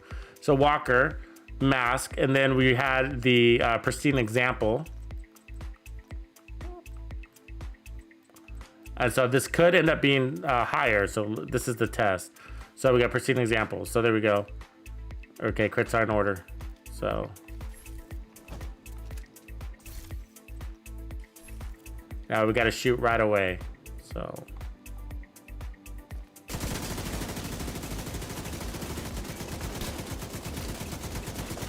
5 point something. Probably it was definitely at least 5.6.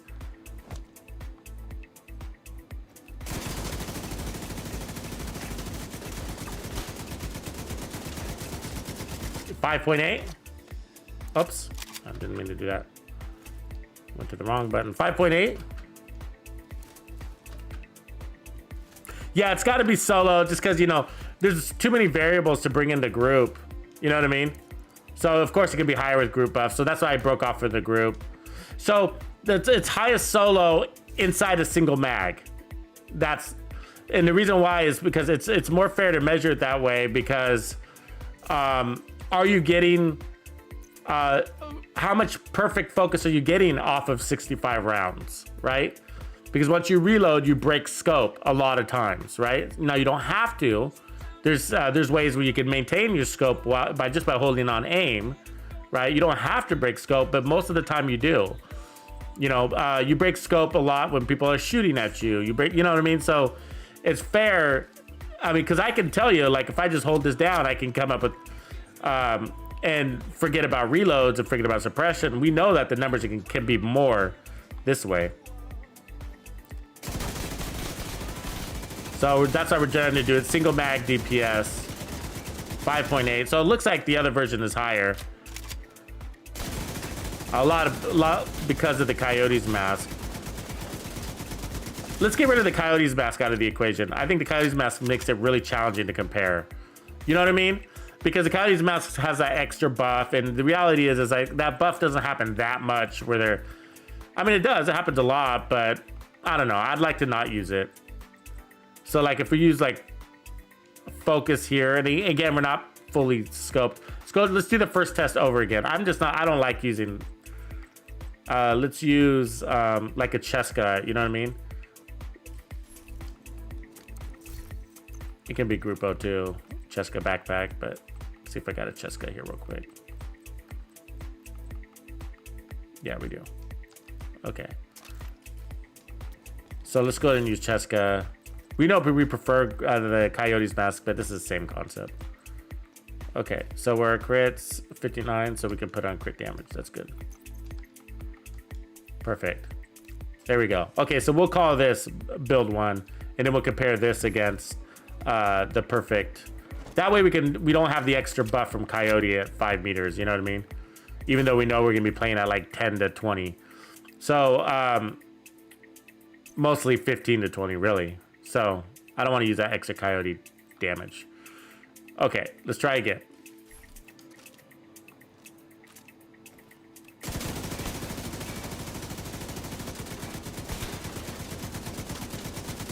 .6 to 5.8. Yeah, they're gonna be really close then, aren't they?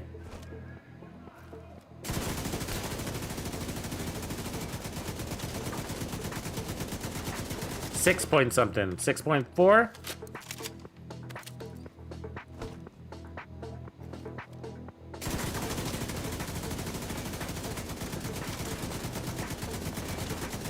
.4 again. One more time.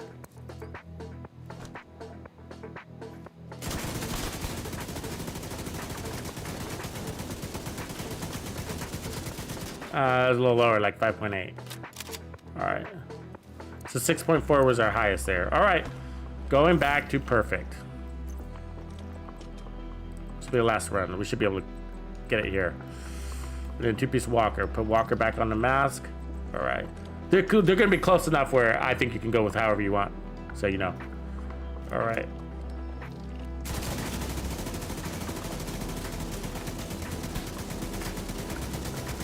6 point, basically 4. Yeah, there it was right there. That tells you it's close enough to go with whatever one you want.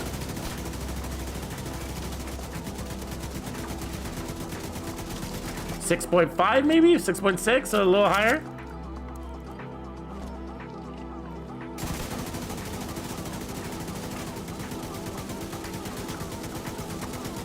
.7.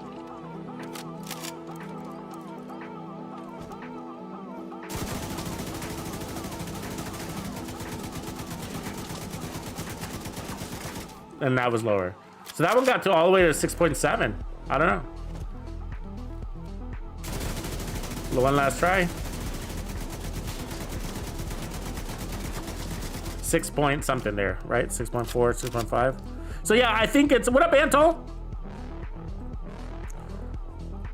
Yeah, previous is, yeah, it's pretty close though. It's pretty close. And so I think that, like, if you bring in the Coyote's mask, it would be higher, definitely. And so, but I think if we bring in the, let me see here. How did we have it before? We had a, what chest were we running? I think Mr. Rob is saying if we improvise would be an interesting test too, right? What chest were we running? Cheska? Let's put on Walker chest, Walker mask, improvised holster. See if that pulls out higher. You see what I'm saying there? And then let's see where our crit numbers are. 54.9, so we're at the threshold, which is 55%. So when I'm at 55%, I leave it. Yeah, so this could end up being higher. So you see why? So if I put on 6% more crit hit chance, it would push us to 61% crit chance, which you can't have. It caps at 60. So unless there's a mod on the gun open, which there's not, because we got crit chance and crit chance, then I stay at 55. That's my top. So it's either, if it's 54, I go to 60. If it's 55, I stay. And so this could end up being hitting harder. Let's see.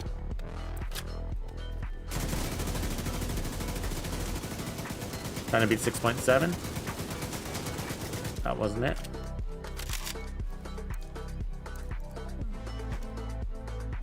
Let me reset that. I didn't shoot right away.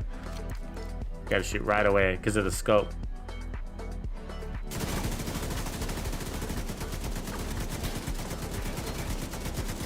Yeah, it was low. I think it was missing. Those were overhead. I think you got the right one. Yeah.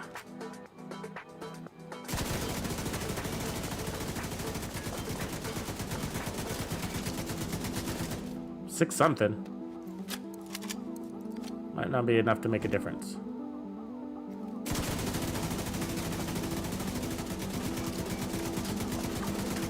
6 something again. Yeah, they're all so close to each other, it's even hard to tell, right?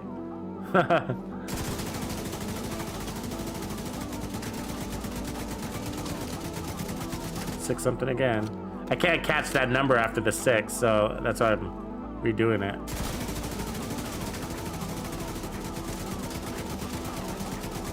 .68. There it is. That was 6.8 right there. Saw that.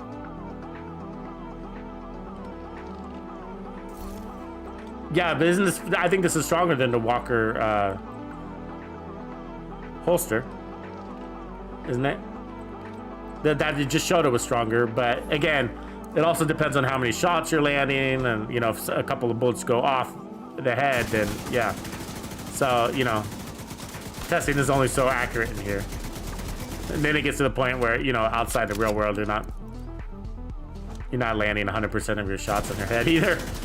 So I think we just have to call it at some point. I mean, but okay, so let's just say they're all close enough, right? But this one I think hit higher. This one and with perfect focus are basically the same. They're both hitting, they hit that 6.8 million number, which is a lot, by the way. And then the other one with the Cheska mask was about 6.5. They're all basically the same. So now let's just go by crit, okay? So let's just go by max crit as the second figure, which is obviously one that everybody wants to know anyways. So this one's max crit. So we need full focus proc in order to get that. We'll keep going.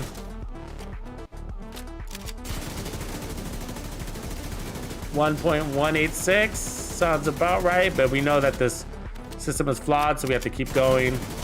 We'll get these magical numbers jumping in sometimes, because you gotta apparently like hit it on the eyeball more than one time.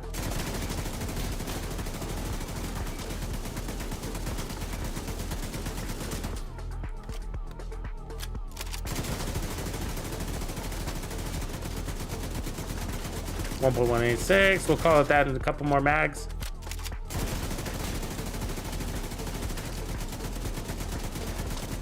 Okay, one more mag.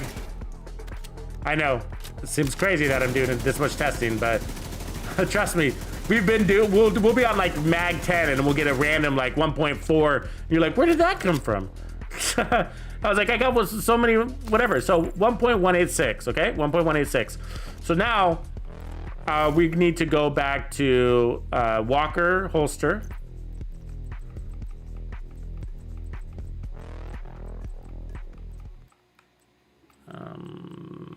That one, nope. Which one was it? That one. Walker holster, Cheska mask.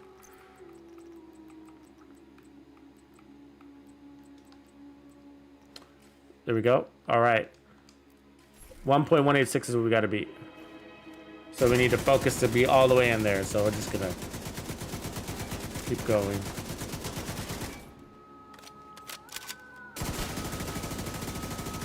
.187.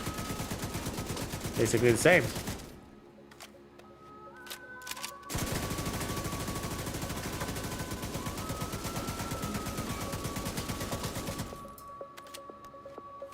Later, TH.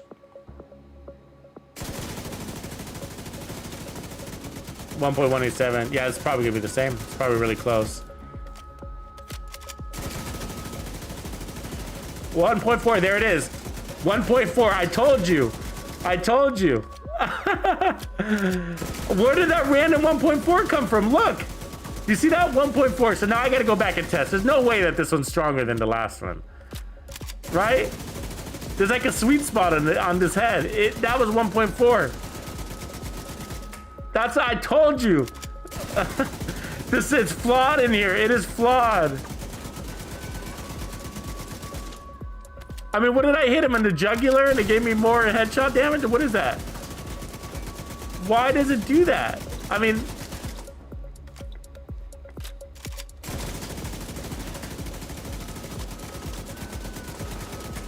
now I gotta get it to show up one more time before it showed up twice, 2 different mags. So I don't know why this stupid testing range is like that. How can you trust the system when it's like that? Like, really, you're gonna make me get like 30 mags to get my confidence in my number?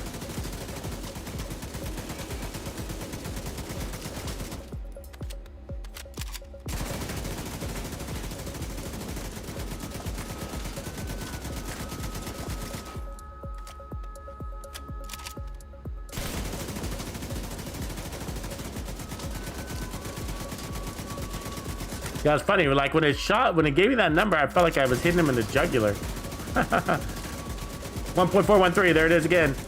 Okay, so 1.413. That means I got to go back to the last build. It's just, there's no way this one should hit stronger than that one. There's just no way. What's our crit number? 155, right? 155. Okay.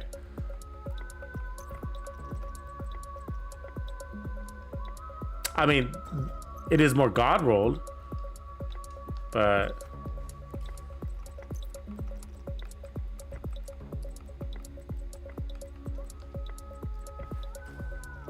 wow, they're the same. How does that? What am I missing? How is that the same? This should be more. You know what I mean? Because this is bringing me. Oh, I see what the problem is. I see what the problem is. So they're going to be the same because I got that crit chance mod there. You see that? So where... Yeah, okay. We have crit chance, crit damage on everything? We do, right? So this is basically a Cheska. This is basic, you know what I mean? Because I got that crit chance there. I see what's going on. So, because if I reverse this, that makes more sense now. But so this is gonna produce the same as the last one. This is basically a Cheska. It's just that I got this reversed. So because I have to have a crit chance mod there, because our crit chance is only at 54.9. Okay, so by running the Cheska piece, we're not winning any extra crit chance crit damage, right? We got the same number. It was the same exact crit chance crit damage. So, but the truth is, still the funny thing is that this should produce, and it does, I'm sure, 1.4 million. So 1.4 million is the true crit number on this thing. It's finicky in here, and some you gotta shoot it right on that eyeball. And the other one hits just a tad bit higher because it's God rolled all the way, and this one isn't. So that's why there's a tiny difference, but it's really small. It's basically 1,000 different.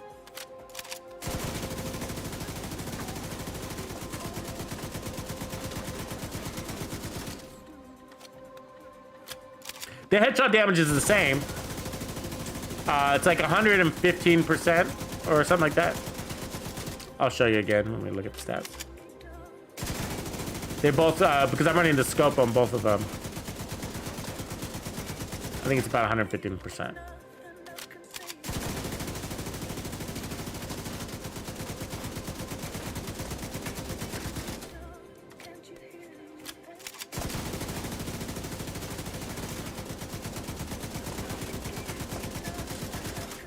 It's like watching grass grow in here. Come on. Give me that number. You can do it. Maybe it's because there's no face left.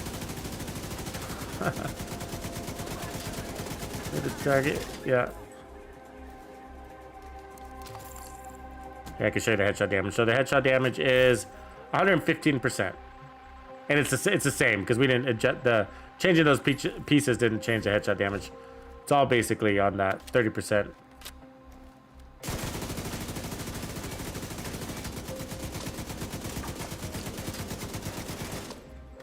Okay, so we're at full there. Okay. 1.4, there it is. Yeah, so it's the same. Okay, there we got it. So 1.4. Okay, so now we just got to put back on the perfect version. And see, can we get over 1.411 on a single mag? Or no, we just need the highest crit, so it doesn't matter.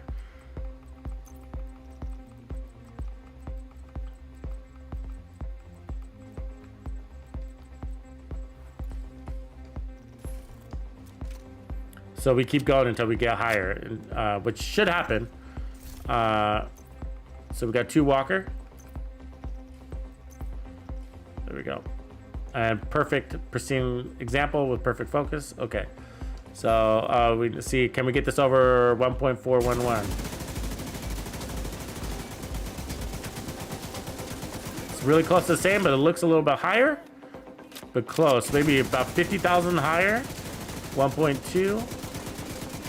Where we were getting 1.187. So this should give us over 1.4.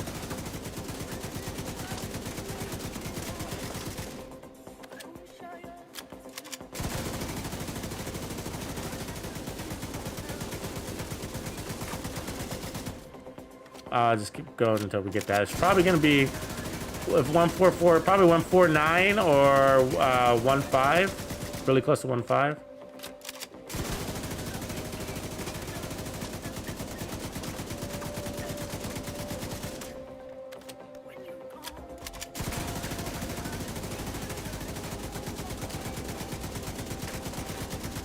You can do it. You can do it.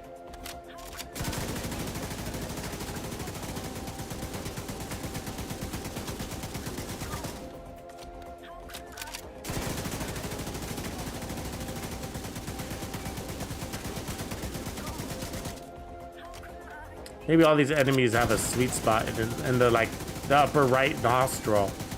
Like you got to hit that upper right nostril to get your peak number. Oops. Fuck. Switch to fucking guns.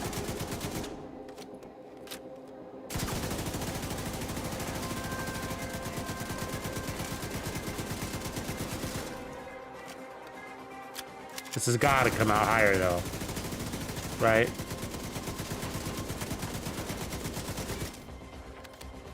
Now that we know that we're getting 1.2. Unless it's something related to, I don't know what. Huh. Gotta hit 1.5. Either way, it's higher at the more stagnant crit number. More reliable crit number. 1.58 is his guess. All right, who's got money on 1.58?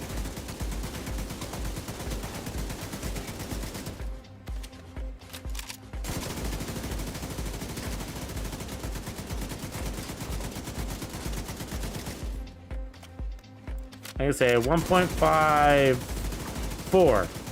I'll say 1.54.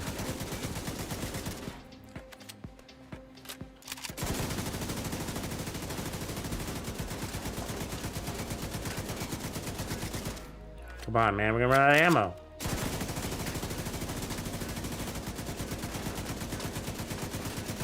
Oh, God. They can't do that to us, man. They gotta give us a more consistent system in here. You shouldn't be able to, it shouldn't be that way, like you get a magic, you know, or a rare crit, high crit number. It should be reliable in here, you know? Let me reset this, just in case. That's something weird to do with it.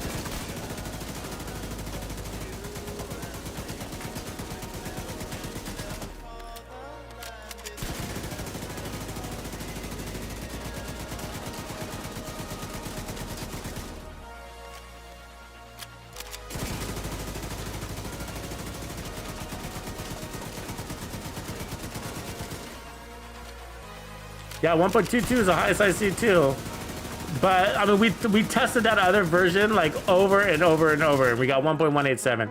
And then all of a sudden, this 1.4 came out of the, you know? I mean, it's possible this one doesn't exceed 1.2. I'm not saying it's not impossible, but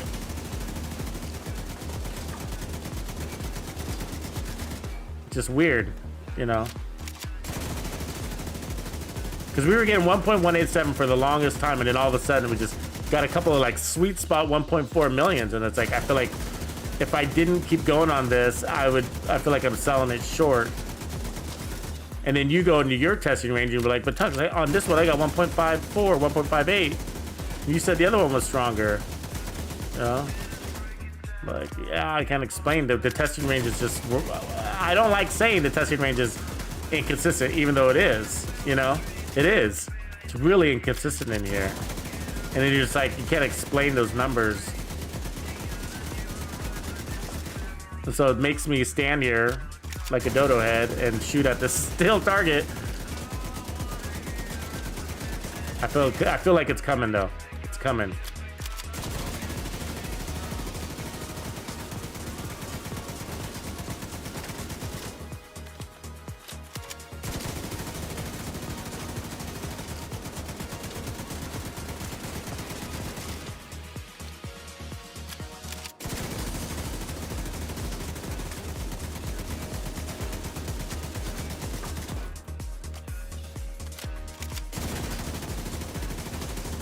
There it is. 1454. 1454. Did you see it? That was it. 1454. Does anybody remember the original number on the other one? They're really close. 1454.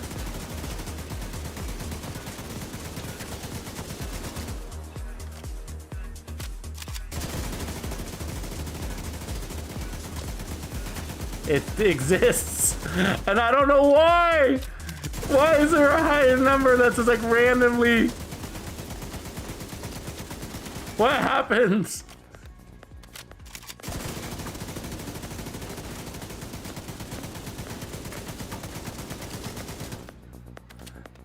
Do you guys remember what the earlier number was though on the other version of the build? Was it 1411? I think is what it was, right? 141. Okay, good. So this one's just slightly higher.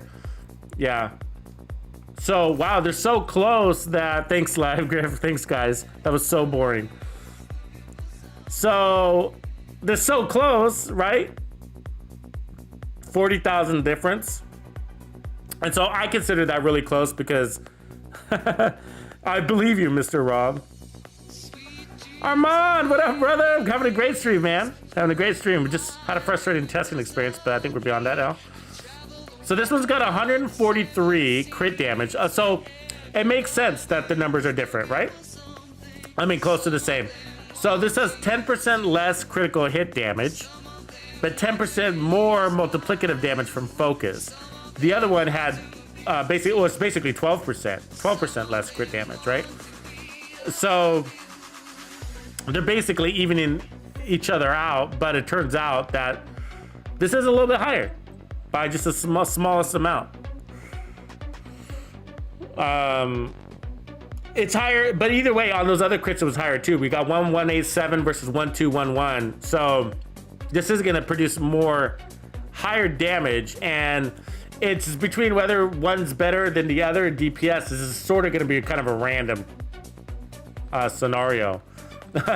But you do have more chances to get bigger numbers with this build, and the DPS was really close to the same than the other version, where I guess I would say, if I had to make a recommendation, I would say just go with this one. Really easy to assemble, 2 pieces of walker, and then the DPS on the single mag was really close. It did achieve like between 6.4 and 6.8 million off of a single mag on DPS check. So, you know, the other one did too, and so they were so close. Even if there was a variation, it's not worth fretting about. But those one, or you know, even if you're only getting to max here 20% of the time, that 20% of the time is worth it, because the other 80% of the time the builds are too close to make a call anyways. So I guess that being said, and after all the testing, I would say, yeah, might as well run perfect focus with 2 pieces here. And the only thing I could think of is if there's another combination that we could think of that might throw it off. So putting back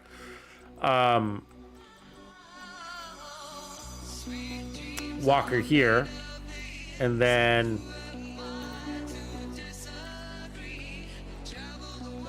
Cheska here.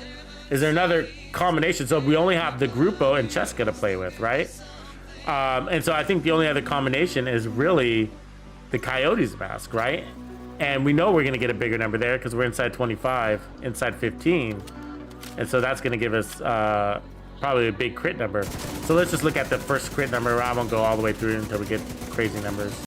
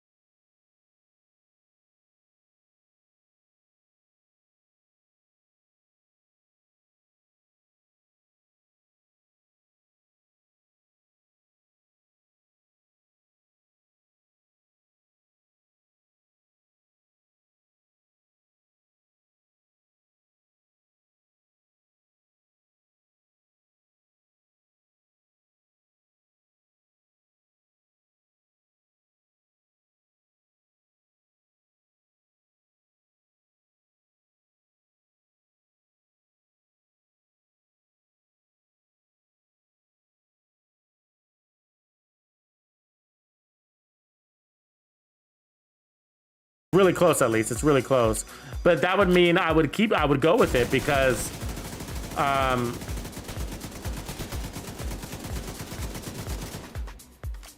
okay, we got one more variation now we got to check, right? Let me get that number. 1.45. Yep, there it is. 1.45. And the other ones were 1454. So this is a little bit under that other one. But what if we put pristine example here? You see where I'm going with this? Hold on a second. Okay, now let's put pursuit example. Now I might want to put another Grupo here. Hold on a second. 150, good. Let's keep Walker Harris first, but I think another Grupo there would do more.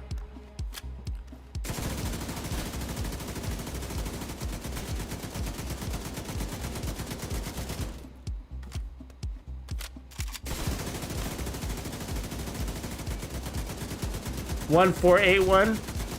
So that's stronger, right? 1, 4, 8, 1. We just went higher.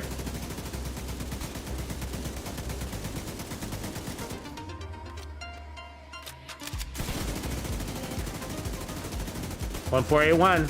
So that's higher, right?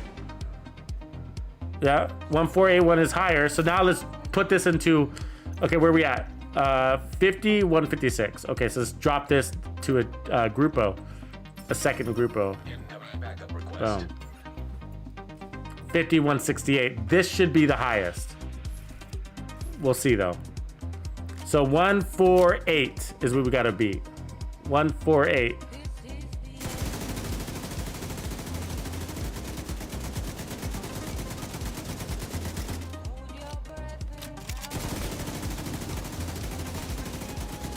$1496. There it is.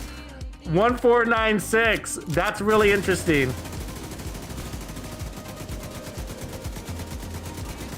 That was it. I saw it multiple times. There it is again. 1496. And we pull it in closer, it'll be higher, right? So you're better off without that extra armor is what it's telling you. You hear me? You're better off without that extra armor. So the crits that you pick up from this pay out more than that damage to armor.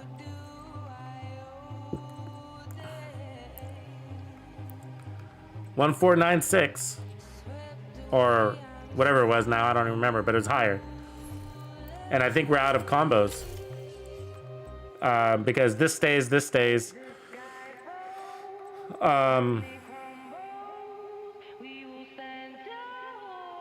I think the progressions we went through just made sense, right? So we started with Cheskas and Walkers, pulled out the Walkers.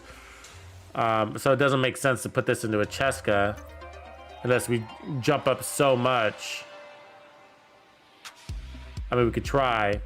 Let's try put it on Cheska. So the reason why you'd run a Cheska, I'm just gonna try it, is because then it will increase your crit damage by so much, right? It'll allow me to add more crit damage, and is that extra crit damage enough to outweigh perfect focus? So I think that Cheska. So where does that put us? 60. So we're at 60. Then what we do is we start sliding down our crit chance. So we put this to crit damage.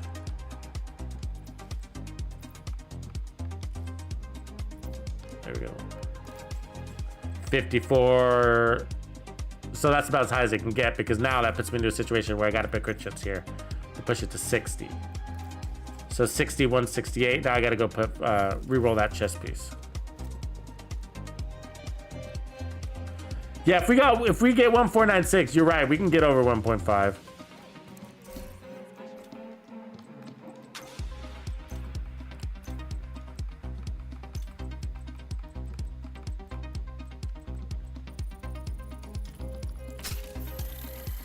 This might not pan out to be more, but it's worth checking.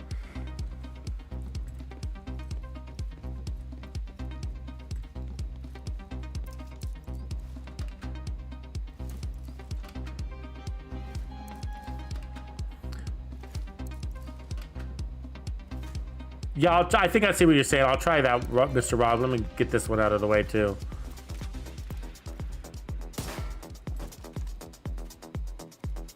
Let's charge up. So Walker with regular focus, Cheska and Grupo, double Grupos in that scenario.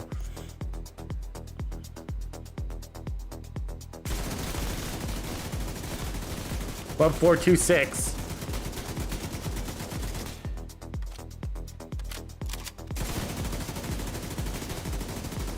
Before even we're maxed out, so it should get higher.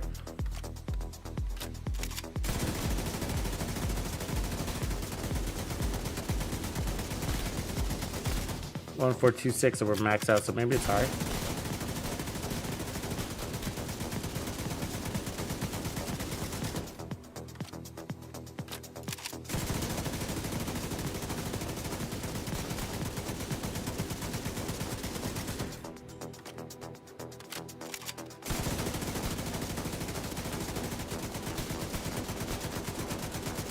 Oh, it doesn't want to give me that number again. Come on.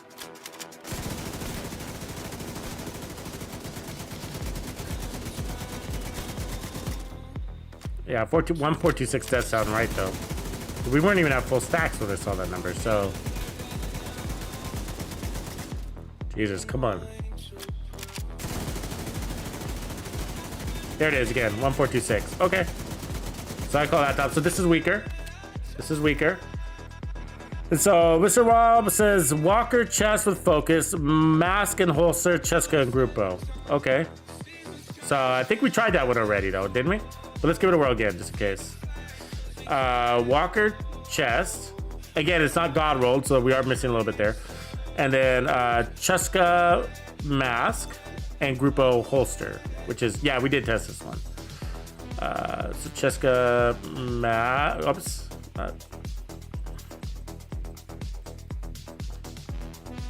And then this is a Grupo holster, basically. So our crits are 53, so that we need to put a crit chance mod there. There we go. So 59, 167. So this is gonna be really close, I think, to what we just saw.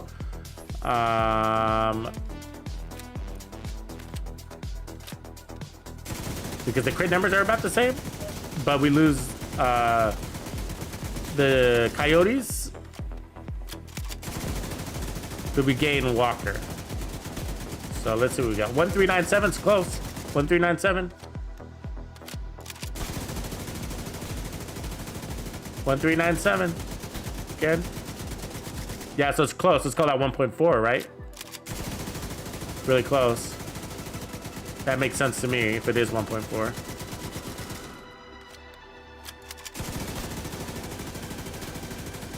Yeah, there it is again. 1397. Yeah. Seems about right. You know what I mean? Because the Coyote's mask was giving us 10% more crit damage than that. Because at the range of 15 meters. What other combo are we missing here? I mean, we could try taking off this damage to targets out of cover. And putting a Walker holster. There we go. So, see, the win there is we pick up more crit damage, right? And technically crit chance. Let me see. Let me pull off this crit chance. Yep. We pick up a lot more crit damage. So let's see if that outweighs. Let's see if that outweighs. So that now we're at 179 crit hit damage. That's a lot. But so is damage to targets out of cover. So let's.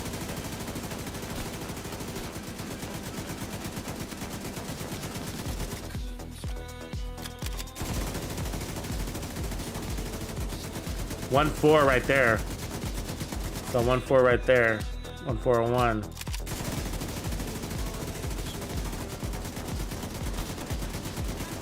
Sounds about right. It's probably as high as it's gonna get.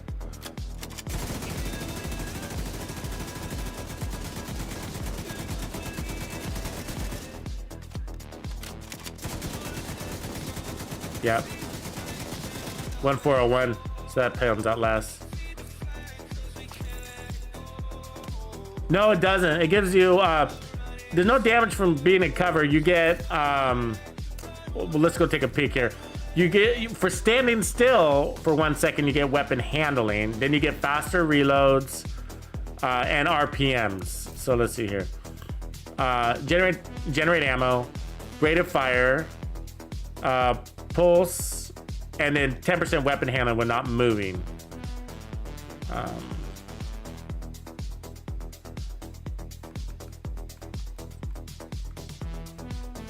Yeah, let's see.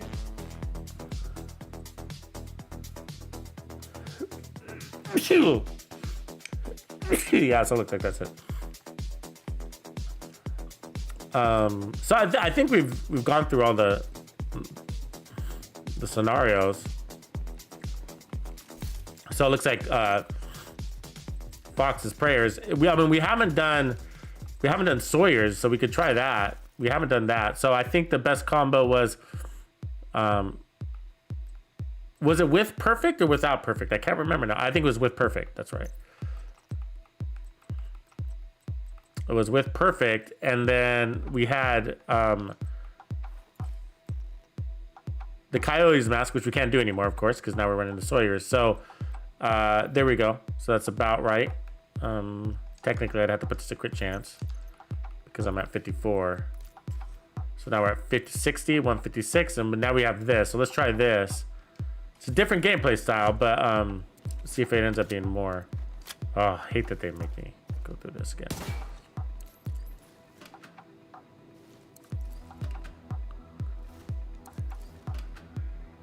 One piece y'all is hazard protection, but it would give us damage to health. But this is a damage to, you know, armored target. But when we break his armor, it'll kick in.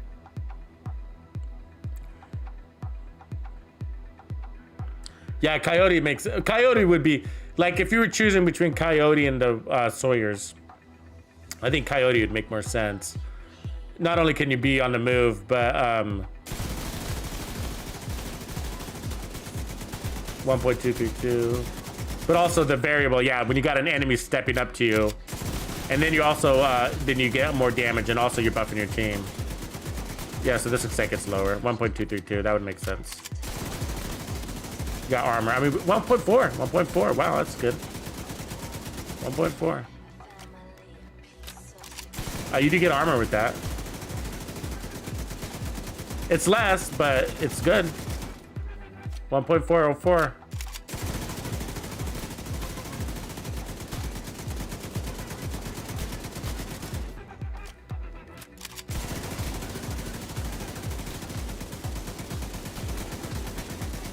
Yeah, but I think with this gun, you kind of want you're gonna be moving a lot. It's just like the, you know, we're gonna get into that debate, but it's still not the highest. So I think you're probably better off.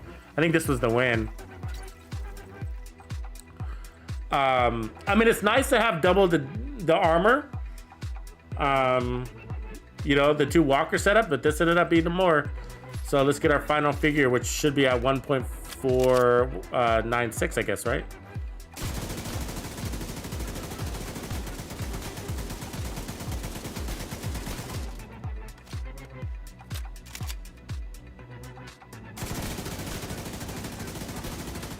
$1,444, it said right there.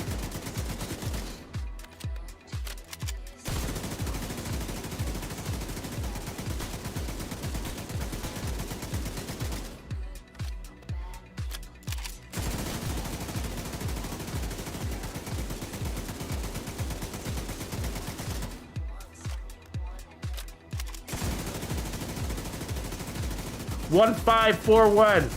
1,541. New high. And I don't know why.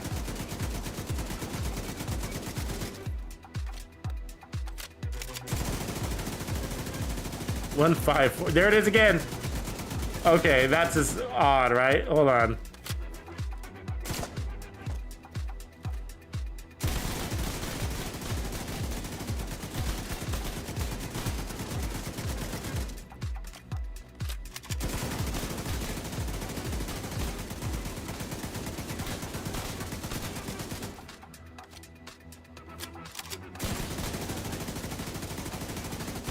$1,599.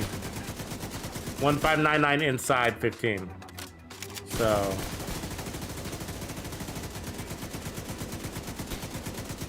fucking this place sucks in here. You know. That was at 44, so this should actually be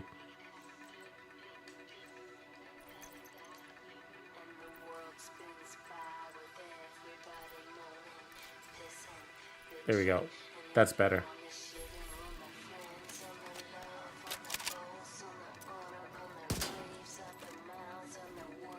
We had too much crit damage.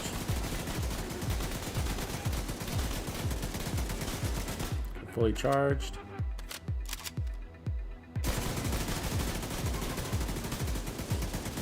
$1,496. There it is. So So confirmed, 1496. Okay, that makes sense. There we are. What up, Doc? Appreciate you still watching. I think we got to the end of this test. So now we need to put on the M60. So strongest gun, strongest build, right? All right. So we need to get to the back half of the mag though. So let's charge up, get there.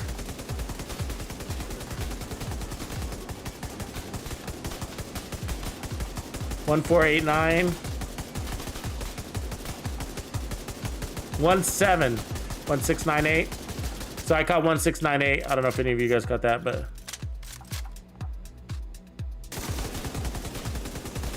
fuck, I switched weapons. My bad. I'll reload and start again. Yeah, I got better when Mr. Bob showed up.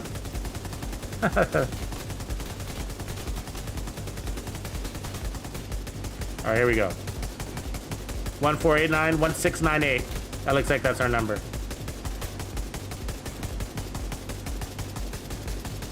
Yeah, those will hurt. 1.7 million. On the inside, 10 to 15. Okay, let's do that.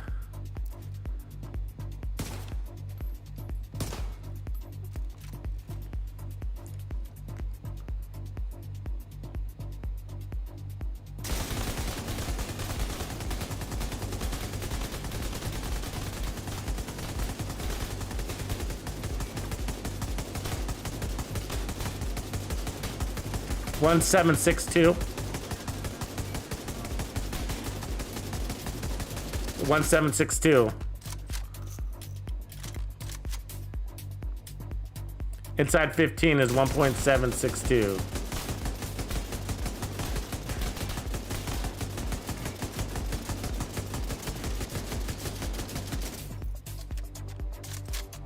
Yeah, so here's the deal. Like if you put it on 15 and then now I have Ranger on, right? I have Ranger on. See, that's 15 meters.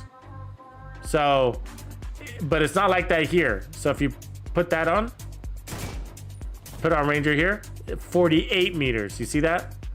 So there's a difference between these two ranges. Another error. I mean, you know what I mean? So weird, but that is 15 meters right there. See the little icon on the left?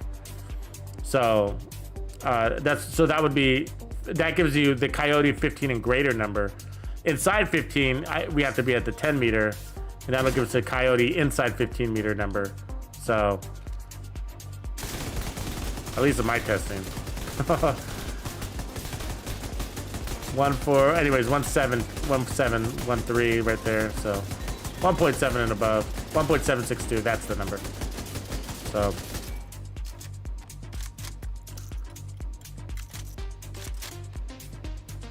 yeah. And then here we go.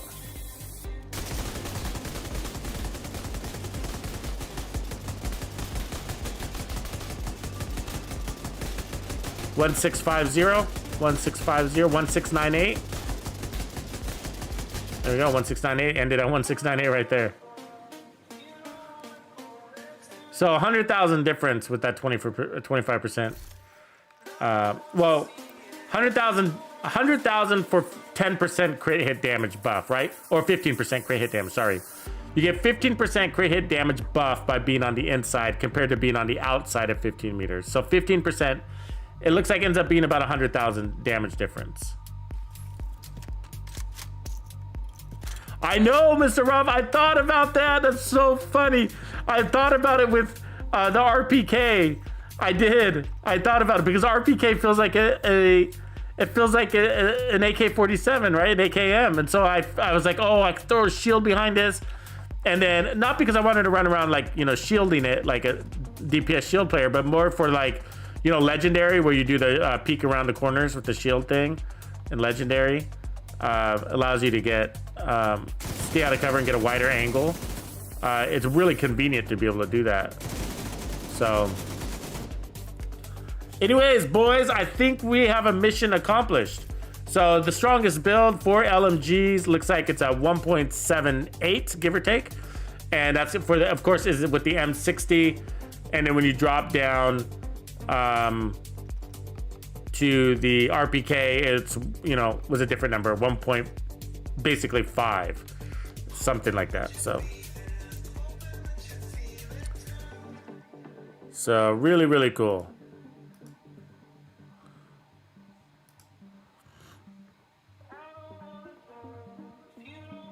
And that's the build. Really easy to set up. And so this turned out to be stronger than the max. Yeah, trying to break the game, right? The game's already broken. Good call, Mr. Rob. But that's ends up being stronger than the max damage to armor setup that we had earlier. So this is the stronger version, which is really interesting. I would have thought that it wouldn't have been the case. And I don't forget the Coyote aside. I mean, even with just like the Cheska and a Grupo there. So the Coyote is just kind of a nice in addition to add to the build. But the reality is that you don't need a 2-piece. You're better off without the 2-piece walker, you know? You're better off without the 2-piece walker. Crazy. Crazy. There's so many different weird little combinations when you get to this level of your build, you know? 2-piece walker, 1 Grupo, 2-piece walker, 1 Cheska, you know, a Cheska and a Grupo, and a mock Grupo with improvised. You know, there's so many different combinations. We already got the LMG in there, the LMG damage from the Contractor's Glove, so, you know, so that's it. But that's how I'm going to call it. So I think it's the same build, and then the question is A, B, or C gun. And for me, it's going to be C, which is number 3, RPK. That's my favorite of the set. So cool, guys. I appreciate you chiming in. I will catch you tomorrow, and look forward to the aim assist as well as elite controller breakdown. All right, and then I will be streaming the season 9 reveal. We'll be streaming it live on May 9th, which is Monday. So look forward to that, guys. Be here for that. Colin sick to work. Later. Tuxedo out.